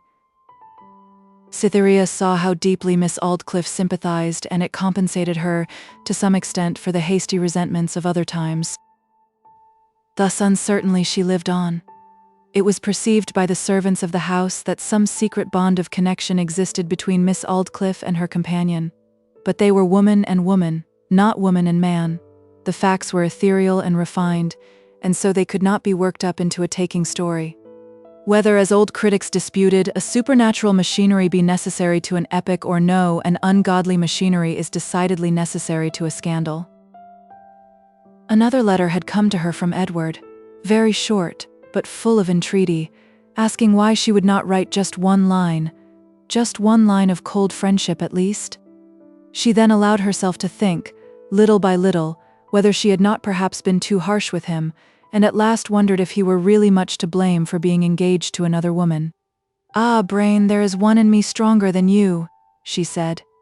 The young maid now continually pulled out his letter, read it and reread it, almost crying with pity the while, to think what wretched suspense he must be enduring at her silence, till her heart chid her for her cruelty. She felt that she must send him a line, one little line, just a wee line to keep him alive, poor thing, sighing like Donna Clara. Ah, were he now before me, in spite of injured pride, I fear my eyes would pardon before my tongue could chide. 2. September the 20th, 3 to 4 p.m. It was the third week in September, about 5 weeks after Cytherea's arrival, when Miss Aldclyffe requested her one day to go through the village of Carriford and assist herself in collecting the subscriptions made by some of the inhabitants of the parish to a religious society she patronized. Miss Aldclyffe formed one of what was called a ladies' association, each member of which collected tributary streams of shillings from her inferiors, to add to her own pound at the end. Miss Aldclyffe took particular interest in Cytherea's appearance that afternoon, and the object of her attention was, indeed, gratifying to look at. The sight of the lithe girl, set off by an airy dress, coquettish jacket, flexible hat, a ray of starlight in each eye and a war of lilies and roses in each cheek, was a palpable pleasure to the mistress of the mansion, yet a pleasure which appeared to partake less of the nature of affectionate satisfaction than of mental gratification. 8 names were printed in the report as belonging to Miss Aldclyffe's lists, with the amount of subscription money attached to each. "I will collect the first 4 whilst you do the same with the last 4, said Miss Aldclyffe. The names of 2 tradespeople stood first in Cytherea's share, then came a Miss Hinton. Last of all in the printed list was Mr. Springrove the elder. Underneath his name was penciled, in Miss Aldclyffe's handwriting, Mr. Manston. Manston had arrived on the estate, in the capacity of steward, 3 or 4 days previously, and occupied the old manor house, which had been altered and repaired for his reception. "Call on Mr. Manston," said the lady impressively, looking at the name written under Cytherea's portion of the list. "But he does not subscribe yet?" "I know it, but call and leave him a report. Don't forget it. Say you would be pleased if he would subscribe?" "Yes, say I should be pleased if he would," repeated Miss Aldclyffe, smiling. "Goodbye, don't hurry in your walk. If you can't get easily through your task today, put off some of it till tomorrow." Each then started on her rounds, Cytherea going in the first place to the old manor house. Mr. Manston was not indoors, which was a relief to her. She called then on the 2 gentlemen farmers' wives, who soon transacted their business with her, frigidly indifferent to her personality. A person who socially is nothing is thought less of by people who are not much than by those who are a great deal. She then turned towards Peakhill Cottage, the residence of Miss Hinton, who lived there happily enough, with an elderly servant and a house dog as companions. Her father and last remaining parent had retired thither 4 years before this time, after having filled the post of editor to the Casterbridge Chronicle for 18 or 20 years. There he died soon after, and though comparatively a poor man, he left his daughter sufficiently well provided for as a modest fundholder and claimant of sundry small sums in dividends to maintain herself as mistress at Peakhill. At Cytherea's knock an inner door was heard to open and close, and footsteps crossed the passage hesitatingly. The next minute Cytherea stood face to face with the lady herself. Adelaide Hinton was about 29 years of age. Her hair was plentiful, like Cytherea's own. Her teeth equaled Cytherea's in regularity and whiteness. But she was much paler, and had features too transparent to be in place among household surroundings. Her mouth expressed love less forcibly than Cytherea's, and as a natural result of her greater maturity, her tread was less elastic, and she was more self-possessed. She had been a girl of that kind which mothers praise as not forward, by way of contrast, when disparaging those warmer ones with whom loving is an end and not a means. Men of 40, too, said of her, a good sensible wife for any man, if she cares to marry, the caring to marry being thrown in as the vaguest hypothesis, because she was so practical. Yet it would be singular if, in such cases, the important subject of marriage should be excluded from manipulation by hands that are ready for practical performance in every domestic concern besides. Cytherea was an acquisition, and the greeting was hearty. "Good afternoon, oh yes, Miss Grey from Miss Aldclyffe's. I have seen you at church, and I am so glad you have called. Come in. I wonder if I have change enough to pay my subscription." She spoke girlishly. Adelaide, when in the company of a younger woman, always levelled herself down to that younger woman's age from a sense of justice to herself, as if, though not her own age at common law, it was in equity. "It doesn't matter. I'll come again." "Yes, do at any time, not only on this errand, but you must step in for a minute. Do. I have been wanting to come for several weeks. That's right. Now you must see my house. Lonely, isn't it? For a single person? People said it was odd for a young woman like me to keep on a house. But what did I care? If you knew the pleasure of locking up your own door with the sensation that you reigned supreme inside it, you would say it was worth the risk of being called odd. Mr. Springrove attends to my gardening, the dog attends to robbers, and whenever there is a snake or toad to kill, Jane does it. How nice. It is better than living in a town. Far better. A town makes a cynic of me. The remark recalled, somewhat startlingly, to Cytherea's mind, that Edward had used those very words to herself one evening at Budmouth. Miss Hinton opened an interior door and led her visitor into a small drawing room, commanding a view of the country for miles. The missionary business was soon settled, but the chat continued. "How lonely it must be here at night," said Cytherea. "Aren't you afraid?" "At first I was, slightly. But I got used to the solitude, and you know a sort of common sense will creep even into timidity.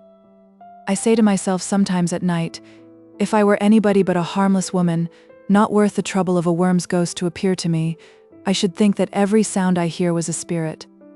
But you must see all over my house."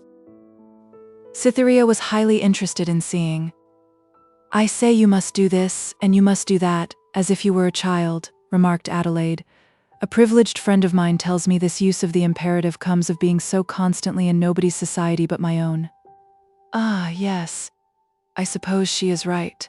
Cytherea called the friend she by a rule of ladylike practice, for a woman's friend is delicately assumed by another friend to be of their own sex in the absence of knowledge to the contrary, just as cats are called she's until they prove themselves he's. Miss Hinton laughed mysteriously. "I get a humorous reproof for it now and then, I assure you," she continued. "Humorous reproof? That's not from a woman, who can reprove humorously but a man," was the groove of Cytherea's thought at the remark. "Your brother reproves you, I expect," said that innocent young lady. "No," said Miss Hinton, with a candid air. "'Tis only a professional man I am acquainted with." She looked out of the window. Women are persistently imitative. No sooner did a thought flash through Cytherea's mind that the man was a lover than she became a Miss Aldclyffe in a mild form. "I imagine he's a lover," she said. Miss Hinton smiled a smile of experience in that line. Few women, if taxed with having an admirer, are so free from vanity as to deny the impeachment, even if it is utterly untrue. When it does happen to be true, they look pityingly away from the person who is so benighted as to have got no further than suspecting it. "There now, Miss Hinton, you are engaged to be married?" said Cytherea accusingly. Adelaide nodded her head practically. "Well, yes, I am," she said. The word engaged had no sooner passed Cytherea's lips than the sound of it, the mere sound of her own lips, carried her mind to the time and circumstances under which Miss Aldclyffe had used it towards herself. A sickening thought followed, based but on a mere surmise, yet its presence took every other idea away from Cytherea's mind. Miss Hinton had used Edward's words about towns. She mentioned Mr. Springrove as attending to her garden. It could not be that Edward was the man. That Miss Aldclyffe had planned to reveal her rival thus. "Are you going to be married soon?" she inquired, with a steadiness the result of a sort of fascination, but apparently of indifference. "Not very soon. Still, soon." "Ah-ha! In less than 3 months?" said Cytherea. 2. Now that the subject was well in hand, Adelaide wanted no more prompting. "You won't tell anybody if I show you something?" she said with eager mystery. "Oh no, nobody. But does he live in this parish?" "No. Nothing proved yet." "What's his name?" said Cytherea flatly. Her breath and heart had begun their old tricks, and came and went hotly. Miss Hinton could not see her face. "What do you think?" said Miss Hinton. "George?" said Cytherea with deceitful agony. "No," said Adelaide, "but now you shall see him first. Come here." And she led the way upstairs into her bedroom. There, standing on the dressing table in a little frame, was the unconscious portrait of Edward Springrove. "There he is," Miss Hinton said, and a silence ensued. "Are you very fond of him?" continued the miserable Cytherea at length. "Yes, of course I am," her companion replied, but in the tone of one who lived in Abraham's bosom all the year, and was therefore untouched by solemn thought at the fact. "He's my cousin, a native of this village. We were engaged before my father's death left me so lonely. I was only 20, and a much greater belle than I am now. I give him a little sermonizing now and then. Why? Oh, it's only in fun. He's very naughty sometimes, not really, you know. But he will look at any pretty face when he sees it, storing up this statement of his susceptibility as another item to be miserable upon when she had time. How do you know that? Cytherea asked, with a swelling heart. Well, you know how things do come to women's ears. He used to live at Budmouth as an assistant architect, and I found out that a young giddy thing of a girl who lives there somewhere took his fancy for a day or two. But I don't feel jealous at all. Our engagement is so matter-of-fact that neither of us can be jealous. And it was a mere flirtation, she was too silly for him. He's fond of rowing, and kindly gave her an airing for an evening or two.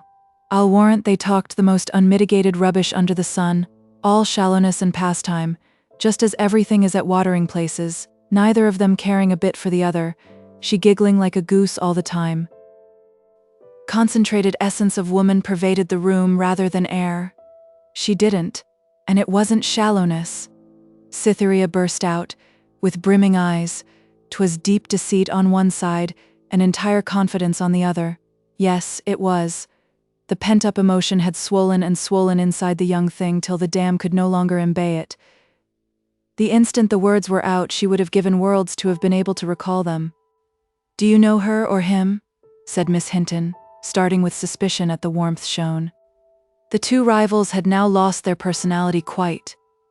There was the same keen brightness of eye, the same movement of the mouth, the same mind in both as they looked doubtingly and excitedly at each other. As is invariably the case with women when a man they care for is the subject of an excitement among them, the situation abstracted the differences which distinguished them as individuals, and left only the properties common to them as atoms of a sex. Cytherea caught at the chance afforded her of not betraying herself. "Yes, I know her," she said. "Well," said Miss Hinton, "I am really vexed if my speaking so lightly of any friend of yours has hurt your feelings, but—" "Oh, never mind," Cytherea returned. "It doesn't matter, Miss Hinton. I think I must leave you now. I have to call at other places. Yes, I must go." Miss Hinton, in a perplexed state of mind, showed her visitor politely downstairs to the door. Here Cytherea bade her a hurried adieu and flitted down the garden into the lane. She persevered in her duties with a wayward pleasure in giving herself misery, as was her wont. Mr. Springrove's name was next on the list, and she turned towards his dwelling, the Three Tranters Inn. 4 to 5 p.m. The cottages along Carriford village street were not so close but that on one side or other of the road was always a hedge of hawthorn or privet, over or through which could be seen gardens or orchards rich with produce. It was about the middle of the early apple harvest, and the laden trees were shaken at intervals by the gatherers. The soft pattering of the falling crop upon the grassy ground being diversified by the loud rattle of vagrant ones upon a rail, hencoop, basket, or lean-to roof, or upon the rounded and stooping backs of the collectors, mostly children, who would have cried bitterly at receiving such a smart blow from any other quarter, but smilingly assumed it to be but fun in apples. The Three Tranters Inn, a many-gabled medieval building constructed almost entirely of timber, plaster, and thatch, stood close to the line of the roadside, almost opposite the churchyard, and was connected with a row of cottages on the left by thatched outbuildings. It was an uncommonly characteristic and handsome specimen of the genuine roadside inn of bygone times, and standing on one of the great highways in this part of England, had in its time been the scene of as much of what is now looked upon as the romantic and genial experience of stagecoach traveling as any halting place in the country. The railway had absorbed the whole stream of traffic which formerly flowed through the village and along by the ancient door of the inn, reducing the empty-handed landlord, who used only to farm a few fields at the back of the house, to the necessity of eking out his attenuated income by increasing the extent of his agricultural business if he would still maintain his social standing. Next to the general stillness pervading the spot, the long line of outbuildings adjoining the house was the most striking and saddening witness to the passed-away fortunes of the Three Tranters Inn.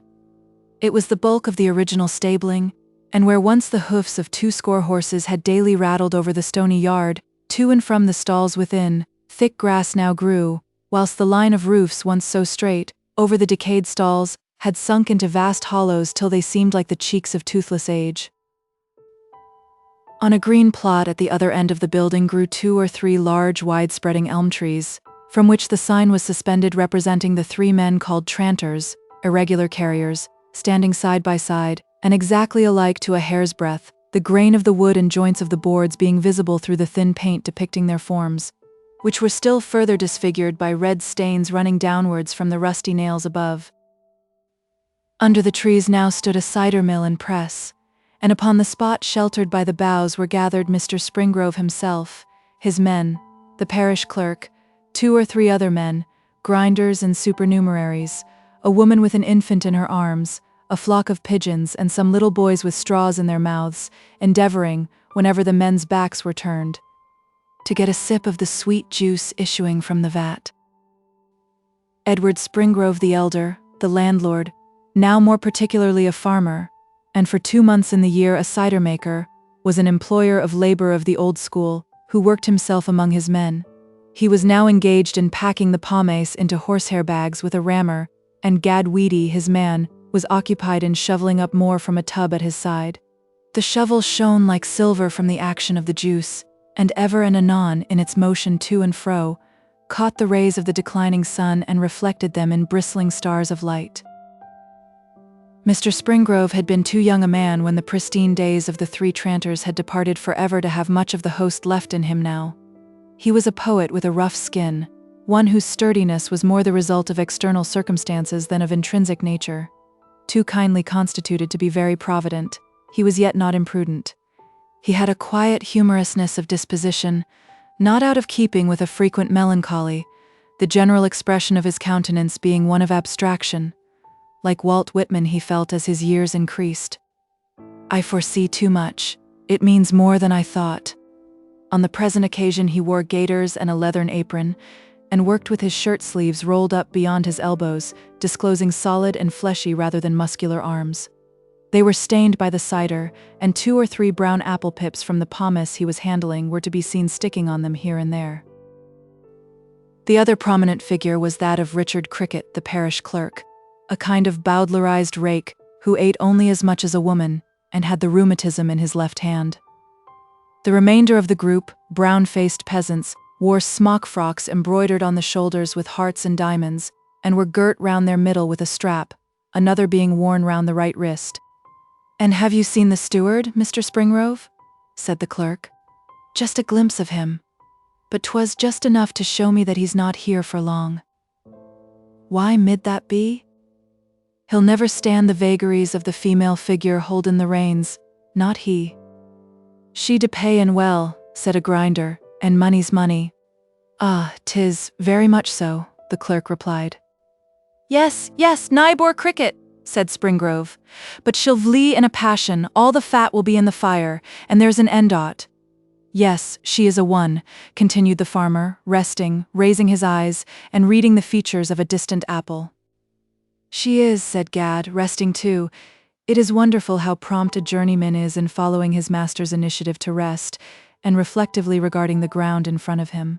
"True, a one is she," the clerk chimed in, shaking his head ominously. "She has such a temper," said the farmer, "and is so willful too. You may as well try to stop a footpath as stop her when she has taken anything into her head. I'd as soon grind little green crabs all day as live wi' her.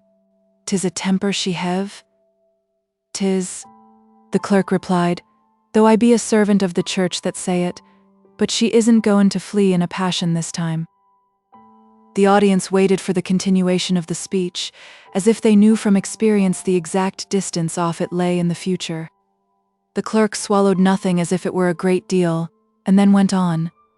"There's summat between 'em, mark my words, Nybors, there's summat between 'em. D'ye mean it?" "I do know it. He came last Saturday, didn't he?" "A did, truly," said Gad Weedy, at the same time taking an apple from the hopper of the mill, eating a piece and flinging back the remainder to be ground up for cider. "He went to church a Sunday," said the clerk again. "A did. And she kept her eye upon in all the service, her face flickerin' between red and white, but never stoppin' at either." Mr. Springrove nodded, and went to the press.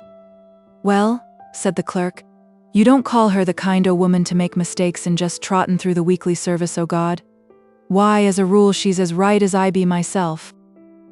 Mr. Springrove nodded again and gave a twist to the screw of the press, followed in the movement by Gad at the other side, the two grinders expressing by looks of the greatest concern that, if Miss Aldclyffe were as right at church as the clerk, she must be right indeed. "Yes, as right in the service o' God as I be myself," repeated the clerk. "But last Sunday, when we were in the 10th commandment, says she, 'Incline our hearts to keep this law,' says she, 'when 'twas laws in our hearts we beseech thee,' all the church through. Her eye was upon him, she was quite lost. 'Hearts to keep this law,' says she. She was no more than a mere shadder at that 10th time. A mere shadder. You mit ha mouthed across to her, 'Laws in our hearts we beseech thee,' 50 times over. She'd never ha noticed ye. She's in love with the man, that's what she is." "Then she's a bigger stunpoll than I took her for," said Mr. Springrove. "Why, she's old enough to be his mother. The row will be between her and that young curlywig, you'll see. She won't run the risk of that pretty face bin near." "Clerk Cricket, I d fancy you d know everything about everybody," said Gad. "Well so's," said the clerk modestly. "I do know a little. It comes to me. And I d know where from. Ah, that wife o' thine. She's an entertainin' woman, not to speak disrespectful. She is, and a winnin' one. Look at the husbands she've had. God bless her." "I wonder you could stand third in that list, Clerk Cricket," said Mr. Springrove. "Well, tea has been a power o' marvel to myself oftentimes. Yes, matrimony do begin with dearly beloved, and ends wi' amazement, as the prayer book says. But what could I do, Nibor Springrove? 'Twas ordained to be. Well do I call to mind what your poor lady said to me when I had just married. 'Ah, Mr. Cricket,' says she, 'your wife will soon settle you as she did her other two. Here's a glass o' rum, for I shan't see your poor face this time next year.' I swallered the rum, called again next year, and said, 'Mrs. Springrove, you gave me a glass o' rum last year because I was going to die. Here I be alive still, you see.' 'Well,' said clerk, 'here's 2 glasses for you now, then,' says she. 'Thank you, mem,' I said, and swallered the rum. Well, dang my old sides, next year I thought I'd call again and get 3, and call I did. But she wouldn't give me a drop o' the commonest. 'No, clerk,' says she, 'you be too tough for a woman's pity.' Ah, poor soul, 'twas true enough. Here be I, that was expected to die, alive and hard as a nail, you see, and there's she moulderin' in her grave. I used to think 'twas your wife's fate not to have a liven husband when I zid 'em die off so," said Gad. "Fate? Bless thy simplicity, so 'twas her fate, but she struggled to have one, and would and did. Fate's nothin' beside a woman's schemin'. I suppose then that fate is a he, like us and the Lord and the rest o' 'em up above there," said Gad, lifting his eyes to the sky. "Hullo! Here's the young woman comin' that we were a-talkin' about by now," said a grinder, suddenly interrupting. "She's comin' up here, as I be alive." The 2 grinders stood and regarded Cytherea as if she had been a ship tacking into a harbor, nearly stopping the mill in their new interest.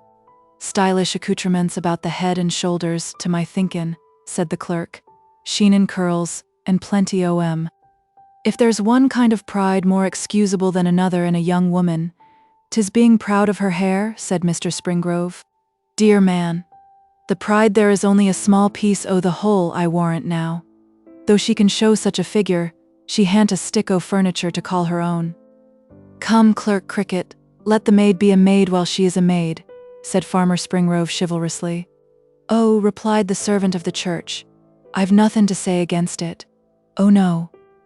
The chimney sweeper's daughter Sue, as I have heard declare, oh, although she's neither sock nor shoe, will curl and deck her hair, oh." Cytherea was rather disconcerted at finding that the gradual cessation of the chopping of the mill was on her account, and still more when she saw all the cider-maker's eyes fixed upon her except Mr. Springrove's, whose natural delicacy restrained him. She neared the plot of grass, but instead of advancing further, hesitated on its border. Mr. Springrove perceived her embarrassment, which was relieved when she saw his old established figure coming across to her, wiping his hands in his apron. "I know your errand, Missy," he said, "and am glad to see you and attend to it. I'll step indoors. If you are busy, I am in no hurry for a minute or two," said Cytherea. "Then if so be you really wouldn't mind, we'll wring down this last filling to let it drain all night." "Not at all. I like to see you." "We are only just grinding down the early pickthongs and griffins," continued the farmer, in a half-apologetic tone for detaining by his cider-making any well-dressed woman. "They rot as black as a chimney crook if we keep 'em till the regulars turn in." As he spoke, he went back to the press, Cytherea keeping at his elbow. "I'm later than I should have been by rights," he continued, taking up a lever for propelling the screw, and beckoning to the men to come forward. "The truth is, my son Edward had promised to come today, and I made preparations, but instead of him comes a letter, 'London, September the 18th, dear father,' says he, and went on to tell me he couldn't. It threw me out a bit." "Of course," said Cytherea. "He's got a place, I believe?" said the clerk, drawing near. "No, poor mortal fellow, no. He tried for this one here, you know, but couldn't manage to get it. I don't know the rights o' the matter, but willy-nilly they wouldn't have him for steward. Now, mates, form in line." Springrove, the clerk, the grinders, and Gad all ranged themselves behind the lever of the screw and walked round like soldiers wheeling. "The man that the old queen hev got is a man you can hardly get upon your tongue to gainsay, by the look o'," rejoined Clerk Cricket. "One o' them people that can contrive to be thought no worse for stealin' a horse than another man for lookin' over hedge at en," said a grinder. "Well, he's all there as steward and is quite the gentleman, no doubt about that. So would my Ted ha' been, for the matter o' that," the farmer said. "That's true, a would, sir," I said. "I'll give Ted a good education if it do cost me my eyes, and I would have done it." "Aye, that you would so," said the chorus of assistants solemnly. "But he took to books and drawing naturally, and cost very little, and as a wind-up the women folk hatched up a match between him and his cousin." "When's the weddin' to be, Mr. Springrove?" "Uncertain, but soon, I suppose. Edward, you see, can do anything pretty nearly, and yet can't get a straightforward living. I wish sometimes I had kept him here, and let professions go, but he was such a one for the pencil." He dropped the lever in the hedge, and turned to his visitor. "Now then, Missy, if you'll come indoors, please." Gad Weedy looked with a placid criticism at Cytherea as she withdrew with the farmer. "I could tell by the tongue o' her that she didn't take her degrees in our county," he said in an undertone. "The railways have left you lonely here," she observed, when they were indoors. Save the withered old flies, which were quite tame from the solitude, not a being was in the house. Nobody seemed to have entered it since the last passenger had been called out to mount the last stagecoach that had run by. "Yes, the inn and I seem almost a pair of fossils," the farmer replied, looking at the room and then at himself. "Oh, Mr. Springrove," said Cytherea, suddenly recollecting herself, "I am much obliged to you for recommending me to Miss Aldclyffe." She began to warm towards the old man. There was in him a gentleness of disposition which reminded her of her own father. "Recommending?" "Not at all, miss. Ted, that's my son. Ted said a fellow draughtsman of his had a sister who wanted to be doing something in the world, and I mentioned it to the housekeeper. That's all. I miss my son very much." She kept her back to the window that he might not see her rising color. "Yes," he continued, "sometimes I can't help feeling uneasy about him. You know, he seems not made for a town life exactly. He gets very queer over it sometimes, I think. Perhaps he'll be better when he's married to Adelaide." A half-impatient feeling arose in her, like that which possesses a sick person when he hears a recently struck hour struck again by a slow clock. She had lived further on. "Everything depends upon whether he loves her," she said tremulously. "He used to, he doesn't show it so much now, but that's because he's older. You see, it was several years ago they first walked together as young man and young woman. She's altered too from what she was when he first courted her." "How, sir?" "Oh, she's more sensible by half. When he used to write to her, she'd creep up the lane and look back over her shoulder, and slide out the letter, and read a word and stand in thought looking at the hills and seeing none. Then the cuckoo would cry, away the letter would slip, and she'd start with fright at the mere bird, and have a red skin before the quickest man among ye could say, blood rush up. He came forward with the money and dropped it into her hand. His thoughts were still with Edward, and he absently took her little fingers in his as he said, earnestly and ingenuously, "'Tis so seldom I get a gentlewoman to speak to that I can't help speaking to you, Miss Grey, on my fears for Edward.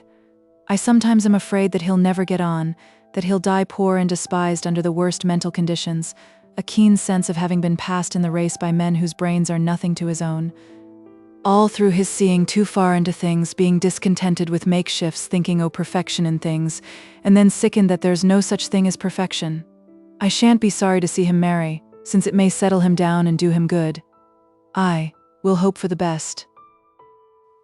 He let go her hand and accompanied her to the door, saying, "If you should care to walk this way and talk to an old man once now and then, it will be a great delight to him, Miss Grey. Good evening to ye. Look, a thunderstorm is brewing, be quick home, or shall I step up with you?" "No thank you, Mr. Springrove." "Good evening," she said in a low voice, and hurried away. One thought still possessed her. Edward had trifled with her love. 5 to 6 p.m.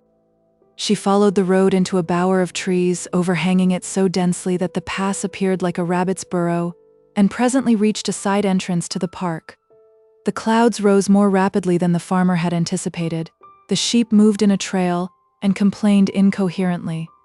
Livid gray shades, like those of the modern French painters, made a mystery of the remote and dark parts of the vista, and seemed to insist upon a suspension of breath. Before she was halfway across the park, the thunder rumbled distinctly. The direction in which she had to go would take her close by the old manor house. The air was perfectly still, and between each low rumble of the thunder behind, she could hear the roar of the waterfall before her, and the creak of the engine among the bushes hard by it. Hurrying on with a growing dread of the gloom and of the approaching storm, she drew near the old house, now rising before her against the dark foliage and sky in tones of strange whiteness. On the flight of steps which descended from a terrace in front to the level of the park, stood a man. He appeared, partly from the relief the position gave to his figure, and partly from fact, to be of towering height. He was dark in outline, and was looking at the sky, with his hands behind him. It was necessary for Cytherea to pass directly across the line of his front. She felt so reluctant to do this, that she was about to turn under the trees out of the path and enter it again at a point beyond the old house. But he had seen her, and she came on mechanically, unconsciously averting her face a little, and dropping her glance to the ground. Her eyes unswervingly lingered along the path until they fell upon another path branching in a right line from the path she was pursuing. It came from the steps of the old house. "I am exactly opposite him now," she thought, "and his eyes are going through me." A clear masculine voice said at the same instant, "Are you afraid?" She, interpreting his question by her feelings at the moment, assumed himself to be the object of fear, if any. "I don't think I am," she stammered. He seemed to know that she thought in that sense. "Of the thunder, I mean," he said, "not of myself." She must turn to him now. "I think it is going to rain," she remarked, for the sake of saying something. He could not conceal his surprise and admiration of her face and bearing. He said courteously, "It may possibly not rain before you reach the house, if you're going there?" "Yes, I am." "May I walk up with you?" "It is lonely under the trees." "No." Fearing his courtesy arose from a belief that he was addressing a woman of higher station than was hers, she added, "I am Miss Aldclyffe's companion. I don't mind the loneliness." "Oh, Miss Aldclyffe's companion. Then will you be kind enough to take a subscription to her?" "She sent to me this afternoon to ask me to become a subscriber to her society, and I was out. Of course I'll subscribe if she wishes it. I take a great interest in the society." "Miss Aldclyffe will be glad to hear that, I know." "Yes. Let me see, what society did she say it was? I am afraid I haven't enough money in my pocket, and yet it would be a satisfaction to her to have practical proof of my willingness. I'll get it, and be out in 1 minute." He entered the house and was at her side again within the time he had named. "This is it," he said pleasantly. She held up her hand. The soft tips of his fingers brushed the palm of her glove as he placed the money within it. She wondered why his fingers should have touched her. "I think after all," he continued, "that the rain is upon us and will drench you before you reach the house. Yes, see there." He pointed to a round wet spot as large as a nasturtium leaf, which had suddenly appeared upon the white surface of the step.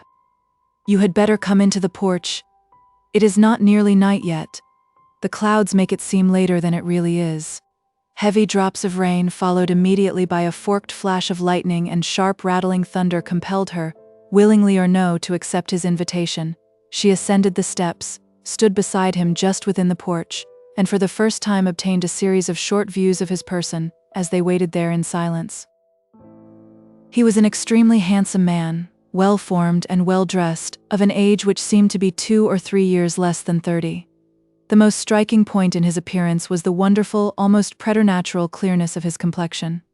There was not a blemish or speck of any kind to mar the smoothness of its surface or the beauty of its hue. Next, his forehead was square and broad, his brows straight and firm, his eyes penetrating and clear. By collecting the round of expressions they gave forth, a person who theorized on such matters would have imbibed the notion that their owner was of a nature to kick against the pricks, the last man in the world to put up with a position because it seemed to be his destiny to do so.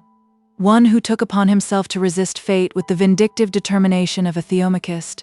Eyes and forehead both would have expressed keenness of intellect too severely to be pleasing, had their force not been counteracted by the lines and tone of the lips. These were full and luscious to a surprising degree, possessing a woman-like softness of curve, and a ruby redness so intense as to testify strongly to much susceptibility of heart where feminine beauty was concerned, a susceptibility that might require all the ballast of brain with which he had previously been credited to confine within reasonable channels. His manner was rather elegant than good, his speech well finished and unconstrained. The pause in their discourse, which had been caused by the peal of thunder, was unbroken by either for a minute or two, during which the ears of both seemed to be absently following the low roar of the waterfall, as it became gradually rivaled by the increasing rush of rain upon the trees and herbage of the grove. After her short looks at him, Cytherea had turned her head towards the avenue for a while, and now, glancing back again for an instant, she discovered that his eyes were engaged in a steady, though delicate, regard of her face and form. At this moment, by reason of the narrowness of the porch, their dresses touched and remained in contact.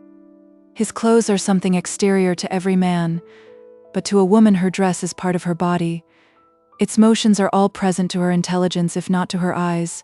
No man knows how his coat-tails swing. By the slightest hyperbole it may be said that her dress has sensation, crease but the very ultima thule of fringe or flounce, and it hurts her as much as pinching her. Delicate antennae or feelers bristle on every outlying frill.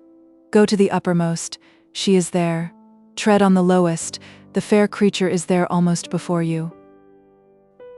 Thus the touch of clothes, which was nothing to Manston, sent a thrill through Cytherea, seeing moreover that he was of the nature of a mysterious stranger. She looked out again at the storm, but still felt him. At last, to escape the sensation, she moved away, though by so doing it was necessary to advance a little into the rain. "Look, the rain is coming into the porch upon you," he said. "Step inside the door." Cytherea hesitated. "Perfectly safe, I assure you," he added, laughing and holding the door open. "You shall see what a state of disorganization I am in. Boxes on boxes, furniture, straw, crockery, in every form of transposition. An old woman is in the back quarters somewhere, beginning to put things to rights. You know the inside of the house, I dare say?" "I have never been in." "Oh well, come along here, you see, they have made a door through. Here they have put a partition dividing the old hall into two. One part is now my parlor. There they have put a plaster ceiling, hiding the old chestnut-carved roof because it was too high and would have been chilly for me. You see, being the original hall, it was open right up to the top, and here the lord of the manor and his retainers used to meet and be merry by the light from the monstrous fire which shone out from that monstrous fireplace, now narrowed to a mere nothing for my grate, though you can see the old outline still. I almost wish I could have had it in its original state, with more romance and less comfort." Yes, exactly. Well, perhaps the wish is not deep-seated. You will see how the things are tumbled in anyhow, packing cases and all. The only piece of ornamental furniture yet unpacked is this one. An organ? Yes, an organ. I made it myself, except the pipes. I opened the case this afternoon to commence soothing myself at once. It is not a very large one, but quite big enough for a private house. You play, I dare say? The piano. I am not at all used to an organ. You would soon acquire the touch for an organ, though it would spoil your touch for the piano. Not that that matters a great deal. A piano isn't much as an instrument. It is the fashion to say so now. I think it is quite good enough. That isn't altogether a right sentiment about things being good enough. No. No. What I mean is that the men who despise pianos do it as a rule from their teeth, merely for fashion's sake, because cleverer men have said it before them, not from the experience of their ears. Now Cytherea all at once broke into a blush at the consciousness of a great snub she had been guilty of in her eagerness to explain herself. He charitably expressed by a look that he did not in the least mind her blunder, if it were one, and this attitude forced him into a position of mental superiority which vexed her. I play for my private amusement only, he said. I have never learned scientifically. All I know is what I taught myself. The thunder, lightning, and rain had now increased to a terrific force.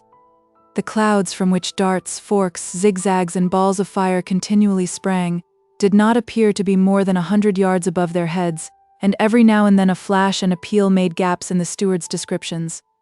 He went towards the organ, in the midst of a volley which seemed to shake the aged house from foundations to chimney.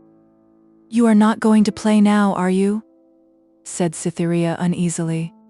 "Oh yes." "Why not now?" he said. "You can't go home, and therefore we may as well be amused if you don't mind sitting on this box. The few chairs I have unpacked are in the other room." Without waiting to see whether she sat down or not, he turned to the organ and began extemporizing a harmony which meandered through every variety of expression of which the instrument was capable. Presently he ceased, and began searching for some music book. "What a splendid flash," he said, as the lightning again shone in through the mullioned window which, of a proportion to suit the whole extent of the original hall, was much too large for the present room. The thunder pealed again. Cytherea, in spite of herself, was frightened, not only at the weather, but at the general unearthly weirdness which seemed to surround her there. "I wish the lightning wasn't so bright. Do you think it will last long?" she said timidly. "It can't last much longer," he murmured, without turning, running his fingers again over the keys. "But this is nothing," he continued, suddenly stopping and regarding her. "It seems brighter because of the deep shadow under those trees yonder. Don't mind it. Now look at me. Look in my face now." He had faced the window, looking fixedly at the sky with his dark, strong eyes. She seemed compelled to do as she was bidden, and looked in the too delicately beautiful face. The flash came, but he did not turn or blink, keeping his eyes fixed as firmly as before. "There," he said, turning to her, "that's the way to look at lightning." "Oh, it might have blinded you," she exclaimed. "Nonsense, not lightning of this sort. I shouldn't have stared at it if there had been danger. It is only sheet lightning now. Now, will you have another piece? Something from an oratorio this time?" "No, thank you, I don't want to hear it whilst it thunders so." But he had begun without heeding her answer, and she stood motionless again, marveling at the wonderful indifference to all external circumstance which was now evinced by his complete absorption in the music before him. "Why do you play such saddening chords?" she said, when he next paused. "Because I like them, I suppose?" said he lightly. "Don't you like sad impressions sometimes?" "Yes, sometimes, perhaps. When you are full of trouble." "Yes. Well, why shouldn't I when I'm full of trouble?" "Are you troubled?" "I am troubled." He said this thoughtfully and abruptly, so abruptly that she did not push the dialogue further. He now played more powerfully. Cytherea had never heard music in the completeness of full orchestral power, and the tones of the organ, which reverberated with considerable effect in the comparatively small space of the room, heightened by the elemental strife of light and sound outside, moved her to a degree out of proportion to the actual power of the mere notes. practiced as was the hand that produced them. The varying strains, now loud, now soft, simple, complicated, weird, touching, grand, boisterous, subdued, each phase distinct, yet modulating into the next with a graceful and easy flow, shook and bent her to themselves, as a gushing brook shakes and bends a shadow cast across its surface. The power of the music did not show itself so much by attracting her attention to the subject of the piece, as by taking up and developing as its libretto the poem of her own life and soul, shifting her deeds and intentions from the hands of her judgment and holding them in its own. She was swayed into emotional opinions concerning the strange man before her. New impulses of thought came with new harmonies, and entered into her with a gnawing thrill. A dreadful flash of lightning then, and the thunder close upon it. She found herself involuntarily shrinking up beside him and looking with parted lips at his face. He turned his eyes and saw her emotion, which greatly increased the ideal element in her expressive face. She was in the state in which woman's instinct to conceal has lost its power over her impulse to tell, and he saw it. Bending his handsome face over her till his lips almost touched her ear, he murmured, without breaking the harmonies, "Do you very much like this piece?" "Very much indeed," she said. "I could see you were affected by it. I will copy it for you. Thank you much. I will bring it to the house to you tomorrow. Who shall I ask for?" "Oh, not for me. Don't bring it," she said hastily. "I shouldn't like you to. Let me see, tomorrow evening at 7 or a few minutes past I shall be passing the waterfall on my way home. I could conveniently give it you there, and I should like you to have it." He modulated into the pastoral symphony, still looking in her eyes. "Very well," she said, to get rid of the look. The storm had by this time considerably decreased in violence, and in 7 or 10 minutes the sky partially cleared, the clouds around the western horizon becoming lighted up with the rays of the sinking sun. Cytherea drew a long breath of relief and prepared to go away. She was full of a distressing sense that her detention in the old manor house, and the acquaintanceship it had set on foot, was not a thing she wished. It was such a foolish thing to have been excited and dragged into frankness by the wiles of a stranger. "Allow me to come with you," he said, accompanying her to the door, and again showing by his behavior how much he was impressed with her. His influence over her had vanished with the musical chords, and she turned her back upon him. "May I come?" he repeated. "No, no. The distance is not 1/4 of a mile, it is really not necessary, thank you," she said quietly, and wishing him good evening, without meeting his eyes, she went down the steps, leaving him standing at the door. "Oh, how is it that man has so fascinated me?" was all she could think. Her own self, as she had sat spellbound before him, was all she could see. Her gait was constrained from the knowledge that his eyes were upon her until she had passed the hollow by the waterfall, and by ascending the rise had become hidden from his view by the boughs of the overhanging trees. 5, 6 to 7 p.m. The wet, shining road threw the western glare into her eyes with an invidious luster which rendered the restlessness of her mood more wearying. Her thoughts flew from idea to idea without asking for the slightest link of connection between one and another. One moment she was full of the wild music and stirring scene with Manston. The next, Edward's image rose before her like a shadowy ghost. Then Manston's black eyes seemed piercing her again, and the reckless, voluptuous mouth appeared bending to the curves of his special words. What could be those troubles to which he had alluded? Perhaps Miss Aldclyffe was at the bottom of them. Sad at heart, she paced on. Her life was bewildering her. On coming into Miss Aldclyffe's presence, Cytherea told her of the incident, not without a fear that she would burst into one of her ungovernable fits of temper at learning Cytherea's slight departure from the programme. But, strangely to Cytherea, Miss Aldclyffe looked delighted. The usual cross-examination followed. "And so you were with him all that time?" said the lady, with assumed severity. "Yes, I was." "I did not tell you to call at the old house twice." "I didn't call, as I have said. He made me come into the porch." "What remarks did he make, do you say?" "That the lightning was not so bad as I thought." "A very important remark. That—" "Did he?" She turned her glance full upon the girl, and eyeing her searchingly said, "Did he say anything about me?" "Nothing," said Cytherea, returning her gaze calmly. except that I was to give you the subscription." "You're quite sure?" "Quite. I believe you. Did he say anything striking or strange about himself?" "Only one thing, that he was troubled." "Troubled." After saying the word, Miss Aldclyffe relapsed into silence. Such behavior as this had ended, on most previous occasions, by her making a confession, and Cytherea expected one now. But for once she was mistaken, nothing more was said.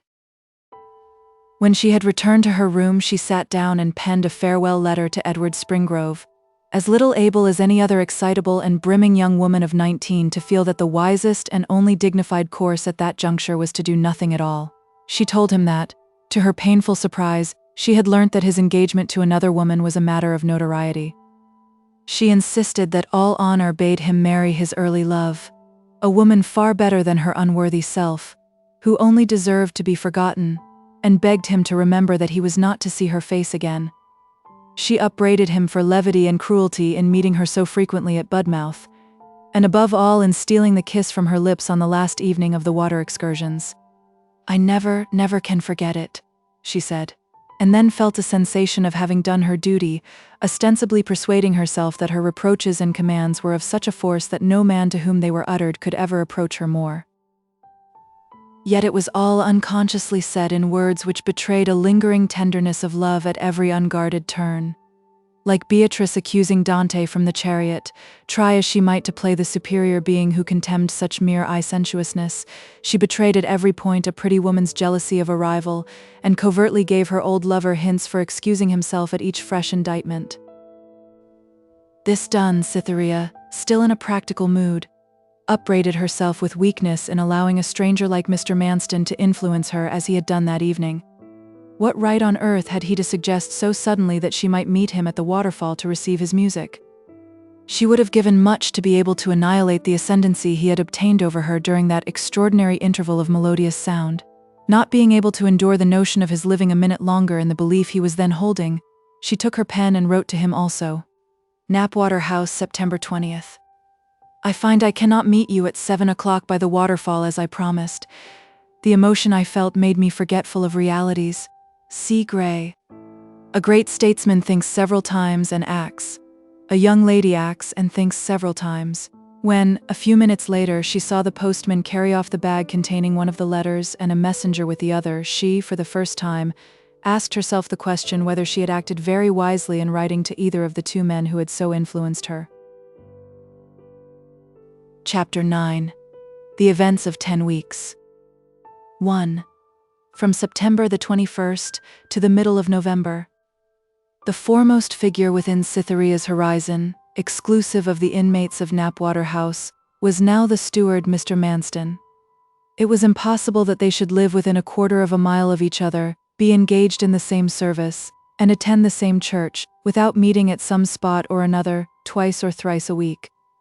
On Sundays in her pew, when by chance she turned her head, Cytherea found his eyes waiting desirously for a glimpse of hers, and, at first more strangely, the eyes of Miss Aldclyffe furtively resting on him.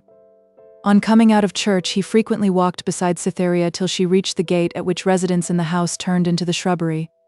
By degrees a conjecture grew to a certainty. She knew that he loved her. But a strange fact was connected with the development of his love.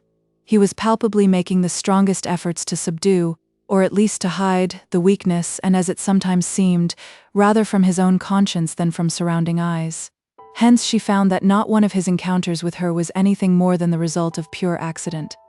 He made no advances whatever. Without avoiding her, he never sought her. The words he had whispered at their first interview now proved themselves to be quite as much the result of unguarded impulse as was her answer. Something held him back, bound his impulse down, but she saw that it was neither pride of his person, nor fear that she would refuse him, a course she unhesitatingly resolved to take should he think fit to declare himself. She was interested in him and his marvelous beauty, as she might have been in some fascinating panther or leopard. For some undefinable reason she shrank from him, even whilst she admired.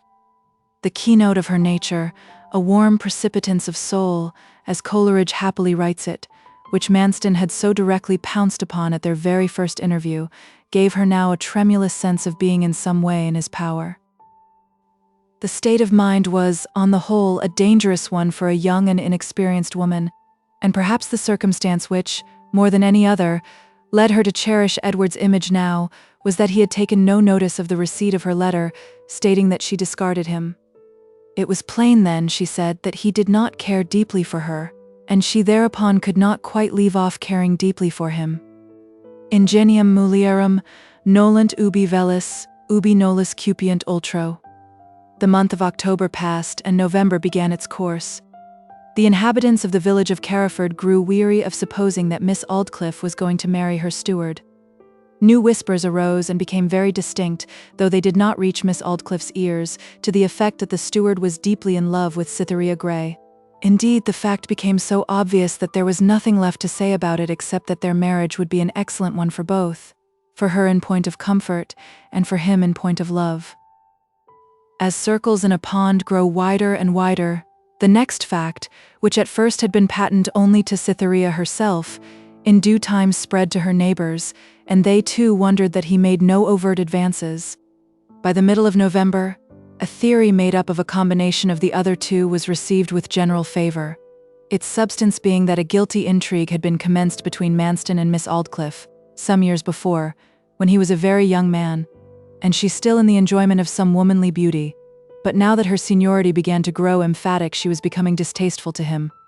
His fear of the effect of the lady's jealousy would, they said, thus lead him to conceal from her his new attachment to Cytherea, almost the only woman who did not believe this was Cytherea herself, on unmistakable grounds, which were hidden from all besides. It was not only in public, but even more markedly in secluded places, on occasions when gallantry would have been safe from all discovery, that this guarded course of action was pursued, all the strength of a consuming passion burning in his eyes the while. 2. November the 18th. It was on a Friday in this month of November that Owen Gray paid a visit to his sister. His zealous integrity still retained for him the situation at Budmouth, and in order that there should be as little interruption as possible to his duties there, he had decided not to come to Knapwater till late in the afternoon, and to return to Budmouth by the first train the next morning, Miss Aldclyffe having made a point of frequently offering him lodging for an unlimited period, to the great pleasure of Cytherea. He reached the house about 4 o'clock, and ringing the bell, asked of the page who answered it for Miss Grey. When Grey spoke the name of his sister, Manston, who was just coming out from an interview with Miss Aldclyffe, passed him in the vestibule and heard the question. The steward's face grew hot, and he secretly clenched his hands. He half crossed the court, then turned his head and saw that the lad still stood at the door, though Owen had been shown into the house. Manston went back to him. "Who was that man?" he said. "I don't know, sir." "Has he ever been here before?" "Yes, sir." "How many times?" "3. You are sure you don't know him?" "I think he is Miss Grey's brother, sir." "Then, why the devil didn't you say so before?" Manston exclaimed, and again went on his way. "Of course that was not the man of my dreams. Of course it couldn't be," he said to himself. "That I should be such a fool, such an utter fool. Good God, to allow a girl to influence me like this, day after day, till I am jealous of her very brother. A lady's dependent, a waif, a helpless thing entirely at the mercy of the world. Yes, curse it, that is just why it is, that fact of her being so helpless against the blows of circumstances which renders her so deliciously sweet." He paused opposite his house. Should he get his horse saddled? No. He went down the drive and out of the park, having started to proceed to an outlying spot on the estate concerning some draining, and to call at the potter's yard to make an arrangement for the supply of pipes. But a remark which Miss Aldclyffe had dropped in relation to Cytherea was what still occupied his mind, and had been the immediate cause of his excitement at the sight of her brother. Miss Aldclyffe had meaningfully remarked during their intercourse that Cytherea was wildly in love with Edward Springrove, in spite of his engagement to his cousin Adelaide. "How I am harassed," he said aloud, after deep thought for half an hour, while still continuing his walk with the greatest vehemence. "How I am harassed by these emotions of mine." He calmed himself by an effort. "Well, duty after all it shall be, as nearly as I can effect it. Honesty is the best policy. With which vigorously uttered resolve he once more attempted to turn his attention to the prosy object of his journey. The evening had closed in to a dark and dreary night when the steward came from the potter's door to proceed homewards again. The gloom did not tend to raise his spirits, and in the total lack of objects to attract his eye, he soon fell to introspection as before. It was along the margin of turnip fields that his path lay, and the large leaves of the crop struck flatly against his feet at every step, pouring upon them the rolling drops of moisture gathered upon their broad surfaces, but the annoyance was unheeded. Next, reaching a fir plantation, he mounted the stile and followed the path into the midst of the darkness produced by the overhanging trees. After walking under the dense shade of the inky boughs for a few minutes, he fancied he had mistaken the path, which as yet was scarcely familiar to him. This was proved directly afterwards by his coming at right angles upon some obstruction, which careful feeling with outstretched hands soon told him to be a rail fence. However, as the wood was not large, he experienced no alarm about finding the path again, and with some sense of pleasure halted a while against the rails, to listen to the intensely melancholy yet musical wail of the fir tops, and as the wind passed on, the prompt moan of an adjacent plantation in reply. He could just dimly discern the airy summits of the 2 or 3 trees nearest him waving restlessly backwards and forwards, and stretching out their boughs like hairy arms into the dull sky. The scene, from its striking and emphatic loneliness, began to grow congenial to his mood. All of humankind seemed at the antipodes. A sudden rattle on his right hand caused him to start from his reverie and turn in that direction. There before him he saw rise up from among the trees a fountain of sparks and smoke, then a red glare of light coming forward towards him, then a flashing panorama of illuminated oblong pictures, then the old darkness, more impressive than ever. The surprise, which had owed its origin to his imperfect acquaintance with the topographical features of that end of the estate, had been but momentary. The disturbance, a well-known one to dwellers by a railway, being caused by the 6:50 down train passing along a shallow cutting in the midst of the wood immediately below where he stood, the driver having the fire door of the engine open at the minute of going by. The train had, when passing him, already considerably slackened speed, and now a whistle was heard, announcing that Carriford Road Station was not far in its van. But contrary to the natural order of things, the discovery that it was only a commonplace train had not caused Manston to stir from his position of facing the railway. If the 6:50 down train had been a flash of forked lightning transfixing him to the earth, he could scarcely have remained in a more trance-like state. He still leant against the railings, his right hand still continued pressing on his walking stick, his weight on one foot, his other heel raised, his eyes wide open towards the blackness of the cutting. The only movement in him was a slight dropping of the lower jaw, separating his previously closed lips a little way, as when a strange conviction rushes home suddenly upon a man. A new surprise, not nearly so trivial as the first, had taken possession of him. It was on this account. At one of the illuminated windows of a second-class carriage in the series gone by, he had seen a pale face, reclining upon one hand, the light from the lamp falling full upon it. The face was a woman's. At last Manston moved, gave a whispering kind of whistle, adjusted his hat, and walked on again, cross-questioning himself in every direction as to how a piece of knowledge he had carefully concealed had found its way to another person's intelligence. "How can my address have become known?" he said at length audibly. "Well, it is a blessing I have been circumspect and honorable. In relation to that, yes, I will say it, for once, even if the words choke me, that darling of mine, Cytherea, never to be my own, never. I suppose all will come out now, all." The great sadness of his utterance proved that no mean force had been exercised upon himself to sustain the circumspection he had just claimed. He wheeled to the left, pursued the ditch beside the railway fence, and presently emerged from the wood, stepping into a road which crossed the railway by a bridge. As he neared home, the anxiety lately written in his face merged by degrees into a grimly humorous smile, which hung long upon his lips, and he quoted aloud a line from the book of Jeremiah. "A woman shall compass a man." 3. November the 19th. Daybreak. Before it was light the next morning, 2 little naked feet pattered along the passage in Knapwater House, from which Owen Gray's bedroom opened, and a tap was given upon his door. "Owen, Owen, are you awake?" said Cytherea in a whisper through the keyhole. You must get up directly, or you'll miss the train." When he descended to his sister's little room, he found her there already waiting with a cup of cocoa and a grilled rasher on the table for him.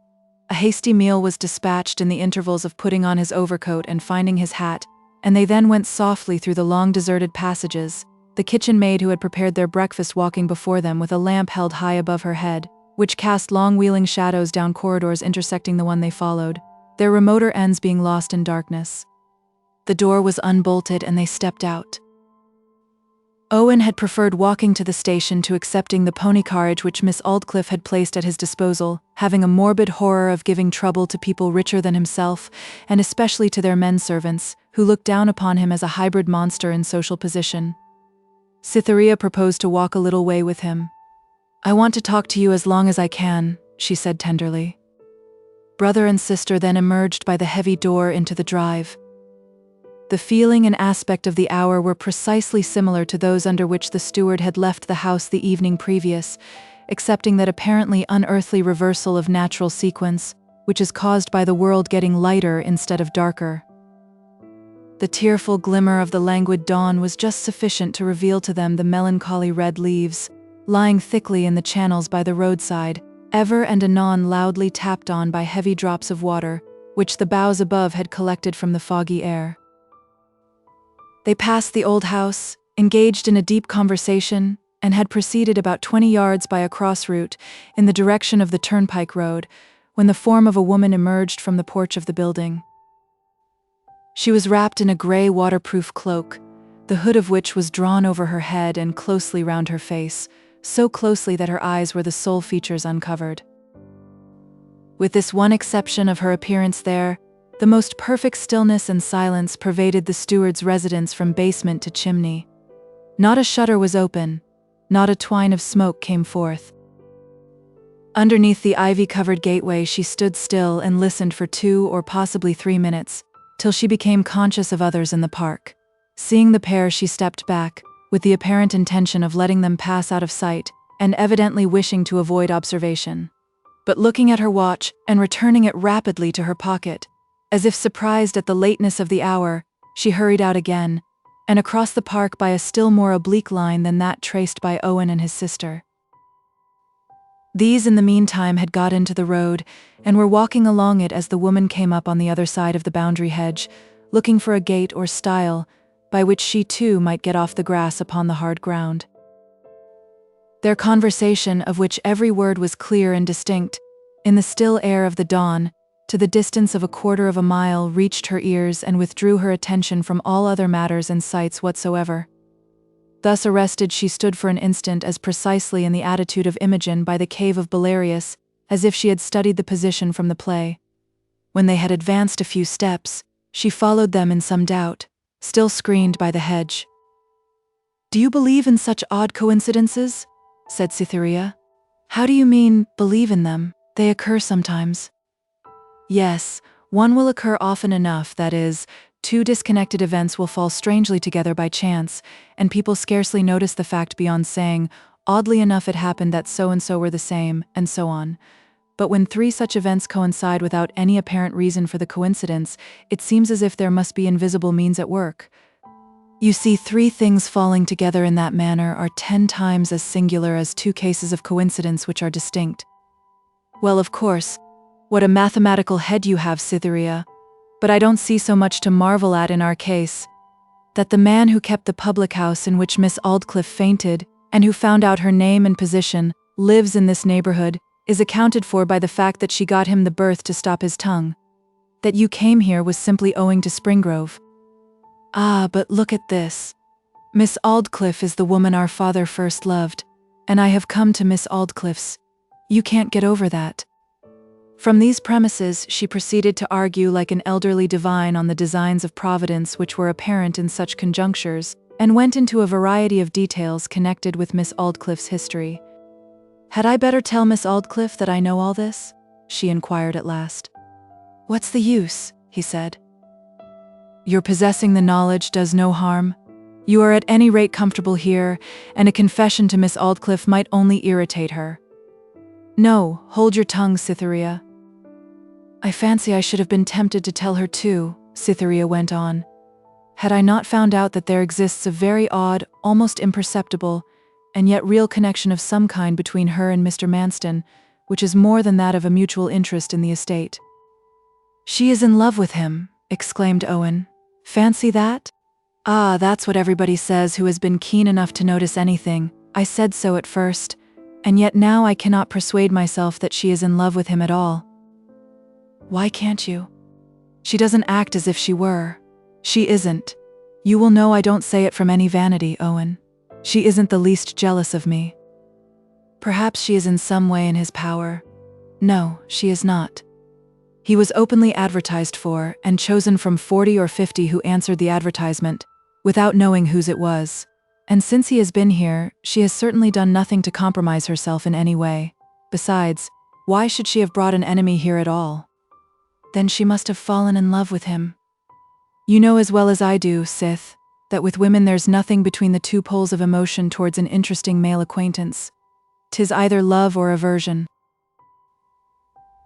They walked for a few minutes in silence, when Cytherea's eyes accidentally fell upon her brother's feet. "Owen," she said, "do you know that there is something unusual in your manner of walking?" "What is it like?" he asked. "I can't quite say, except that you don't walk so regularly as you used to." The woman behind the hedge, who had still continued to dog their footsteps, made an impatient movement at this change in their conversation, and looked at her watch again. Yet she seemed reluctant to give over listening to them. "Yes," Owen returned with assumed carelessness. "I do know it. I think the cause of it is that mysterious pain which comes just above my ankle sometimes.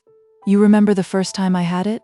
That day we went by steam packet to Lulstead Cove, when it hindered me from coming back to you, and compelled me to sleep with the gateman we have been talking about." "But is it anything serious, dear Owen?" Cytherea exclaimed with some alarm. "Oh, nothing at all. It is sure to go off again. I never find a sign of it when I sit in the office." Again their unperceived companion made a gesture of vexation, and looked at her watch as if time were precious. But the dialogue still flowed on upon this new subject, and showed no sign of returning to its old channel.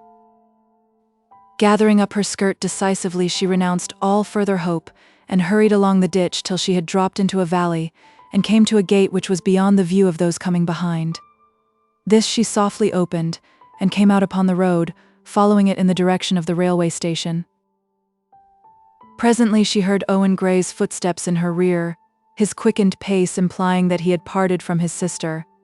The woman thereupon increased her rapid walk to a run, and in a few minutes safely distanced her fellow traveller. The railway at Carriford Road consisted only of a single line of rails, and the short local down train by which Owen was going to Budmouth was shunted on to a siding whilst the first up train passed. Gray entered the waiting room, and the door being open, he listlessly observed the movements of a woman wearing a long grey cloak and closely hooded, who had asked for a ticket for London. He followed her with his eyes onto the platform, saw her waiting there, and afterwards stepping into the train, his recollection of her ceasing with the perception. 8 to 10 o'clock a.m. Mrs. Cricket, twice a widow, and now the parish clerk's wife, a fine-framed, scandal-loving woman, with a peculiar corner to her eye by which, without turning her head, she could see what people were doing almost behind her, lived in a cottage standing nearer to the old manor house than any other in the village of Carriford, and she had on that account been temporarily engaged by the steward, as a respectable kind of charwoman and general servant, until a settled arrangement could be made with some person as permanent domestic. Every morning, therefore, Mrs. Cricket, immediately she had lighted the fire in her own cottage, and prepared the breakfast for herself and husband, paced her way to the old house to do the same for Mr. Manston. Then she went home to breakfast, and when the steward had eaten his, and had gone out on his rounds, she returned again to clear away, make his bed, and put the house in order for the day. On the morning of Owen Gray's departure, she went through the operations of her first visit as usual, proceeded home to breakfast, and went back again, to perform those of the second. Entering Manston's empty bedroom with her hands on her hips, she indifferently cast her eyes upon the bed, previously to dismantling it. Whilst she looked, she thought in an inattentive manner, what a remarkably quiet sleeper Mr. Manston must be. The upper bedclothes were flung back, certainly, but the bed was scarcely disarranged. Anybody would almost fancy, she thought, that he had made it himself after rising. But these evanescent thoughts vanished as they had come, and Mrs. Cricket set to work. She dragged off the counterpane, blankets and sheets, and stooped to lift the pillows. Thus stooping, something arrested her attention. She looked closely, more closely, very closely. "Well, to be sure," was all she could say. The clerk's wife stood as if the air had suddenly set to amber, and held her fixed like a fly in it. The object of her wonder was a trailing brown hair, very little less than a yard long, which proved it clearly to be a hair from some woman's head.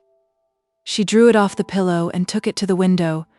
There, holding it out, she looked fixedly at it, and became utterly lost in meditation. Her gaze, which had at first actively settled on the hair, involuntarily dropped past its object by degrees and was lost on the floor, as the inner vision obscured the outer one. She at length moistened her lips, returned her eyes to the hair, wound it round her fingers, put it in some paper and secreted the whole in her pocket. Mrs. Cricket's thoughts were with her work no more that morning. She searched the house from roof tree to cellar, for some other trace of feminine existence or appurtenance, but none was to be found. She went out into the yard, coal hole, stable, hayloft, greenhouse, fowl house, and piggery, and still there was no sign. Coming in again, she saw a bonnet, eagerly pounced upon it, and found it to be her own. Hastily completing her arrangements in the other rooms, she entered the village again and called at once on the postmistress, Elizabeth Leete, an intimate friend of hers, and a female who sported several unique diseases and afflictions. Mrs. Cricket unfolded the paper, took out the hair, and waved it on high before the perplexed eyes of Elizabeth, which immediately mooned and wandered after it like a cat's. "What is it?" said Mrs. Leete, contracting her eyelids and stretching out towards the invisible object a narrow bony hand that would have been an unmitigated delight to the pencil of Carlo Crivelli. "You shall hear," said Mrs. Cricket, complacently gathering up the treasure into her own fat hand, and the secret was then solemnly imparted, together with the accident of its discovery. A shaving glass was taken down from a nail, laid on its back in the middle of a table by the window, and the hair spread carefully out upon it. The pair then bent over the table from opposite sides, their elbows on the edge, their hands supporting their heads, their foreheads nearly touching, and their eyes upon the hair. "He ha' been mad ater my Lady Cytherea," said Mrs. Cricket, "and 'tis my very belief the hair is—" "No tidden. Hers idden so dark as that," said Elizabeth. "Elizabeth, you know that as the faithful wife of a servant of the church, I should be glad to think as you do about the girl. Mind, I don't wish to say anything against Miss Grey, but this I do say, that I believe her to be a nameless thing, and she's no right to stick a moral clock in her face, and deceive the country in such a way. If she wasn't of a bad stock at the outset, she was bad in the plantin'. And if she wasn't bad in the plantin', she was bad in the growin'. And if not in the growin', she's made bad by what she's gone through since. But I have another reason for knowing it in hers," said Mrs. Leete. "Ah, I know whose it is then, Miss Aldclyffe's, upon my song. 'Tis the colour of hers, but I don't believe it to be hers either. Don't you believe what they do say about her and him?" "I say nothin' about that, but you don't know what I know about his letters." "What about 'em?" "He d post all his letters here except those for one person, and he d take to Budmouth. My son is in Budmouth post office, as you know, and as he d sit at desk he can see over the blind of the window all the people who d post letters. Mr. Manston d invariably go there with letters for that person. My boy d know him by sight well enough now." "Is it a she?" "'Tis a she." "What's her name?" The little stun-pole of a fellow couldn't call to mind more than that. "'Tis Miss Somebody, of London. However, that's the woman who ha' been here, depend upon, a wicked one. Some poor street wench escaped from Sodom, I warrant ye. Only to find herself in Gomorrah, seemingly." "That may be." No, Mrs. Leete. This is clear to me. 'Tis no miss who came here to see our steward last night, whenever she came or wherever she vanished. Do you think he would ha' let a miss get here how she could, go away how she would, without breakfast or help of any kind?" Elizabeth shook her head. Mrs. Cricket looked at her solemnly. "I say I know she had no help of any kind, I know it was so, for the grate was quite cold when I touched it this morning with these fingers, and he was still in bed. No, he wouldn't take the trouble to write letters to a girl and then treat her so offhand as that. There's a tie between 'em stronger than feelin'. She's his wife. He married. The Lord so is. What shall we hear next? Do he look married now? His are not the abashed eyes and lips of a married man. Perhaps she's a tame one, but she's his wife still. No, no, he's not a married man. Yes, yes, he is. I've had 3, and I ought to know. Well, well, said Mrs. Leete, giving way. Whatever may be the truth on, I trust Providence will settle it all for the best, as he always do. Aye, Elizabeth, rejoined Mrs. Cricket with a satirical sigh, as she turned on her foot to go home. Good people like you may say so, but I have always found Providence a different sort of feller. 5. November the 20th. It was Miss Aldclyffe's custom, a custom originated by her father, and nourished by her own exclusiveness, to unlock the post-bag herself every morning, instead of allowing the duty to devolve on the butler, as was the case in most of the neighboring county families. The bag was brought upstairs each morning to her dressing room, where she took out the contents, mostly in the presence of her maid and Cytherea, who had the entree of the chamber at all hours, and attended there in the morning at a kind of reception on a small scale, which was held by Miss Aldclyffe of her namesake only. Here she read her letters before the glass, whilst undergoing the operation of being brushed and dressed. What woman can this be, I wonder? She said on the morning succeeding that of the last section. London North. It is the first time in my life I ever had a letter from that outlandish place, the north side of London. Cytherea had just come into her presence to learn if there was anything for herself, and on being thus addressed, walked up to Miss Aldclyffe's corner of the room to look at the curiosity which had raised such an exclamation. But the lady, having opened the envelope and read a few lines, put it quickly in her pocket, before Cytherea could reach her side. "Oh, 'tis nothing," she said. She proceeded to make general remarks in a noticeably forced tone of sang-froid, from which she soon lapsed into silence. Not another word was said about the letter. She seemed very anxious to get her dressing done, and the room cleared. Thereupon Cytherea went away to the other window, and a few minutes later left the room to follow her own pursuits. It was late when Miss Aldclyffe descended to the breakfast table, and then she seemed there to no purpose. Tea, coffee, eggs, cutlets, and all their accessories were left absolutely untasted. The next that was seen of her was when walking up and down the south terrace and round the flower beds. Her face was pale and her tread was fitful, and she crumpled a letter in her hand. Dinner time came round as usual. She did not speak 10 words, or indeed seem conscious of the meal. For all that Miss Aldclyffe did in the way of eating, dinner might have been taken out as intact as it was taken in. In her own private apartment, Miss Aldclyffe again pulled out the letter of the morning. One passage in it ran thus: "Of course, being his wife, I could publish the fact and compel him to acknowledge me at any moment, notwithstanding his threats, and reasonings that it will be better to wait. I have waited, and waited again, and the time for such acknowledgement seems no nearer than at first. To show you how patiently I have waited, I can tell you that not till a fortnight ago, when by stress of circumstances I had been driven to new lodgings, have I ever assumed my married name, solely on account of its having been his request all along that I should not do it. This writing to you, madam, is my first disobedience, and I am justified in it. A woman who is driven to visit her husband like a thief in the night, and then sent away like a street dog left to get up, unbolt, unbar, and find her way out of the house as she best may, is justified in doing anything. But should I demand of him a restitution of rights, there would be involved a publicity which I could not endure, and a noisy scandal flinging my name the length and breadth of the country.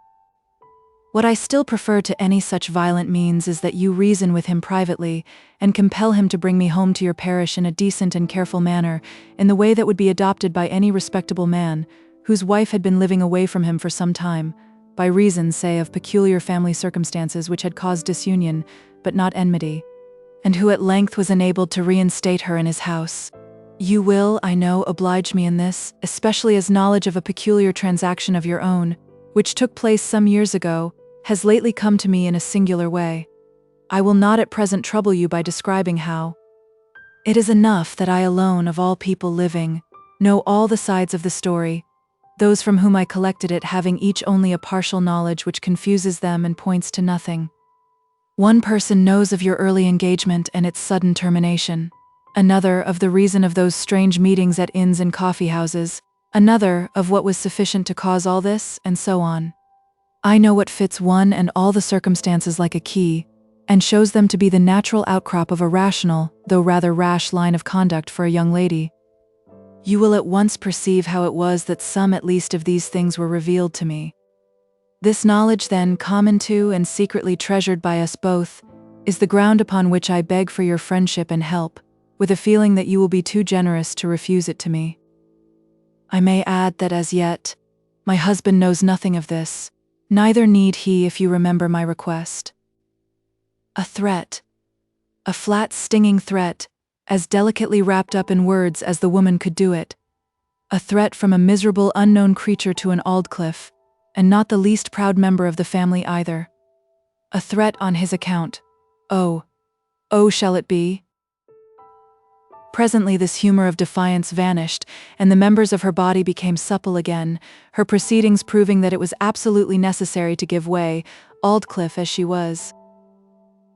She wrote a short answer to Mrs. Manston, saying civilly that Mr. Manston's possession of such a near relation was a fact quite new to herself, and that she would see what could be done in such an unfortunate affair. 6. November the 21st. Manston received a message the next day requesting his attendance at the house punctually at 8 o'clock the ensuing evening. Miss Aldclyffe was brave and imperious, but with the purpose she had in view she could not look him in the face whilst daylight shone upon her. The steward was shown into the library.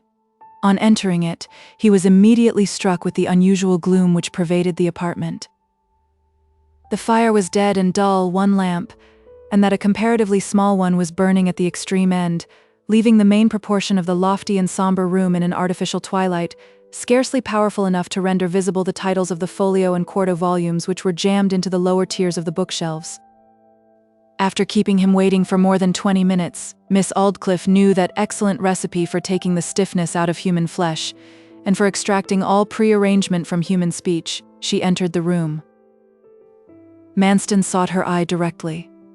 The hue of her features was not discernible, but the calm glance she flung at him, from which all attempt at returning his scrutiny was absent, awoke him to the perception that probably his secret was by some means or other known to her. How it had become known he could not tell. She drew forth the letter, unfolded it, and held it up to him, letting it hang by one corner from between her finger and thumb, so that the light from the lamp, though remote, fell directly upon its surface. "You know whose writing this is?" she said. He saw the strokes plainly, instantly resolving to burn his ships and hazard all on an advance. "My wife's," he said calmly. His quiet answer threw her off her balance. She had no more expected an answer than does a preacher when he exclaims from the pulpit, "Do you feel your sin?" She had clearly expected a sudden alarm. "And why all this concealment?" she said again, her voice rising, as she vainly endeavored to control her feelings, whatever they were. "It doesn't follow that, because a man is married, he must tell every stranger of it, madam," he answered, just as calmly as before. "Stranger. Well, perhaps not, but, Mr. Manston, why did you choose to conceal it, I ask again? I have a perfect right to ask this question, as you will perceive if you consider the terms of my advertisement. I will tell you. There were two simple reasons. The first was this practical one. You advertised for an unmarried man, if you remember?" "Of course I remember." "Well, an incident suggested to me that I should try for the situation. I was married, but, knowing that in getting an office where there is a restriction of this kind, leaving one's wife behind is always accepted as a fulfillment of the condition, I left her behind for a while. The other reason is that these terms of yours afforded me a plausible excuse for escaping for a short time the company of a woman I had been mistaken in marrying." "Mistaken? What was she?" the lady inquired. "A third-rate actress whom I met with during my stay in Liverpool last summer, where I had gone to fulfill a short engagement with an architect." "Where did she come from?" "She is an American by birth, and I grew to dislike her when we had been married a week." She was ugly, I imagine? She is not an ugly woman by any means. Up to the ordinary standard? Quite up to the ordinary standard indeed, handsome. After a while we quarreled and separated. You did not ill-use her, of course, said Miss Aldclyffe, with a little sarcasm. I did not. But at any rate, you got thoroughly tired of her. Manston looked as if he began to think her questions out of place. However, he said quietly, I did get tired of her. I never told her so, but we separated. I to come here, bringing her with me as far as London and leaving her there in perfectly comfortable quarters. And though your advertisement expressed a single man, I have always intended to tell you the whole truth. And this was when I was going to tell it. When your satisfaction with my careful management of your affairs should have proved the risk to be a safe one to run. She bowed. Then I saw that you were good enough to be interested in my welfare to a greater extent than I could have anticipated or hoped, judging you by the frigidity of other employers, and this caused me to hesitate. I was vexed at the complication of affairs. So matters stood till 3 nights ago. I was then walking home from the pottery, and came up to the railway. The down train came along close to me, and there, sitting at a carriage window, I saw my wife. She had found out my address, and had thereupon determined to follow me here. I had not been home many minutes before she came in.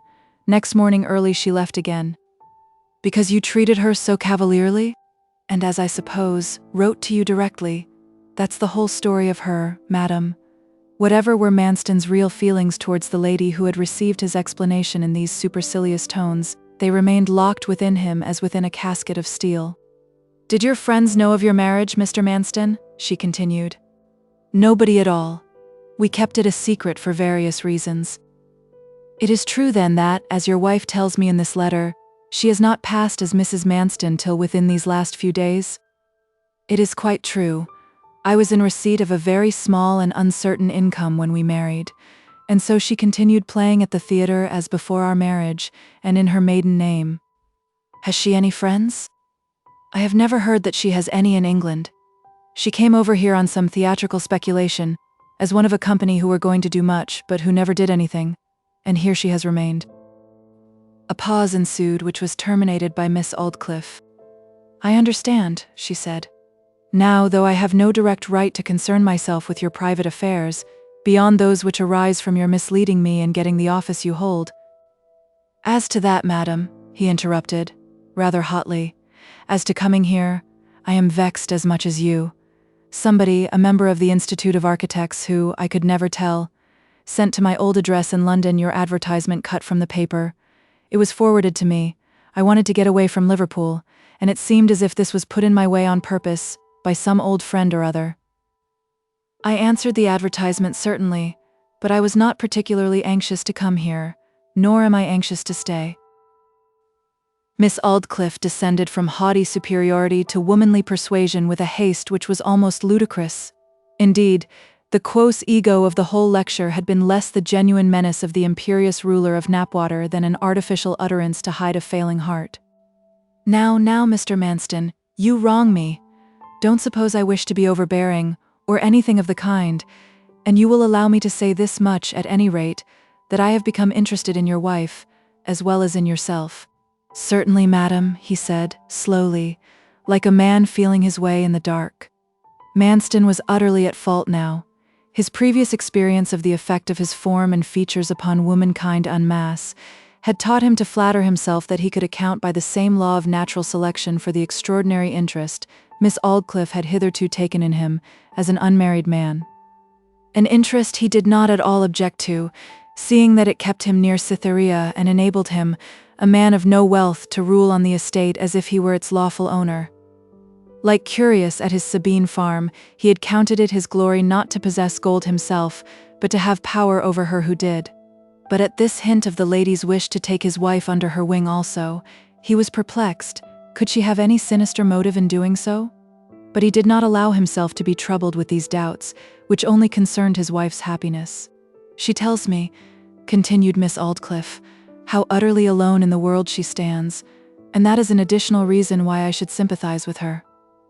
Instead, then, of requesting the favor of your retirement from the post, and dismissing your interests altogether, I will retain you as my steward still, on condition that you bring home your wife, and live with her respectably, in short, as if you loved her, you understand.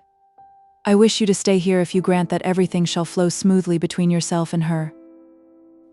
The breast and shoulders of the steward rose, as if an expression of defiance was about to be poured forth. Before it took form, he controlled himself and said in his natural voice, "My part of the performance shall be carried out, madam." "And her anxiety to obtain a standing in the world ensures that hers will," replied Miss Aldclyffe. "That will be satisfactory, then." After a few additional remarks, she gently signified that she wished to put an end to the interview. The steward took the hint and retired. He felt vexed and mortified, yet in walking homeward he was convinced that telling the whole truth as he had done, with the single exception of his love for Cytherea, which he tried to hide even from himself, had never served him in better stead than it had done that night. Manston went to his desk and thought of Cytherea's beauty with the bitterest, wildest regret. After the lapse of a few minutes he calmed himself by a stoical effort, and wrote the subjoined letter to his wife. Knapwater, November 21st, 1864. Dear Eunice, I hope you reached London safely after your flighty visit to me.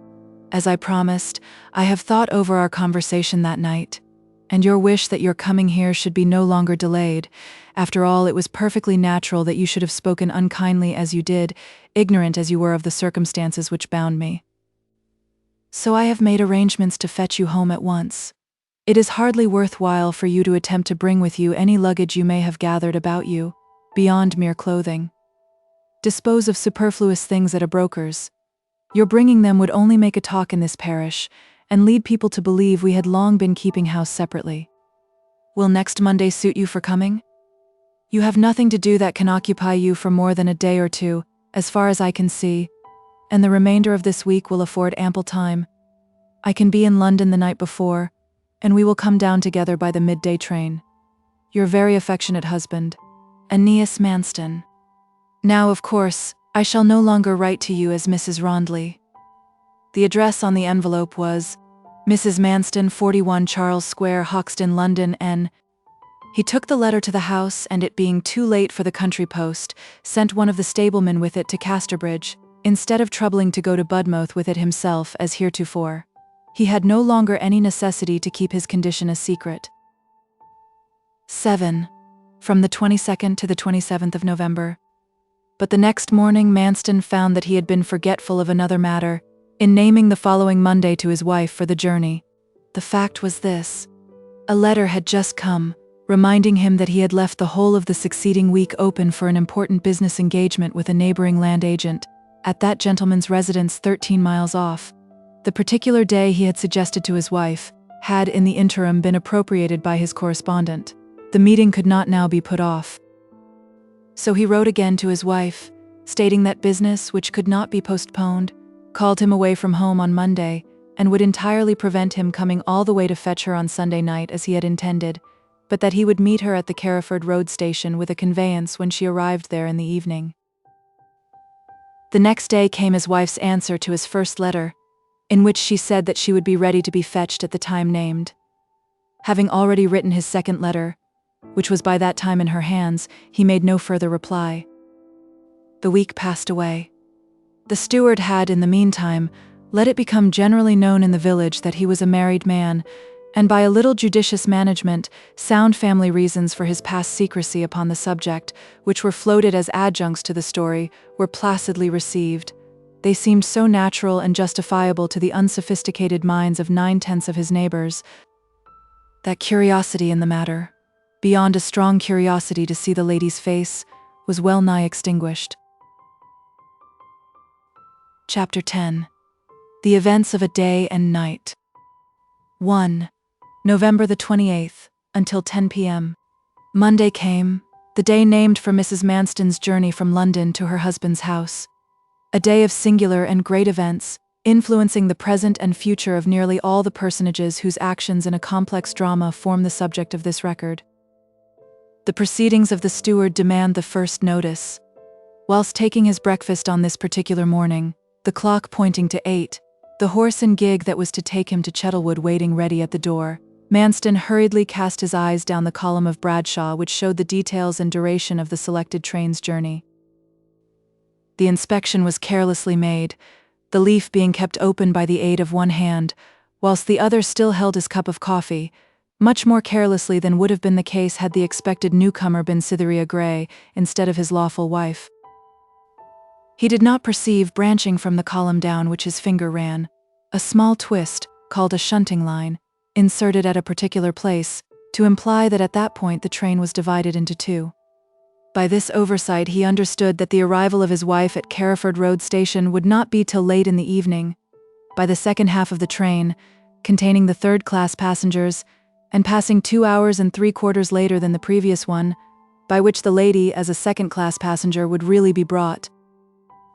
He then considered that there would be plenty of time for him to return from his day's engagement to meet this train. He finished his breakfast, gave proper and precise directions to his servant on the preparations that were to be made for the lady's reception, jumped into his gig, and drove off to Lord Claydonfield's at Chettlewood. He went along by the front of Knapwater House. He could not help turning to look at what he knew to be the window of Cytherea's room. Whilst he looked, a hopeless expression of passionate love and sensuous anguish came upon his face and lingered there for a few seconds.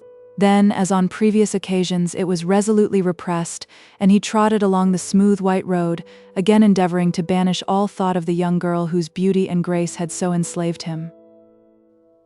Thus it was that when, in the evening of the same day, Mrs. Manston reached Carriford Road Station, her husband was still at Chettlewood, ignorant of her arrival, and on looking up and down the platform, dreary with autumn gloom and wind, she could see no sign that any preparation whatever had been made for her reception and conduct home. The train went on. She waited, fidgeted with the handle of her umbrella, walked about, strained her eyes into the gloom of the chilly night, listened for wheels, tapped with her foot, and showed all the usual signs of annoyance and irritation. She was the more irritated in that this seemed a second and culminating instance of her husband's neglect, the first having been shown in his not fetching her. Reflecting a while upon the course it would be best to take in order to secure a passage to Knapwater, she decided to leave all her luggage, except a dressing bag, in the cloakroom, and walk to her husband's house, as she had done on her first visit. She asked one of the porters if he could find a lad to go with her and carry her bag. He offered to do it himself. The porter was a good-tempered, shallow-minded, ignorant man. Mrs. Manston, being apparently in very gloomy spirits, would probably have preferred walking beside him without saying a word, but her companion would not allow silence to continue between them for a longer period than 2 or 3 minutes together. He had volunteered several remarks upon her arrival, chiefly to the effect that it was very unfortunate Mr. Manston had not come to the station for her, when she suddenly asked him concerning the inhabitants of the parish. He told her categorically the names of the chief, first the chief possessors of property, then of brains, then of good looks. As first among the latter he mentioned Miss Cytherea Grey. After getting him to describe her appearance as completely as lay in his power, she wormed out of him the statement that everybody had been saying before Mrs. Manston's existence was heard of: how well the handsome Mr. Manston and the beautiful Miss Grey were suited for each other as man and wife, and that Miss Aldclyffe was the only one in the parish who took no interest in bringing about the match. He rather liked her, you think? The porter began to think he had been too explicit, and hastened to correct the error. "Oh no, he don't care a bit about her, ma'am," he said solemnly. "Not more than he does about me? Not a bit." "Then that must be little indeed," Mrs. Manston murmured. She stood still, as if reflecting upon the painful neglect her words had recalled to her mind, then, with a sudden impulse, turned round and walked petulantly a few steps back again in the direction of the station. The porter stood still and looked surprised. "I'll go back again. Yes, indeed, I'll go back again," she said plaintively. Then she paused and looked anxiously up and down the deserted road. "No, I mustn't go back now," she continued, in a tone of resignation.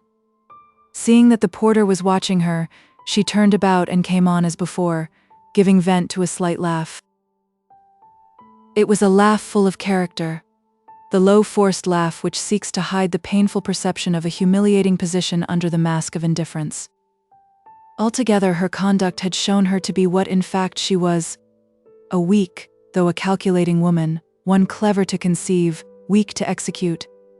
one whose best-laid schemes were forever liable to be frustrated by the ineradicable blight of vacillation at the critical hour of action. "Oh, if I had only known that all this was going to happen," she murmured again, as they paced along upon the rustling leaves. "What did you say, ma'am?" said the porter. "Oh, nothing particular. We are getting near the old manor house by this time, I imagine." "Very near now, ma'am." They soon reached Manston's residence, round which the wind blew mournfully and chill. Passing under the detached gateway, they entered the porch. The porter stepped forward, knocked heavily, and waited. Nobody came. Mrs. Manston then advanced to the door and gave a different series of rappings, less forcible but more sustained. There was not a movement of any kind inside, not a ray of light visible, nothing but the echo of her own knocks through the passages, and the dry scratching of the withered leaves blown about her feet upon the floor of the porch. The steward, of course, was not at home. Mrs. Cricket, not expecting that anybody would arrive till the time of the later train, had set the place in order, laid the supper table, and then locked the door, to go into the village and converse with her friends. "Is there an inn in the village?"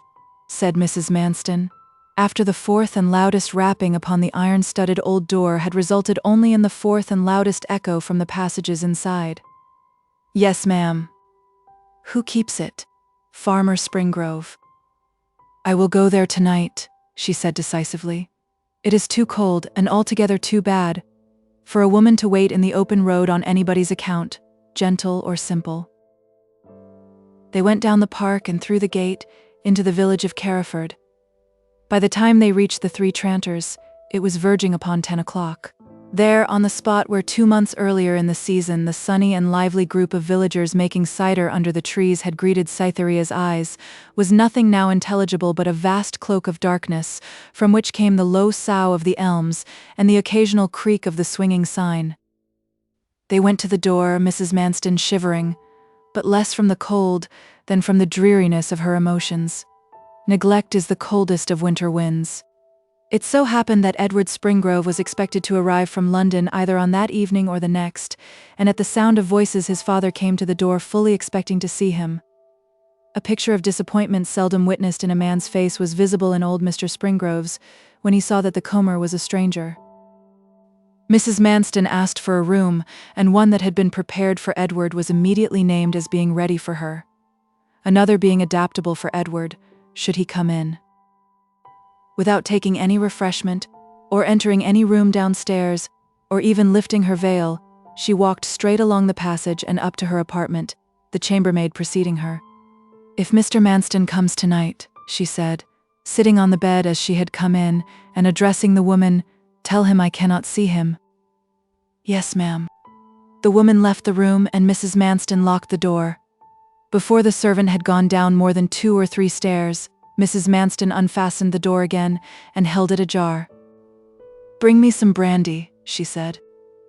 The chambermaid went down to the bar and brought up the spirit in a tumbler. When she came into the room, Mrs. Manston had not removed a single article of apparel and was walking up and down, as if still quite undecided upon the course it was best to adopt. Outside the door, when it was closed upon her, the maid paused to listen for an instant. She heard Mrs. Manston talking to herself. "This is welcome home," she said. 2. From 10 to 11:30 p.m. A strange concurrence of phenomena now confronts us. During the autumn in which the past scenes were enacted, Mr. Springrove had ploughed, harrowed, and cleaned a narrow and shaded piece of ground, lying at the back of his house, which for many years had been looked upon as irreclaimable waste. The couch grass extracted from the soil had been left to wither in the sun. Afterwards it was raked together, lighted in the customary way, and now lay smouldering in a large heap in the middle of the plot. It had been kindled 3 days previous to Mrs. Manston's arrival, and 1 or 2 villagers, of a more cautious and less sanguine temperament than Springrove, had suggested that the fire was almost too near the back of the house for its continuance to be unattended with risk, for though no danger could be apprehended whilst the air remained moderately still, a brisk breeze blowing towards the house might possibly carry a spark across. "Aye, that's true enough," said Springrove. "I must look round before going to bed and see that everything's safe, but to tell the truth, I am anxious to get the rubbish burnt up before the rain comes to wash it into ground again. As to carrying the couch into the back field to burn, and bringing it back again, why, 'tis more than the ashes would be worth." "Well, that's very true," said the neighbors, and passed on. 2 or 3 times during the first evening after the heap was lit, he went to the back door to take a survey. Before bolting and barring up for the night, he made a final and more careful examination. The slowly smoking pile showed not the slightest signs of activity. Springrove's perfectly sound conclusion was that as long as the heap was not stirred, and the wind continued in the quarter it blew from then, the couch would not flame, and that there could be no shadow of danger to anything, even a combustible substance, though it were no more than a yard off. The next morning the burning couch was discovered in precisely the same state as when he had gone to bed the preceding night. The heap smoked in the same manner the whole of that day. At bedtime the farmer looked towards it, but less carefully than on the first night. The morning and the whole of the third day still saw the heap in its old smouldering condition. Indeed, the smoke was less, and there seemed a probability that it might have to be rekindled on the morrow. After admitting Mrs. Manston to his house in the evening, and hearing her retire, Mr. Springrove returned to the front door to listen for a sound of his son, and inquired concerning him of the railway porter, who sat for a while in the kitchen. The porter had not noticed young Mr. Springrove get out of the train, at which intelligence the old man concluded that he would probably not see his son till the next day, as Edward had hitherto made a point of coming by the train which had brought Mrs. Manston. Half an hour later the porter left the inn, Springrove at the same time going to the door to listen again an instant. Then he walked round and in at the back of the house. The farmer glanced at the heap casually and indifferently in passing. 2 nights of safety seemed to ensure the third, and he was about to bolt and bar as usual, when the idea struck him that there was just a possibility of his son's return by the latest train, unlikely as it was that he would be so delayed. The old man thereupon left the door unfastened, looked to his usual matters indoors, and went to bed, it being then 10:30 o'clock.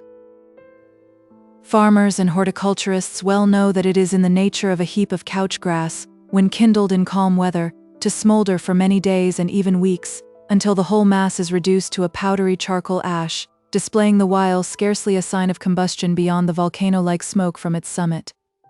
But the continuance of this quiet process is throughout its length at the mercy of one particular whim of nature. That is, a sudden breeze, by which the heap is liable to be fanned into a flame so brisk as to consume the whole in an hour or 2. Had the farmer narrowly watched the pile when he went to close the door, he would have seen, besides the familiar twine of smoke from its summit, a quivering of the air around the mass, showing that a considerable heat had arisen inside. As the railway porter turned the corner of the row of houses adjoining the 3 Tranters, a brisk new wind greeted his face and spread past him into the village. He walked along the high road till he came to a gate about 300 yards from the inn. Over the gate could be discerned the situation of the building he had just quitted.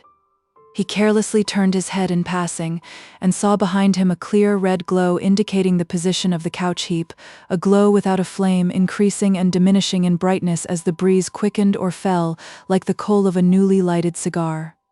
If those cottages had been his, he thought, he should not care to have a fire so near them as that, and the wind rising.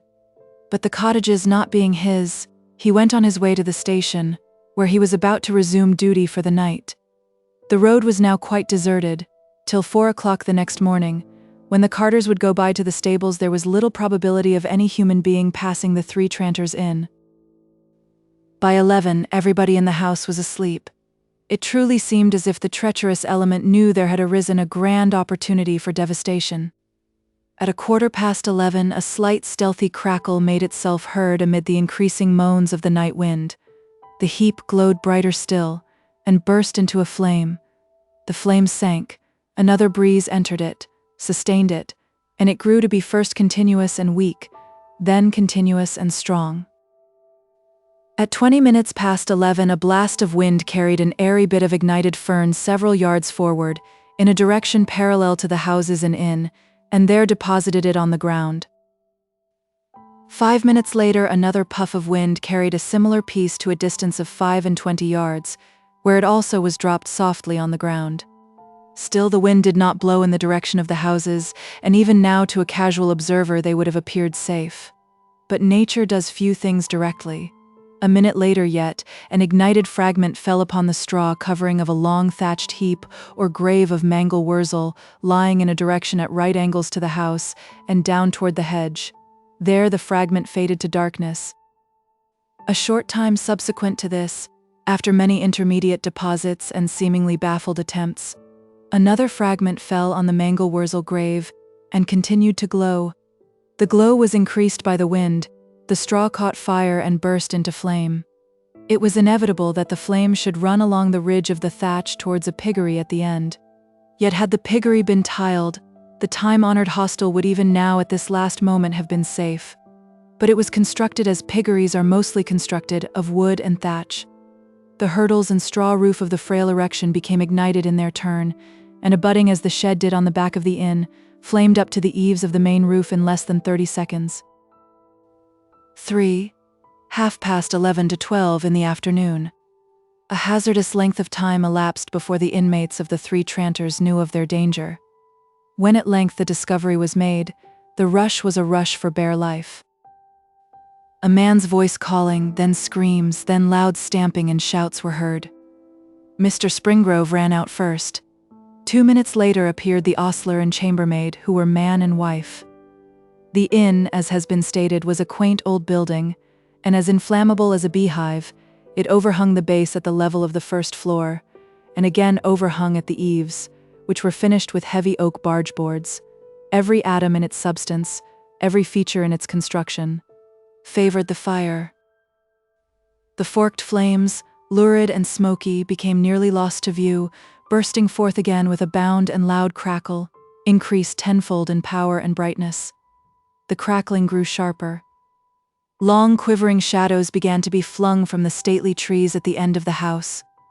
The square outline of the church tower on the other side of the way, which had hitherto been a dark mass against a sky comparatively light, now began to appear as a light object against a sky of darkness, and even the narrow surface of the flagstaff at the top could be seen in its dark surrounding, brought out from its obscurity by the rays from the dancing light.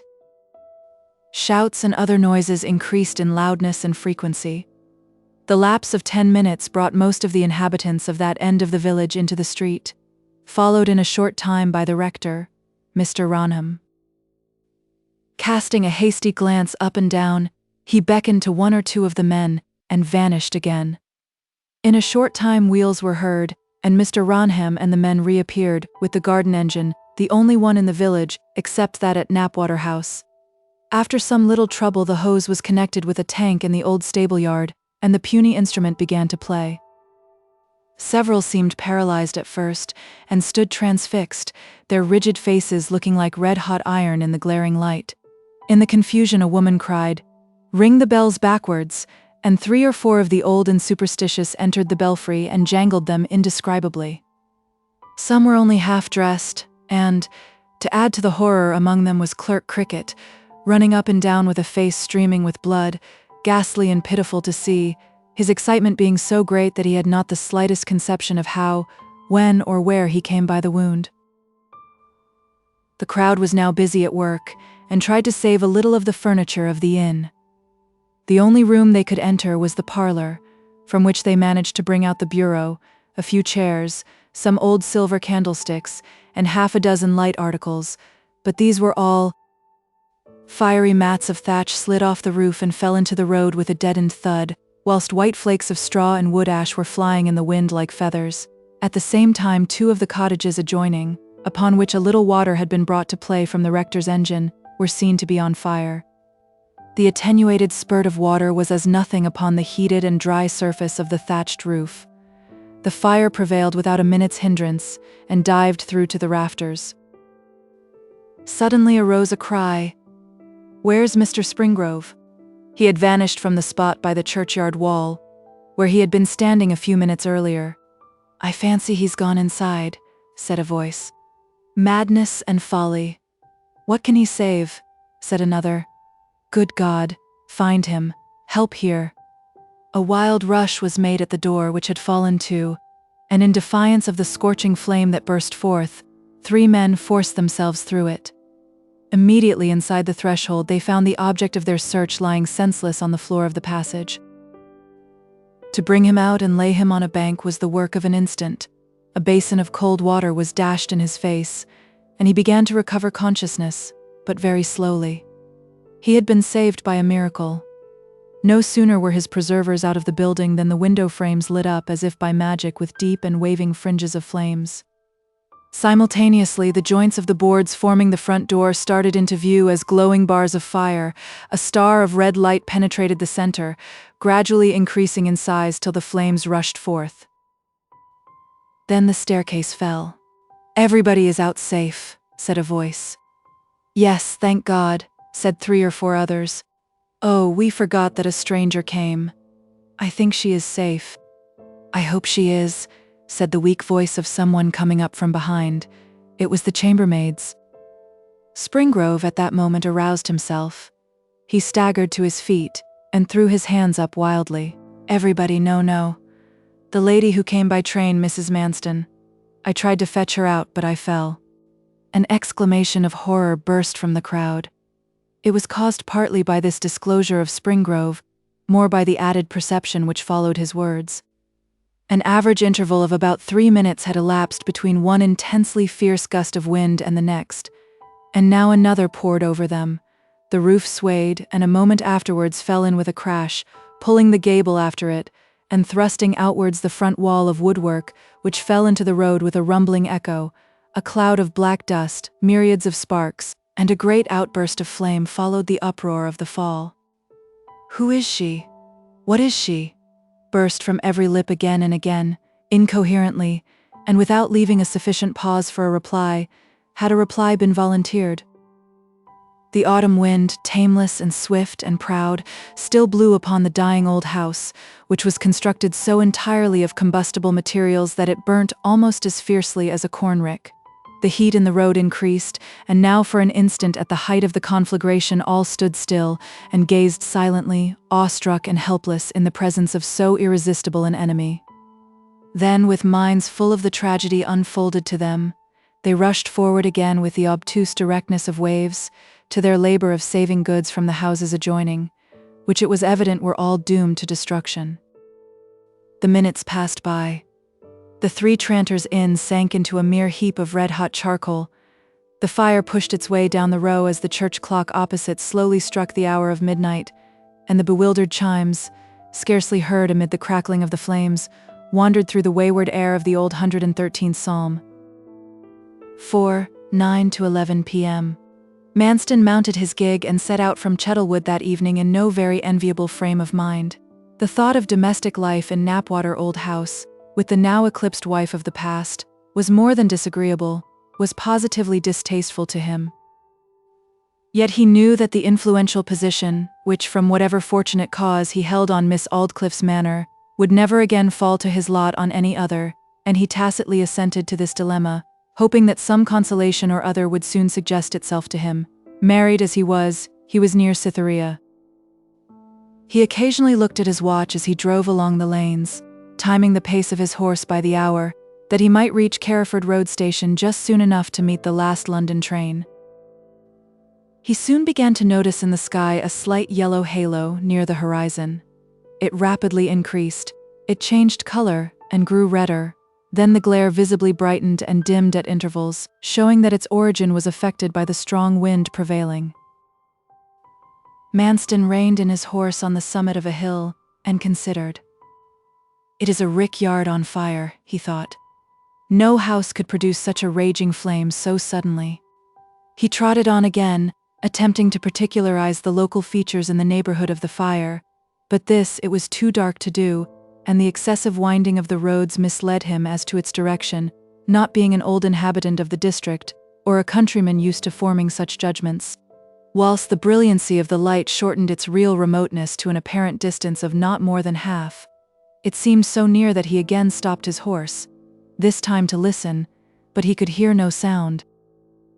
Entering now a narrow valley, the sides of which obscured the sky to an angle of perhaps 30 or 40 degrees above the mathematical horizon, he was obliged to suspend his judgment till he was in possession of further knowledge, having however assumed in the interim that the fire was somewhere between Carriford Road Station and the village. The selfsame glare had just arrested the eyes of another man. He was at that minute gliding along several miles to the east of the steward's position, but nearing the same point as that to which Manston tended. The younger Edward Springrove was returning from London to his father's house by the identical train which the steward was expecting to bring his wife, the truth being that Edward's lateness was owing to the simplest of all causes, his temporary want of money, which led him to make a slow journey for the sake of travelling at third-class fare. Springrove had received Cytherea's bitter and admonitory letter, and he was clearly awakened to a perception of the false position in which he had placed himself by keeping silence at Budmouth on his long engagement. An increasing reluctance to put an end to those few days of ecstasy with Cytherea had overruled his conscience, and tied his tongue till speaking was too late. Why did I do it? How could I dream of loving her? He asked himself as he walked by day, as he tossed on his bed by night. Miserable folly. An impressionable heart had for years, perhaps as many as 6 or 7 years, been distracting him by unconsciously setting itself to yearn for somebody wanting, he scarcely knew whom. Echoes of himself, though rarely, he now and then found. Sometimes they were men, sometimes women, his cousin Adelaide being one of these, for in spite of a fashion which pervades the whole community at the present day, the habit of exclaiming that woman is not undeveloped man, but diverse, the fact remains that, after all, women are mankind, and that in many of the sentiments of life the difference of sex is but a difference of degree. But the indefinable helpmate to the remoter sides of himself still continued invisible. He grew older, and concluded that the ideas, or rather emotions, which possessed him on the subject, were probably too unreal ever to be found embodied in the flesh of a woman. Thereupon he developed a plan of satisfying his dreams by wandering away to the heroines of poetical imagination, and took no further thought on the earthly realization of his formless desire, in more homely matters satisfying himself with his cousin. Cytherea appeared in the sky. His heart started up and spoke. "'Tis she, and here, lo, I unclothe and clear my wish's cloudy character." Some women kindle emotions so rapidly in a man's heart that the judgment cannot keep pace with its rise, and finds, on comprehending the situation, that faithfulness to the old love is already treachery to the new. Such women are not necessarily the greatest of their sex, but there are very few of them. Cytherea was one.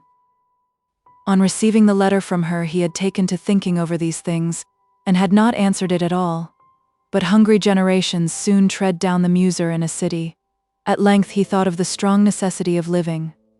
After a dreary search, the negligence of which was ultimately overcome by mere conscientiousness, he obtained a situation as assistant to an architect in the neighbourhood of Charing Cross.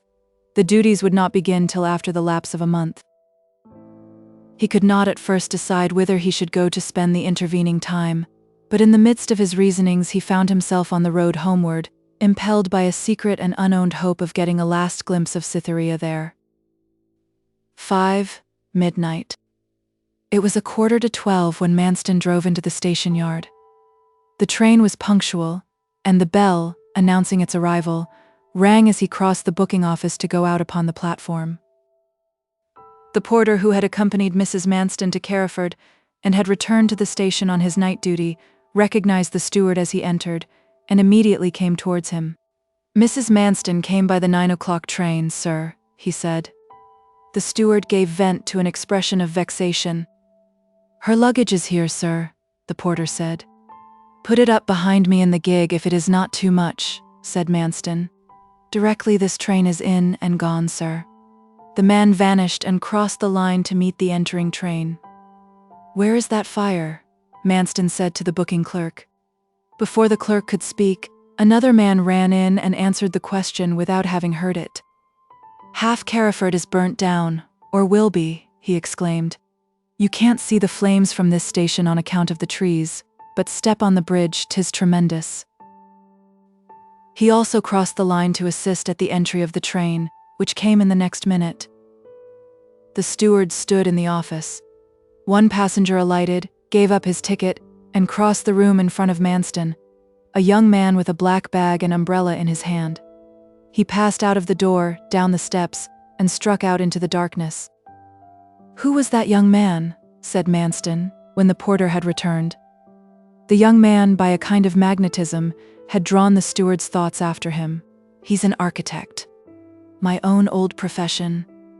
I could have sworn it by the cut of him, Manston murmured. What's his name? He said again. Springrove, Farmer Springrove's son, Edward. Farmer Springrove's son, Edward, the steward repeated to himself, and considered a matter to which the words had painfully recalled his mind. The matter was Miss Aldclyffe's mention of the young man as Cytherea's lover, which indeed had scarcely ever been absent from his thoughts. But for the existence of my wife, that man might have been my rival, he pondered, following the porter, who had now come back to him, into the luggage room, and whilst the man was carrying out and putting in one box, which was sufficiently portable for the gig, Manston still thought as his eyes watched the process. But for my wife, Springrove might have been my rival. He examined the lamps of his gig, carefully laid out the reins, mounted the seat and drove along the turnpike road towards Knapwater Park. The exact locality of the fire was plain to him as he neared home. He soon could hear the shout of men, the flapping of the flames, the crackling of burning wood, and could smell the smoke from the conflagration. Of a sudden, a few yards ahead, within the compass of the rays from the right-hand lamp, burst forward the figure of a man. Having been walking in darkness, the newcomer raised his hands to his eyes, on approaching nearer, to screen them from the glare of the reflector. Manston saw that he was one of the villagers, a small farmer originally, who had drunk himself down to a day labourer and reputed poacher. "Hoy!" cried Manston aloud, that the man might step aside out of the way. "Is that Mr. Manston?" said the man. "Yes. Somebody ha' come to Carriford, and the rest of it may concern you, sir." "Well, well. Did you expect Mrs. Manston tonight, sir?" "Yes. Unfortunately she's come, I know, and asleep long before this time, I suppose." The labourer leant his elbow upon the shaft of the gig and turned his face, pale and sweating from his late work at the fire, up to Manston's. "Yes, she did come," he said. "I beg pardon, sir, but I should be glad of what? Glad of a trifle for bringin' ye the news." "Not a farthing. I didn't want your news. I knew she was come. Won't you give me a shillin', sir?" "Certainly not." "Then will you lend me a shillin', sir? I be tired out, and don't know what to do. If I don't pay you back some day, I'll be damn. The devil is so cheated that perdition isn't worth a penny as a security." "Oh." "Let me go on," said Manston. "Thy wife is dead. That's the rest o' the news," said the labourer slowly. He waited for a reply. None came. "She went to the Three Tranters, because she couldn't get into thy house. The burnin' roof fell in upon her before she could be called up, and she's a cinder as thou'lt be some day." "That will do. Let me drive on," said the steward calmly. Expectation of a concussion may be so intense that its failure strikes the brain with more force than its fulfillment. The labourer sank back into the ditch. Such a Cushi could not realize the possibility of such an unmoved David as this. Manston drove hastily to the turning of the road, tied his horse, and ran on foot to the site of the fire. The stagnation caused by the awful accident had been passed through, and all hands were helping to remove from the remaining cottage what furniture they could lay hold of, the thatch of the roofs being already on fire. The Knapwater fire engine had arrived on the spot, but it was small and ineffectual. A group was collected round the rector, who in a coat which had become bespattered, scorched and torn in his exertions, was directing on one hand the proceedings relative to the removal of goods into the church, and with the other was pointing out the spot on which it was most desirable that the puny engines at their disposal should be made to play. Every tongue was instantly silent at the sight of Manston's pale and clear countenance, which contrasted strangely with the grimy and streaming faces of the toiling villagers. "Was she burnt?" he said in a firm though husky voice, and stepping into the illuminated area, the rector came to him and took him aside. "Is she burnt?" repeated Manston. "She is dead. But thank God, she was spared the horrid agony of burning," the rector said solemnly. "The roof and gable fell in upon her, and crushed her. Instant death must have followed." "Why was she here?" said Manston. From what we can hurriedly collect, it seems that she found the door of your house locked and concluded that you had retired, the fact being that your servant, Mrs. Cricket, had gone out to supper. She then came back to the inn and went to bed. "Where's the landlord?" said Manston. Mr. Springrove came up, walking feebly and wrapped in a cloak, and corroborated the evidence given by the rector. "Did she look ill or annoyed when she came?" said the steward. "I can't say. I didn't see, but I think—" "What do you think?" "She was much put out about something." "My not meeting her naturally," murmured the other, lost in reverie. He turned his back on Springrove and the rector, and retired from the shining light. Everything had been done that could be done with the limited means at their disposal. The whole row of houses was destroyed, and each presented itself as one stage of a series, progressing from smoking ruins at the end where the inn had stood, to a partly flaming mass, glowing as none but wood embers will glow at the other. A feature in the decline of town fires was noticeably absent here: steam. There was present what is not observable in towns: incandescence. The heat and the smarting effect upon their eyes of the strong smoke from the burning oak and deal had at last driven the villagers back from the road in front of the houses, and they now stood in groups in the churchyard, the surface of which, raised by the interments of generations, stood 4 or 5 feet above the level of the road, and almost even with the top of the low wall dividing one from the other. The headstones stood forth whitely against the dark grass and yews, their brightness being repeated on the white smock frocks of some of the laborers, and in a mellower, ruddier form on their faces and hands, on those of the grinning gargoyles, and on other salient stonework of the weather-beaten church in the background. The rector had decided that, under the distressing circumstances of the case, there would be no sacrilege in placing in the church, for the night, the pieces of furniture and utensils which had been saved from the several houses. There was no other place of safety for them, and they accordingly were gathered there. 6, 12:30 to 1 a.m. Manston, when he retired to meditate, had walked round the churchyard, and now entered the open door of the building. He mechanically pursued his way round the piers into his own seat in the north aisle. The lower atmosphere of this spot was shaded by its own wall from the shine which streamed in over the window-sills on the same side. The only light burning inside the church was a small tallow candle, standing in the font, in the opposite aisle of the building to that in which Manston had sat down, and near where the furniture was piled. The candle's mild rays were overpowered by the ruddier light from the ruins, making the weak flame to appear like the moon by day. Sitting there, he saw Farmer Springrove enter the door, followed by his son Edward, still carrying his traveling bag in his hand. They were speaking of the sad death of Mrs. Manston, but the subject was relinquished for that of the houses burnt. This row of houses, running from the inn eastward, had been built under the following circumstances. 50 years before this date, the spot upon which the cottages afterwards stood was a blank strip, along the side of the village street, difficult to cultivate, on account of the outcrop thereon of a large bed of flints called locally a lanch or lanchet.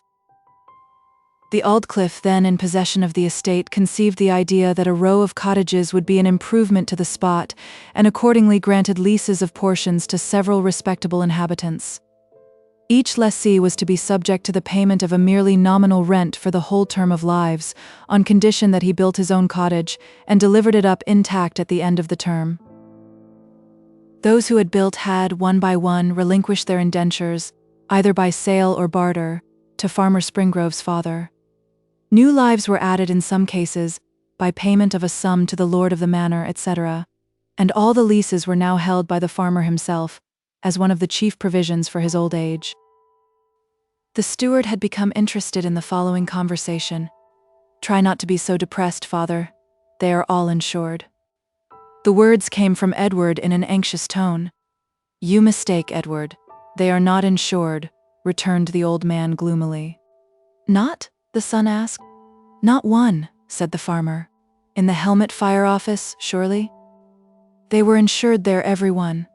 6 months ago the office, which had been raising the premiums on thatched premises higher for some years, gave up insuring them altogether, as 2 or 3 other fire offices had done previously, on account, they said, of the uncertainty and greatness of the risk of thatch undetached. Ever since then I have been continually intending to go to another office, but have never gone. Who expects a fire? Do you remember the terms of the leases? Said Edward, still more uneasily. No, not particularly, said his father absently. Where are they? In the bureau there. That's why I tried to save it first, among other things. Well, we must see to that at once. What do you want? The key. They went into the south aisle, took the candle from the font, and then proceeded to open the bureau, which had been placed in a corner under the gallery. Both leant over upon the flap, Edward holding the candle, whilst his father took the pieces of parchment from one of the drawers and spread the first out before him. You read it, Ted? I can't see without my glasses. This one will be sufficient. The terms of all are the same. Edward took the parchment and read quickly and indistinctly for some time. Then aloud and slowly as follows. And the said John Springrove for himself his heirs, executors, and administrators doth covenant, and agree with the said Gerald Felcourt Aldclyffe his heirs, and assigns that he the said John Springrove his heirs, and assigns during the said term shall pay unto the said Gerald Felcourt Aldclyffe his heirs, and assigns the clear yearly rent of 10 shillings and 6 pence, at the several times herein before appointed for the payment thereof respectively. And also shall and at all times during the said term well and sufficiently repair and keep the said cottage or dwelling house, and all other the premises and all houses or buildings erected or to be erected thereupon in good and proper repair in every respect, without exception, and the said premises in such good repair upon the determination of this demise shall yield up unto the said Gerald Felcourt Aldclyffe his heirs and assigns. They closed the bureau and turned towards the door of the church without speaking. Manston also had come forward out of the gloom. Notwithstanding the farmer's own troubles, an instinctive respect and generous sense of sympathy with the steward for his awful loss caused the old man to step aside, that Manston might pass out without speaking to them if he chose to do so. Who is he? Whispered Edward to his father as Manston approached. Mr. Manston, the steward. Manston came near and passed down the aisle on the side of the younger man. Their faces came almost close together. One large flame, which still lingered upon the ruins outside, threw long dancing shadows of each across the nave till they bent upwards against the aisle wall, and also illuminated their eyes as each met those of the other. Edward had learnt, by a letter from home, of the steward's passion for Cytherea, and his mysterious repression of it, afterwards explained by his marriage. That marriage was now not. Edward realized the man's newly acquired freedom, and felt an instinctive enmity towards him. He would hardly own to himself why. The steward too knew Cytherea's attachment to Edward, and looked keenly and inscrutably at him. 1 to 2 a.m. Manston went homeward alone, his heart full of strange emotions. Entering the house, and dismissing the woman to her own home, he at once proceeded upstairs to his bedroom. Reasoning worldliness, especially when allied with sensuousness, cannot repress on some extreme occasions the human instinct to pour out the soul to some being or personality, who in frigid moments is dismissed with the title of chance, or at most law. Manston was selfishly and inhumanly, but honestly and unutterably, thankful for the recent catastrophe. Beside his bed, for that first time during a period of nearly 20 years, he fell down upon his knees in a passionate outburst of feeling. Many minutes passed before he arose.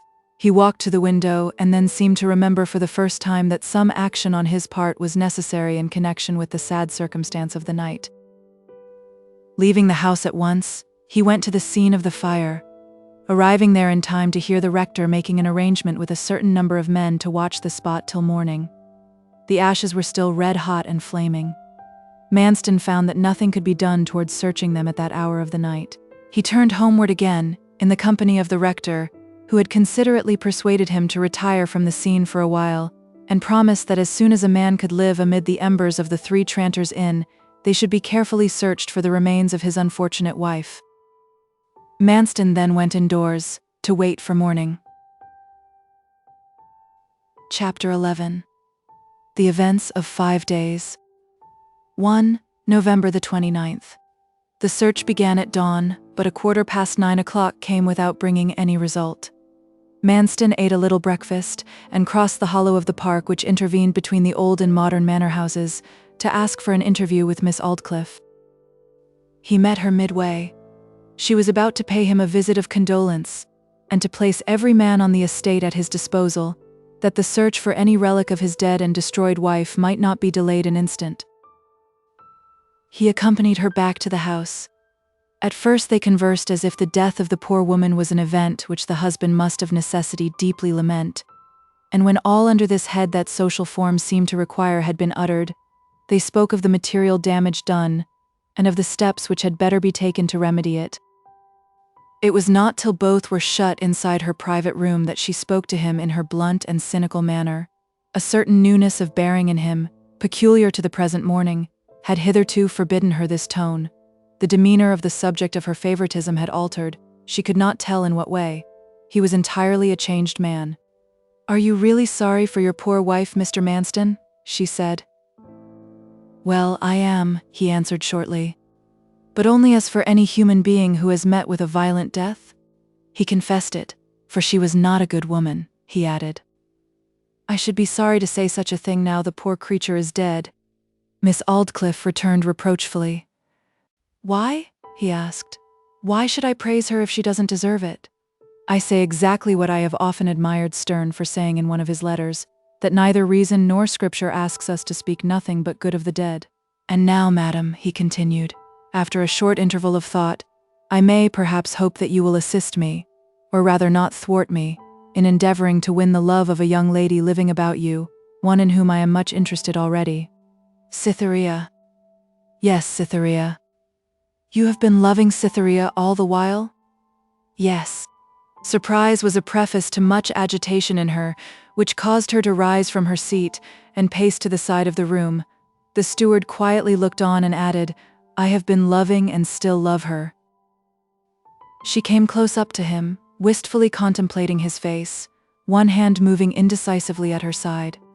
"And your secret marriage was, then, the true and only reason for that backwardness regarding the courtship of Cytherea, which, they tell me, has been the talk of the village, not your indifference to her attractions?" Her voice had a tone of conviction in it, as well as of inquiry, but none of jealousy. "Yes," he said, "and not a dishonorable one. What held me back was just that one thing, a sense of morality that perhaps, madam, you did not give me credit for." The latter words were spoken with a mien and tone of pride. Miss Aldclyffe preserved silence. "And now," he went on, "I may as well say a word in vindication of my conduct lately, at the risk, too, of offending you. My actual motive in submitting to your order that I should send for my late wife, and live with her, was not the mercenary policy of wishing to retain an office which brings me greater comforts than any I have enjoyed before, but this unquenchable passion for Cytherea. Though I saw the weakness, folly, and even wickedness of it continually, it still forced me to try to continue near her, even as the husband of another woman." He waited for her to speak. She did not. "There's a great obstacle to my making any way in winning Miss Grey's love," he went on. "Yes, Edward Springrove," she said quietly. "I know it. I did once want to see them married. They have had a slight quarrel, and it will soon be made up again, unless—" She spoke as if she had only half attended to Manston's last statement. "He is already engaged to be married to somebody else," said the steward. "Pooh," said she. "You mean to his cousin at Peakhill. That's nothing to help us. He's now come home to break it off."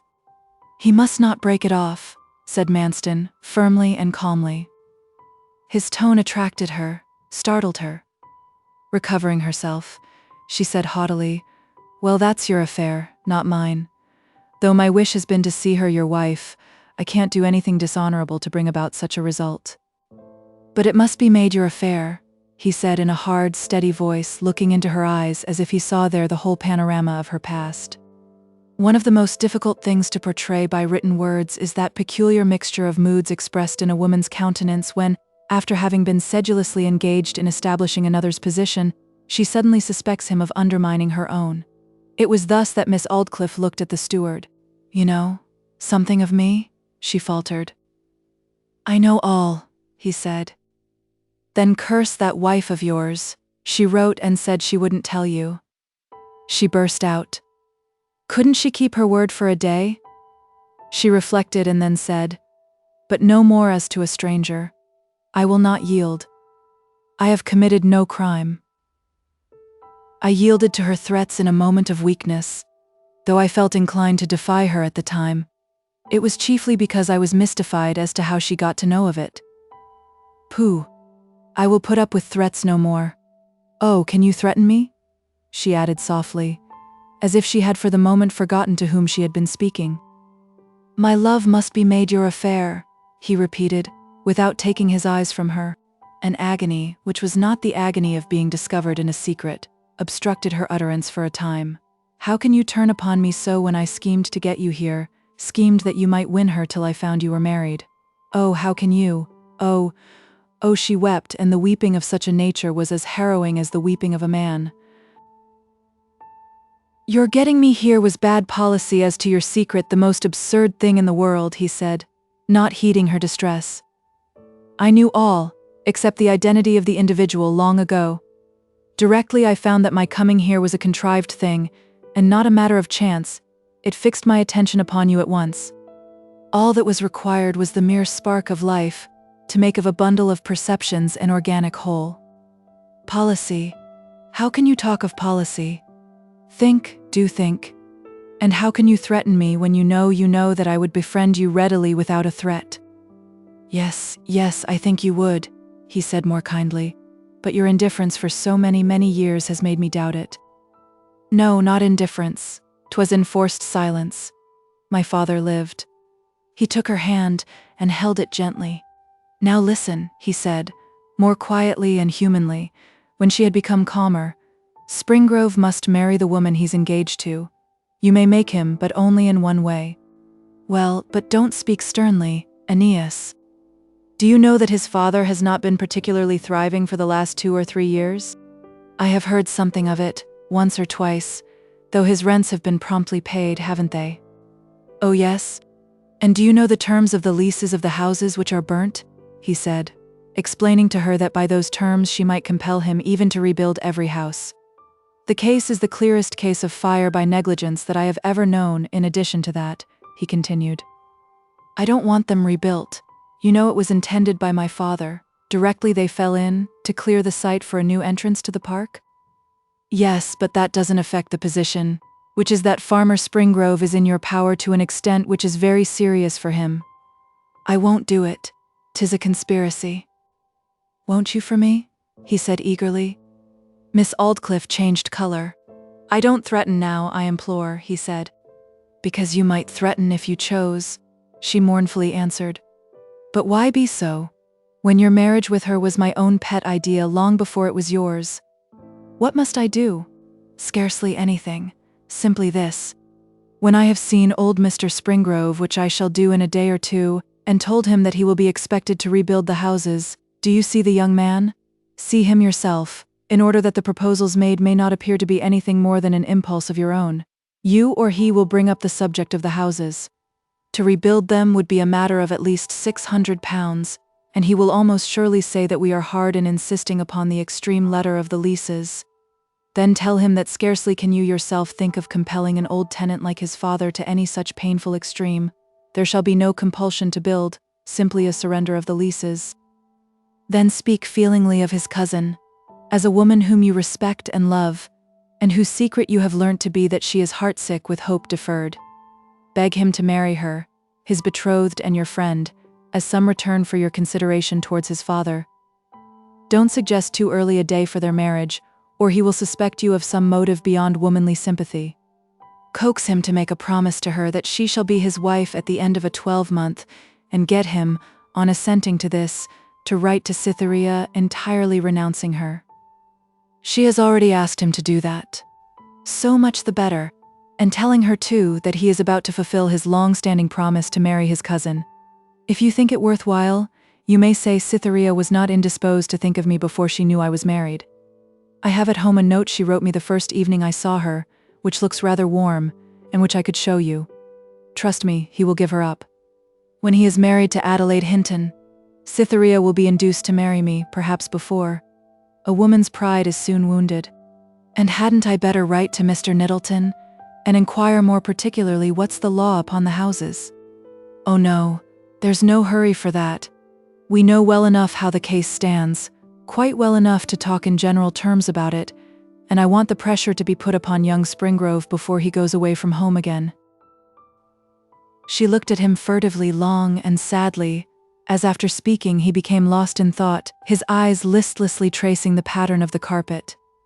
"Yes, yes, she will be mine," he whispered, careless of Cytherea Aldclyffe's presence. At last he raised his eyes inquiringly. "I will do my best, Annis," she answered. Talibus incusat. Manston then left the house and again went towards the blackened ruins, where men were still raking and probing. 2. From November the 29th to December the 2nd. The smouldering remnants of the Three Tranters Inn seemed to promise that, even when the searchers should light upon the remains of the unfortunate Mrs. Manston, very little would be discoverable. Consisting so largely of the charcoal and ashes of hard dry oak and chestnut, intermingled with thatch, the interior of the heap was one glowing mass of embers, which on being stirred about, emitted sparks and flame long after it was dead and black on the outside. It was persistently hoped, however, that some traces of the body would survive the effect of the hot coals, and after a search pursued uninterruptedly for 30 hours, under the direction of Manston himself, enough was found to set at rest any doubts of her fate. The melancholy gleanings consisted of her watch, bunch of keys, a few coins, and 2 charred and blackened bones. 2 days later, the official inquiry into the cause of her death was held at the Rising Sun Inn, before Mr. Floy, the coroner, and a jury of the chief inhabitants of the district. The little tavern, the only remaining one in the village, was crowded to excess by the neighboring peasantry as well as their richer employers, all who could by any possibility obtain an hour's release from their duties being present as listeners. The jury viewed the sad and infinitesimal remains, which were folded in a white cambric cloth and laid in the middle of a well-finished coffin lined with white silk, by Manston's order, which stood in an adjoining room, the bulk of the coffin being completely filled in with carefully arranged flowers and evergreens, also the steward's own doing. Abraham Brown of Hoxton, London, an old white-headed man without the ruddiness which makes white hairs so pleasing, was sworn, and deposed that he kept a lodging-house at an address he named. On a Saturday evening less than a month before the fire, a lady came to him with very little luggage and took the front room on the 2nd floor. He did not inquire where she came from, as she paid a week in advance, but she gave her name as Mrs. Manston, referring him, if he wished for any guarantee of her respectability, to Mr. Manston, Knapwater Park. Here she lived for 3 weeks, rarely going out. She slept away from her lodgings one night during the time. At the end of that time, on the 28th of November, she left his house in a 4-wheeled cab, about 12 o'clock in the day, telling the driver to take her to the Waterloo station. She paid all her lodging expenses, and not having given notice the full week previous to her going away, offered to pay for the next, but he only took half. She wore a thick black veil and grey waterproof cloak when she left him, and her luggage was 2 boxes, one of plain deal, with black japanned clamps, the other sewn up in canvas. Joseph Chinney, porter at the Carriford Road station, deposed that he saw Mrs. Manston, dressed as the last witness had described, get out of a 2nd-class carriage on the night of the 28th. She stood beside him whilst her luggage was taken from the van. The luggage, consisting of the clamped deal box and another covered with canvas, was placed in the cloakroom. She seemed at a loss at finding nobody there to meet her. She asked him for some person to accompany her and carry her bag to Mr. Manston's house, Knapwater Park. He was just off duty at that time and offered to go himself. The witness here repeated the conversation he had had with Mrs. Manston during their walk, and testified to having left her at the door of the Three Tranters Inn, Mr. Manston's house being closed. Next, Farmer Springrove was called. A murmur of surprise and commiseration passed round the crowded room when he stepped forward. The events of the few preceding days had so worked upon his nervously thoughtful nature that the blue orbits of his eyes, and the mere spot of scarlet to which the ruddiness of his cheeks had contracted, seemed the result of a heavy sickness. A perfect silence pervaded the assembly when he spoke. His statement was that he received Mrs. Manston at the threshold and asked her to enter the parlor. She would not do so, and stood in the passage whilst the maid went upstairs to see that the room was in order. The maid came down to the middle landing of the staircase when Mrs. Manston followed her up to the room. He did not speak 10 words with her altogether. Afterwards, whilst he was standing at the door listening for his son Edward's return, he saw her light extinguished, having first caught sight of her shadow moving about the room. The coroner: did her shadow appear to be that of a woman undressing? Springrove: I cannot say, as I didn't take particular notice. It moved backwards and forwards. She might have been undressing or merely pacing up and down the room. Mrs. Fitler, the ostler's wife and chambermaid, said that she preceded Mrs. Manston into the room, put down the candle, and went out. Mrs. Manston scarcely spoke to her except to ask her to bring a little brandy. Witness went and fetched it from the bar, brought it up, and put it on the dressing table. The coroner: had Mrs. Manston begun to undress when you came back? No, sir, she was sitting on the bed, with everything on, as when she came in. Did she begin to undress before you left? Not exactly before I had left, but when I had closed the door and was on the landing, I heard her boot drop on the floor, as it does sometimes when pulled off. Had her face appeared worn and sleepy? I cannot say, as her bonnet and veil were still on when I left, for she seemed rather shy and ashamed to be seen at the Three Tranters at all. And did you hear or see any more of her? No more, sir. Mrs. Cricket, temporary servant to Mr. Manston, said that in accordance with Mr. Manston's orders, everything had been made comfortable in the house for Mrs. Manston's expected return on Monday night. Mr. Manston told her that himself and Mrs. Manston would be home late, not till between 11 and 12 o'clock, and that supper was to be ready. Not expecting Mrs. Manston so early, she had gone out on a very important errand to Mrs. Leete, the postmistress. Mr. Manston deposed that in looking down the columns of Bradshaw he had mistaken the time of the train's arrival, and hence was not at the station when she came. The broken watch produced was his wife's. He knew it by a scratch on the inner plate, and by other signs. The bunch of keys belonged to her. 2 of them fitted the locks of her 2 boxes. Mr. Fluke's agent to Lord Claydonfield at Chettlewood said that Mr. Manston had pleaded as his excuse for leaving him rather early in the evening after their day's business had been settled, that he was going to meet his wife at Carriford Road Station, where she was coming by the last train that night. The surgeon said that the remains were those of a human being. The small fragment seemed a portion of one of the lumbar vertebrae, the other the head of the os femoris, but they were both so far gone that it was impossible to say definitely whether they belonged to the body of a male or female. There was no moral doubt that they were a woman's. He did not believe that death resulted from burning by fire. He thought she was crushed by the fall of the west gable, which, being of wood, as well as the floor, burnt after it had fallen, and consumed the body with it. 2 or 3 additional witnesses gave unimportant testimony. The coroner summed up, and the jury without hesitation found that the deceased Mrs. Manston came by her death accidentally through the burning of the Three Tranters Inn. 3rd, December the 2nd, afternoon. When Mr. Springrove came from the door of the Rising Sun at the end of the inquiry, Manston walked by his side as far as the stile to the park, a distance of about a stone's throw. Ah, Mr. Springrove, this is a sad affair for everybody concerned. Everybody, said the old farmer, with deep sadness. 'Tis quite a misery to me. I hardly know how I shall live through each day as it breaks. I think of the words, in the morning thou shalt say, would God it were even, and at even thou shalt say, would God it were morning. For the fear of thine heart wherewith thou shalt fear, and for the sight of thine eyes which thou shalt see. His voice became broken. Ah, true. I read Deuteronomy myself, said Manston. But my loss is as nothing to yours, the farmer continued. Nothing, but I can commiserate you.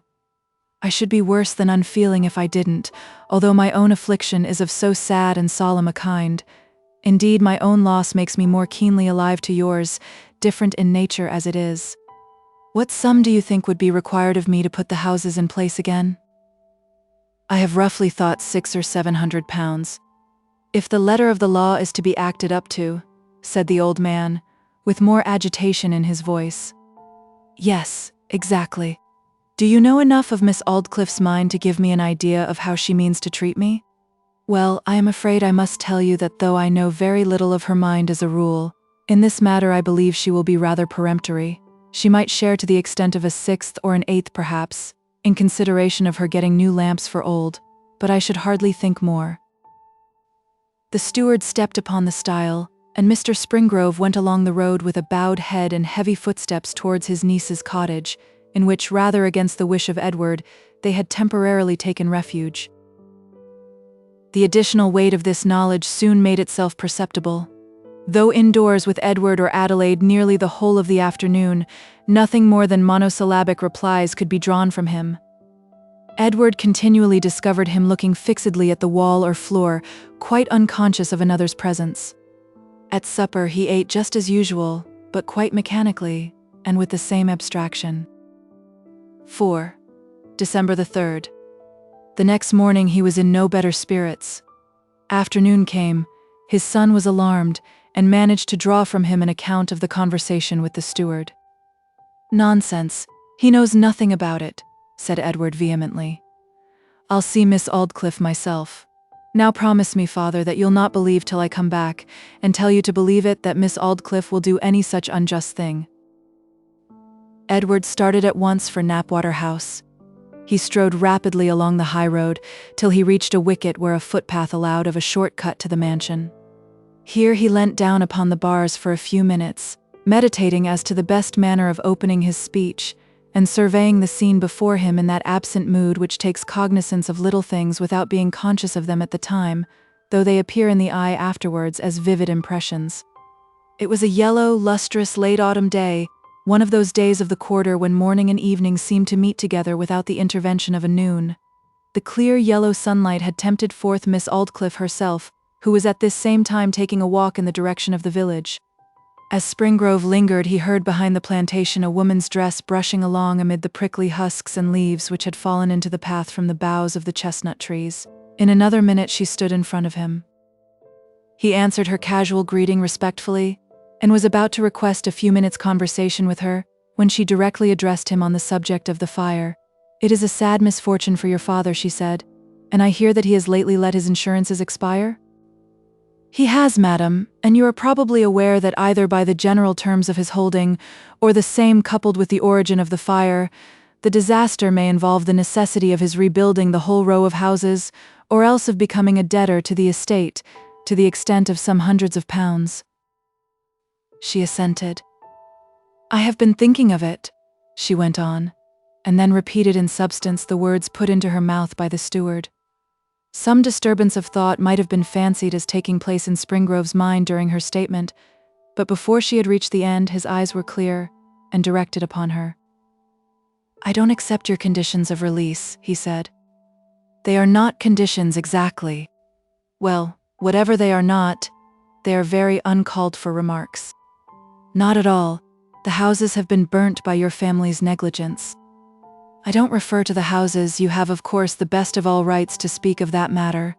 But you, a stranger to me comparatively, have no right at all to volunteer opinions and wishes upon a very delicate subject, which concerns no living beings but Miss Grey, Miss Hinton, and myself." Miss Aldclyffe, like a good many others in her position, had plainly not realized that a son of her tenant and inferior could have become an educated man, who had learnt to feel his individuality, to view society from a bohemian standpoint, far outside the farming grade in Carriford parish, and that hence he had all a developed man's unorthodox opinion about the subordination of classes. And fully conscious of the labyrinth into which he had wandered between his wish to behave honorably in the dilemma of his engagement to his cousin Adelaide and the intensity of his love for Cytherea, Springrove was additionally sensitive to any allusion to the case. He had spoken to Miss Aldclyffe with considerable warmth. And Miss Aldclyffe was not a woman likely to be far behind any second person in warming to a mood of defiance. It seemed as if she were prepared to put up with a cold refusal, but that her haughtiness resented a criticism of her conduct ending in a rebuke. By this, Manston's discreditable object, which had been made hers by compulsion only, was now adopted by choice. She flung herself into the work. A fiery man in such a case would have relinquished persuasion and tried palpable force. A fiery woman added unscrupulousness and evolved daring strategy, and in her obstinacy, and to sustain herself as mistress, she descended to an action the meanness of which haunted her conscience to her dying hour. "I don't quite see, Mr. Springrove," she said, "that I am altogether what you are pleased to call a stranger.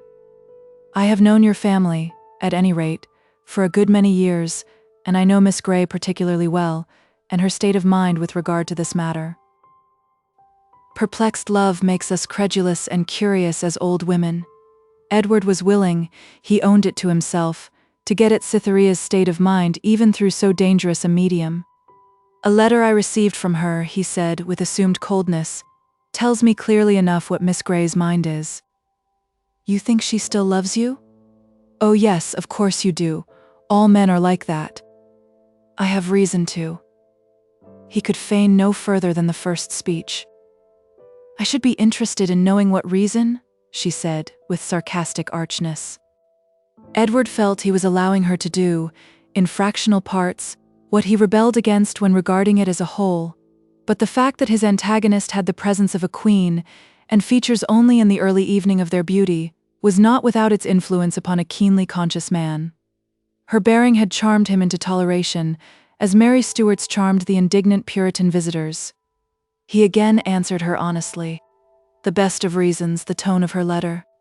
"Pooh, Mr. Springrove. Not at all, Miss Aldclyffe. Miss Grey desired that we should be strangers to each other for the simple practical reason that intimacy could only make wretched complications worse.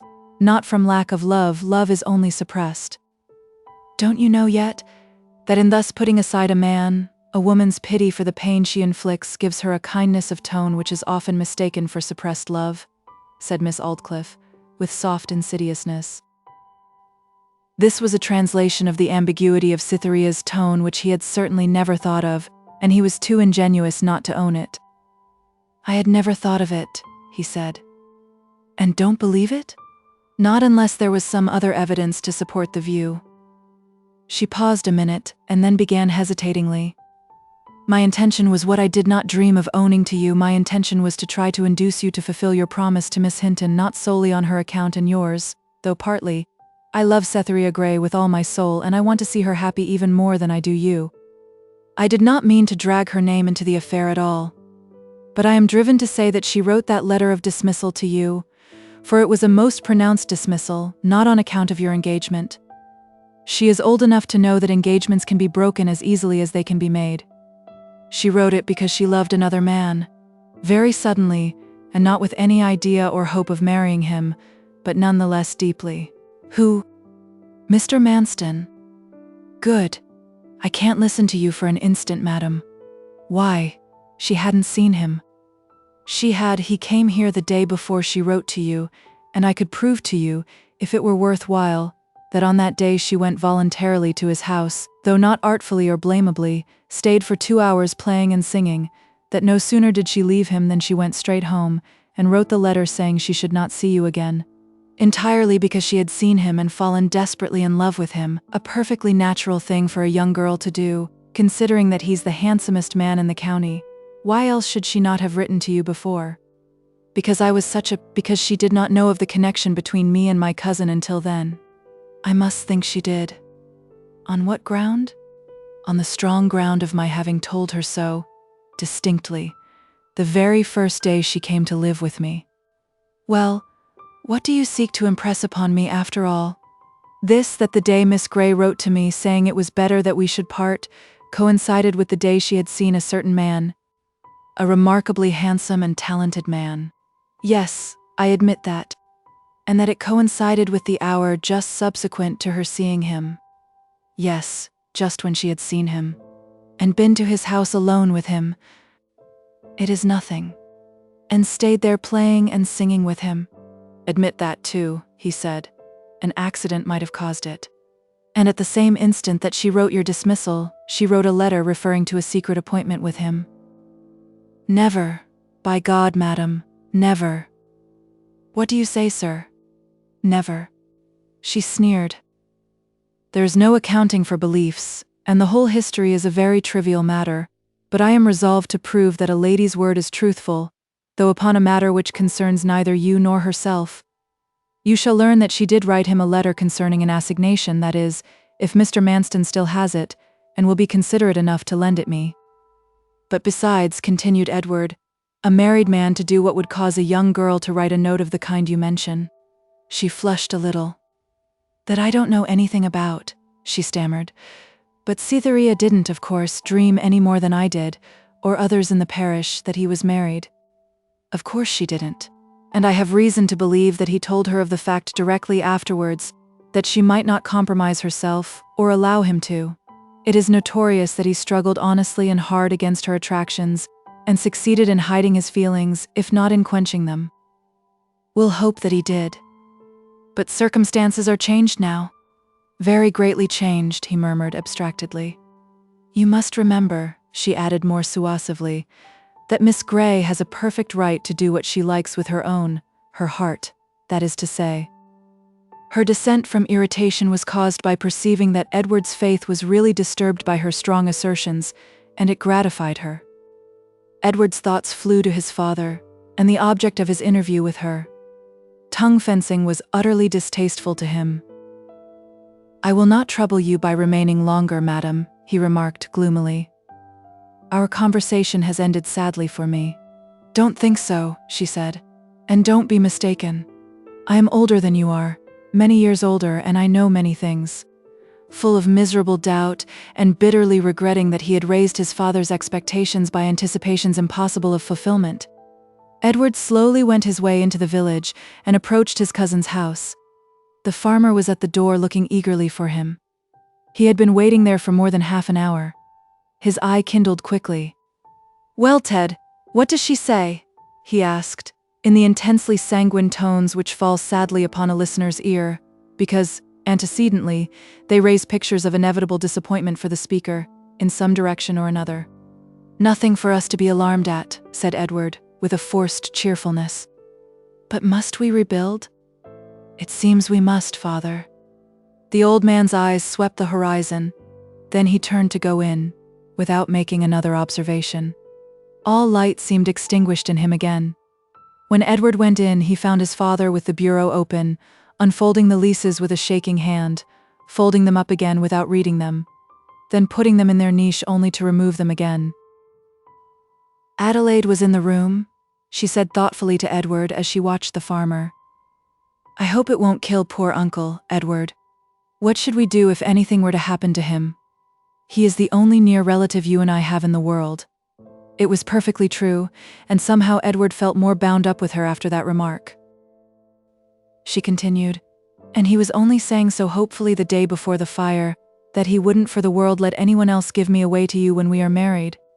For the first time, a conscientious doubt arose in Edward's mind as to the justice of the course he was pursuing in resolving to refuse the alternative offered by Miss Aldclyffe. Could it be selfishness as well as independence? How much he had thought of his own heart, how little he had thought of his father's peace of mind. The old man did not speak again till supper time, when he began asking his son an endless number of hypothetical questions on what might induce Miss Aldclyffe to listen to kinder terms, speaking of her now not as an unfair woman, but as a lachesis or fate whose course it behoved nobody to condemn. In his earnestness he once turned his eyes on Edward's face. Their expression was woeful.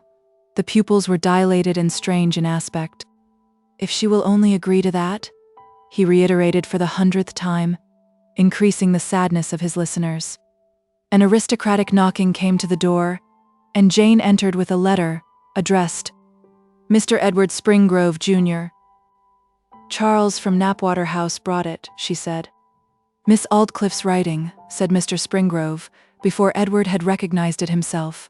"Now 'tis all right, she's going to make an offer. She doesn't want the houses there, not she. They are going to make that the way into the park." Edward opened the seal and glanced at the inside.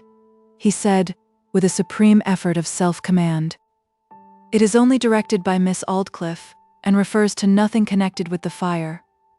I wonder at her taking the trouble to send it tonight." His father looked absently at him and turned away again. Shortly afterwards they retired for the night. Alone in his bedroom, Edward opened and read what he had not dared to refer to in their presence. The envelope contained another envelope in Cytherea's handwriting, addressed to Manston, Esquire, Old Manor House. Inside this was the note she had written to the steward after her detention in his house by the thunderstorm. "Knapwater House, September 20th. I find I cannot meet you at 7 o'clock by the waterfall as I promised. The emotion I felt made me forgetful of realities. C. Gray. Miss Aldclyffe had not written a line, and, by the unvarying rule observable when words are not an absolute necessity, her silence seemed 10 times as convincing as any expression of opinion could have been.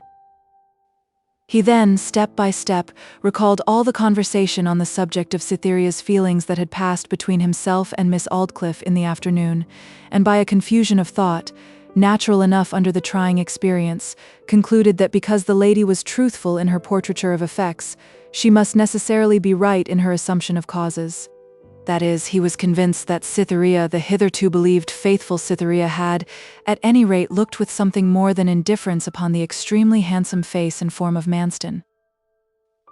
Did he blame her, as guilty of the impropriety of allowing herself to love the newcomer in the face of his not being free to return her love? No, never for a moment did he doubt that all had occurred in her old, innocent, impulsive way, that her heart was gone before she knew it, before she knew anything, beyond his existence, of the man to whom it had flown. Perhaps the very note enclosed to him was the result of first reflection. Manston he would unhesitatingly have called a scoundrel, but for one strikingly redeeming fact. It had been patent to the whole parish, and had come to Edward's own knowledge by that indirect channel, that Manston, as a married man, conscientiously avoided Cytherea after those first few days of his arrival, during which her irresistibly beautiful and fatal glances had rested upon him, his upon her. Taking from his coat a creased and pocket-worn envelope containing Cytherea's letter to himself, Springrove opened it and read it through. He was upbraided therein, and he was dismissed. It bore the date of the letter sent to Manston, and by containing within it the phrase, "All the day long I have been thinking," afforded justifiable ground for assuming that it was written subsequently to the other, and in Edward's sight far sweeter one, to the steward. But though he accused her of fickleness, he would not doubt the genuineness, in its kind, of her partiality for him at Budmouth. It was a short and shallow feeling, not perfect love. Love is not love which alters when it alteration finds. But it was not flirtation. A feeling had been born in her and had died. It would be well for his peace of mind if his love for her could flit away so softly, and leave so few traces behind.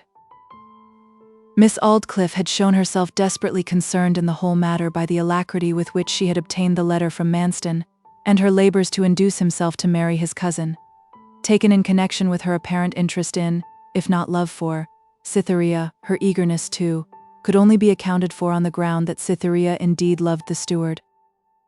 5 December the 4th. Edward passed the night he scarcely knew how, tossing feverishly from side to side, the blood throbbing in his temples, and singing in his ears. Before the day began to break, he dressed himself. On going out upon the landing, he found his father's bedroom door already open. Edward concluded that the old man had risen softly, as was his wont, and gone out into the fields to start the labourers. But neither of the outer doors was unfastened. He entered the front room and found it empty. Then, animated by a new idea, he went round to the little back parlour, in which the few wrecks saved from the fire were deposited, and looked in at the door. Here, near the window, the shutters of which had been opened halfway, he saw his father leaning on the bureau, his elbows resting on the flap, his body nearly doubled, his hands clasping his forehead. Beside him were ghostly-looking square folds of parchment, the leases of the houses destroyed. His father looked up when Edward entered, and wearily spoke to the young man as his face came into the faint light. "Edward, why did you get up so early?" "I was uneasy, and could not sleep." The farmer turned again to the leases on the bureau, and seemed to become lost in reflection. In a minute or two, without lifting his eyes, he said, "This is more than we can bear, Ted, more than we can bear. Ted, this will kill me.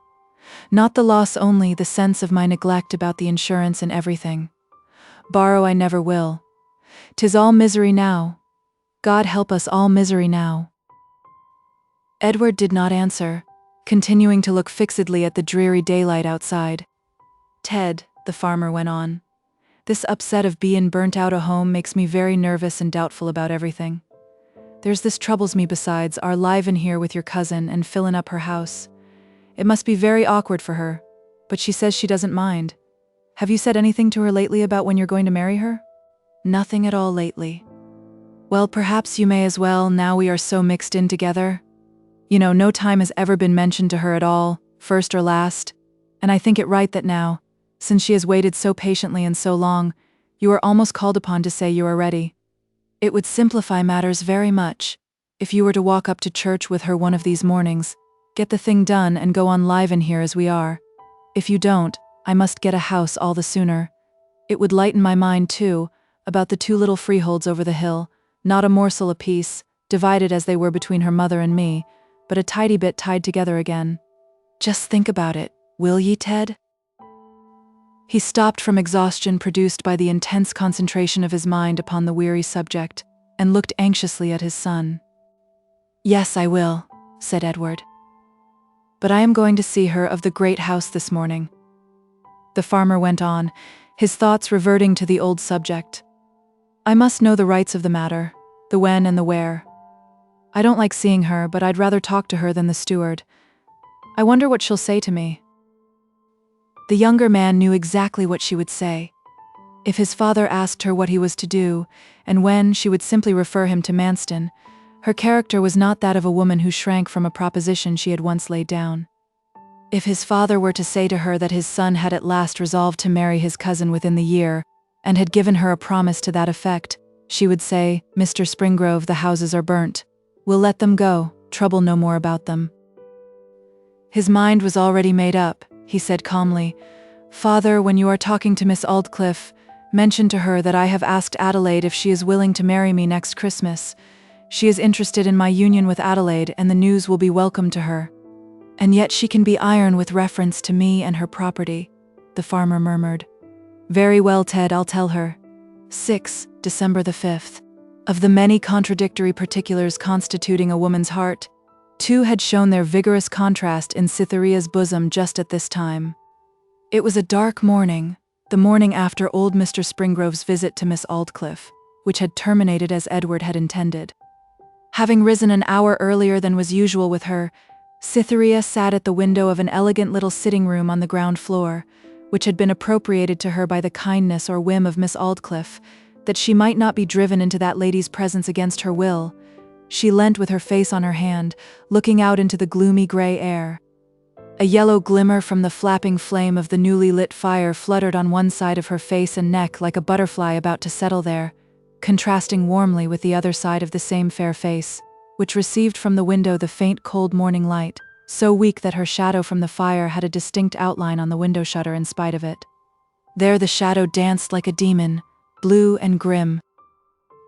The contradiction alluded to was that in spite of the decisive mood which 2 months earlier in the year had caused her to write a peremptory and final letter to Edward, she was now hoping for some answer other than the only possible one a man who, as she held, did not love her wildly, could send to such a communication. For a lover who did love wildly, she had left one little loophole in her otherwise straightforward epistle. Why she expected the letter on some morning of this particular week was, that hearing of his return to Carriford, she fondly assumed that he meant to ask for an interview before he left. Hence it was, too, that for the last few days she had not been able to keep in bed later than the time of the postman's arrival. The clock pointed to 7:30. She saw the postman emerge from beneath the bare boughs of the park trees, come through the wicket, dive through the shrubbery, reappear on the lawn, stalk across it without reference to paths, as country postmen do, and come to the porch. She heard him fling the bag down on the seat and turn away towards the village, without hindering himself for a single pace. Then the butler opened the door, took up the bag, brought it in, and carried it up the staircase to place it on the slab by Miss Aldclyffe's dressing-room door. The whole proceeding had been depicted by sounds. She had a presentiment that her letter was in the bag at last. She thought then in diminishing pulsations of confidence, he asks to see me. Perhaps he asks to see me. I hope he asks to see me. 7:15. Miss Aldclyffe's bell, rather earlier than usual. She must have heard the post bag brought, said the maiden as, tired of the chilly prospect outside, she turned to the fire and drew imaginative pictures of her future therein. A tap came to the door, and the lady's maid entered. Miss Aldclyffe is awake, she said. And she asked if you were moving yet, miss. I'll run up to her, said Cytherea, and flitted off with the utterance of the words. Very fortunate this, she thought. I shall see what is in the bag this morning all the sooner. She took it up from the side table, went into Miss Aldclyffe's bedroom, pulled up the blinds and looked round upon the lady in bed, calculating the minutes that must elapse before she looked at her letters. "Well, darling, how are you?" "I'm glad you have come in to see me," said Miss Aldclyffe. "You can unlock the bag this morning, child, if you like," she continued, yawning factitiously. Strange, Cytherea thought. It seems as if she knew there was likely to be a letter for me.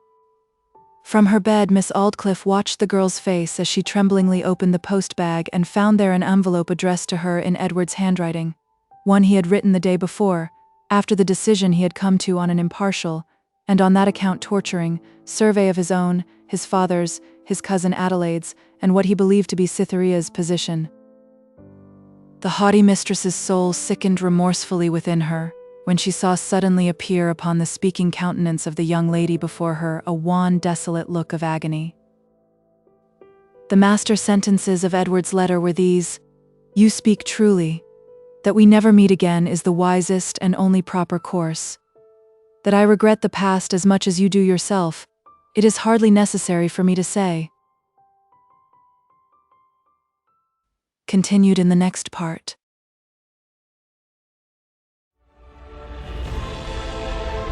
A whole galaxy to go.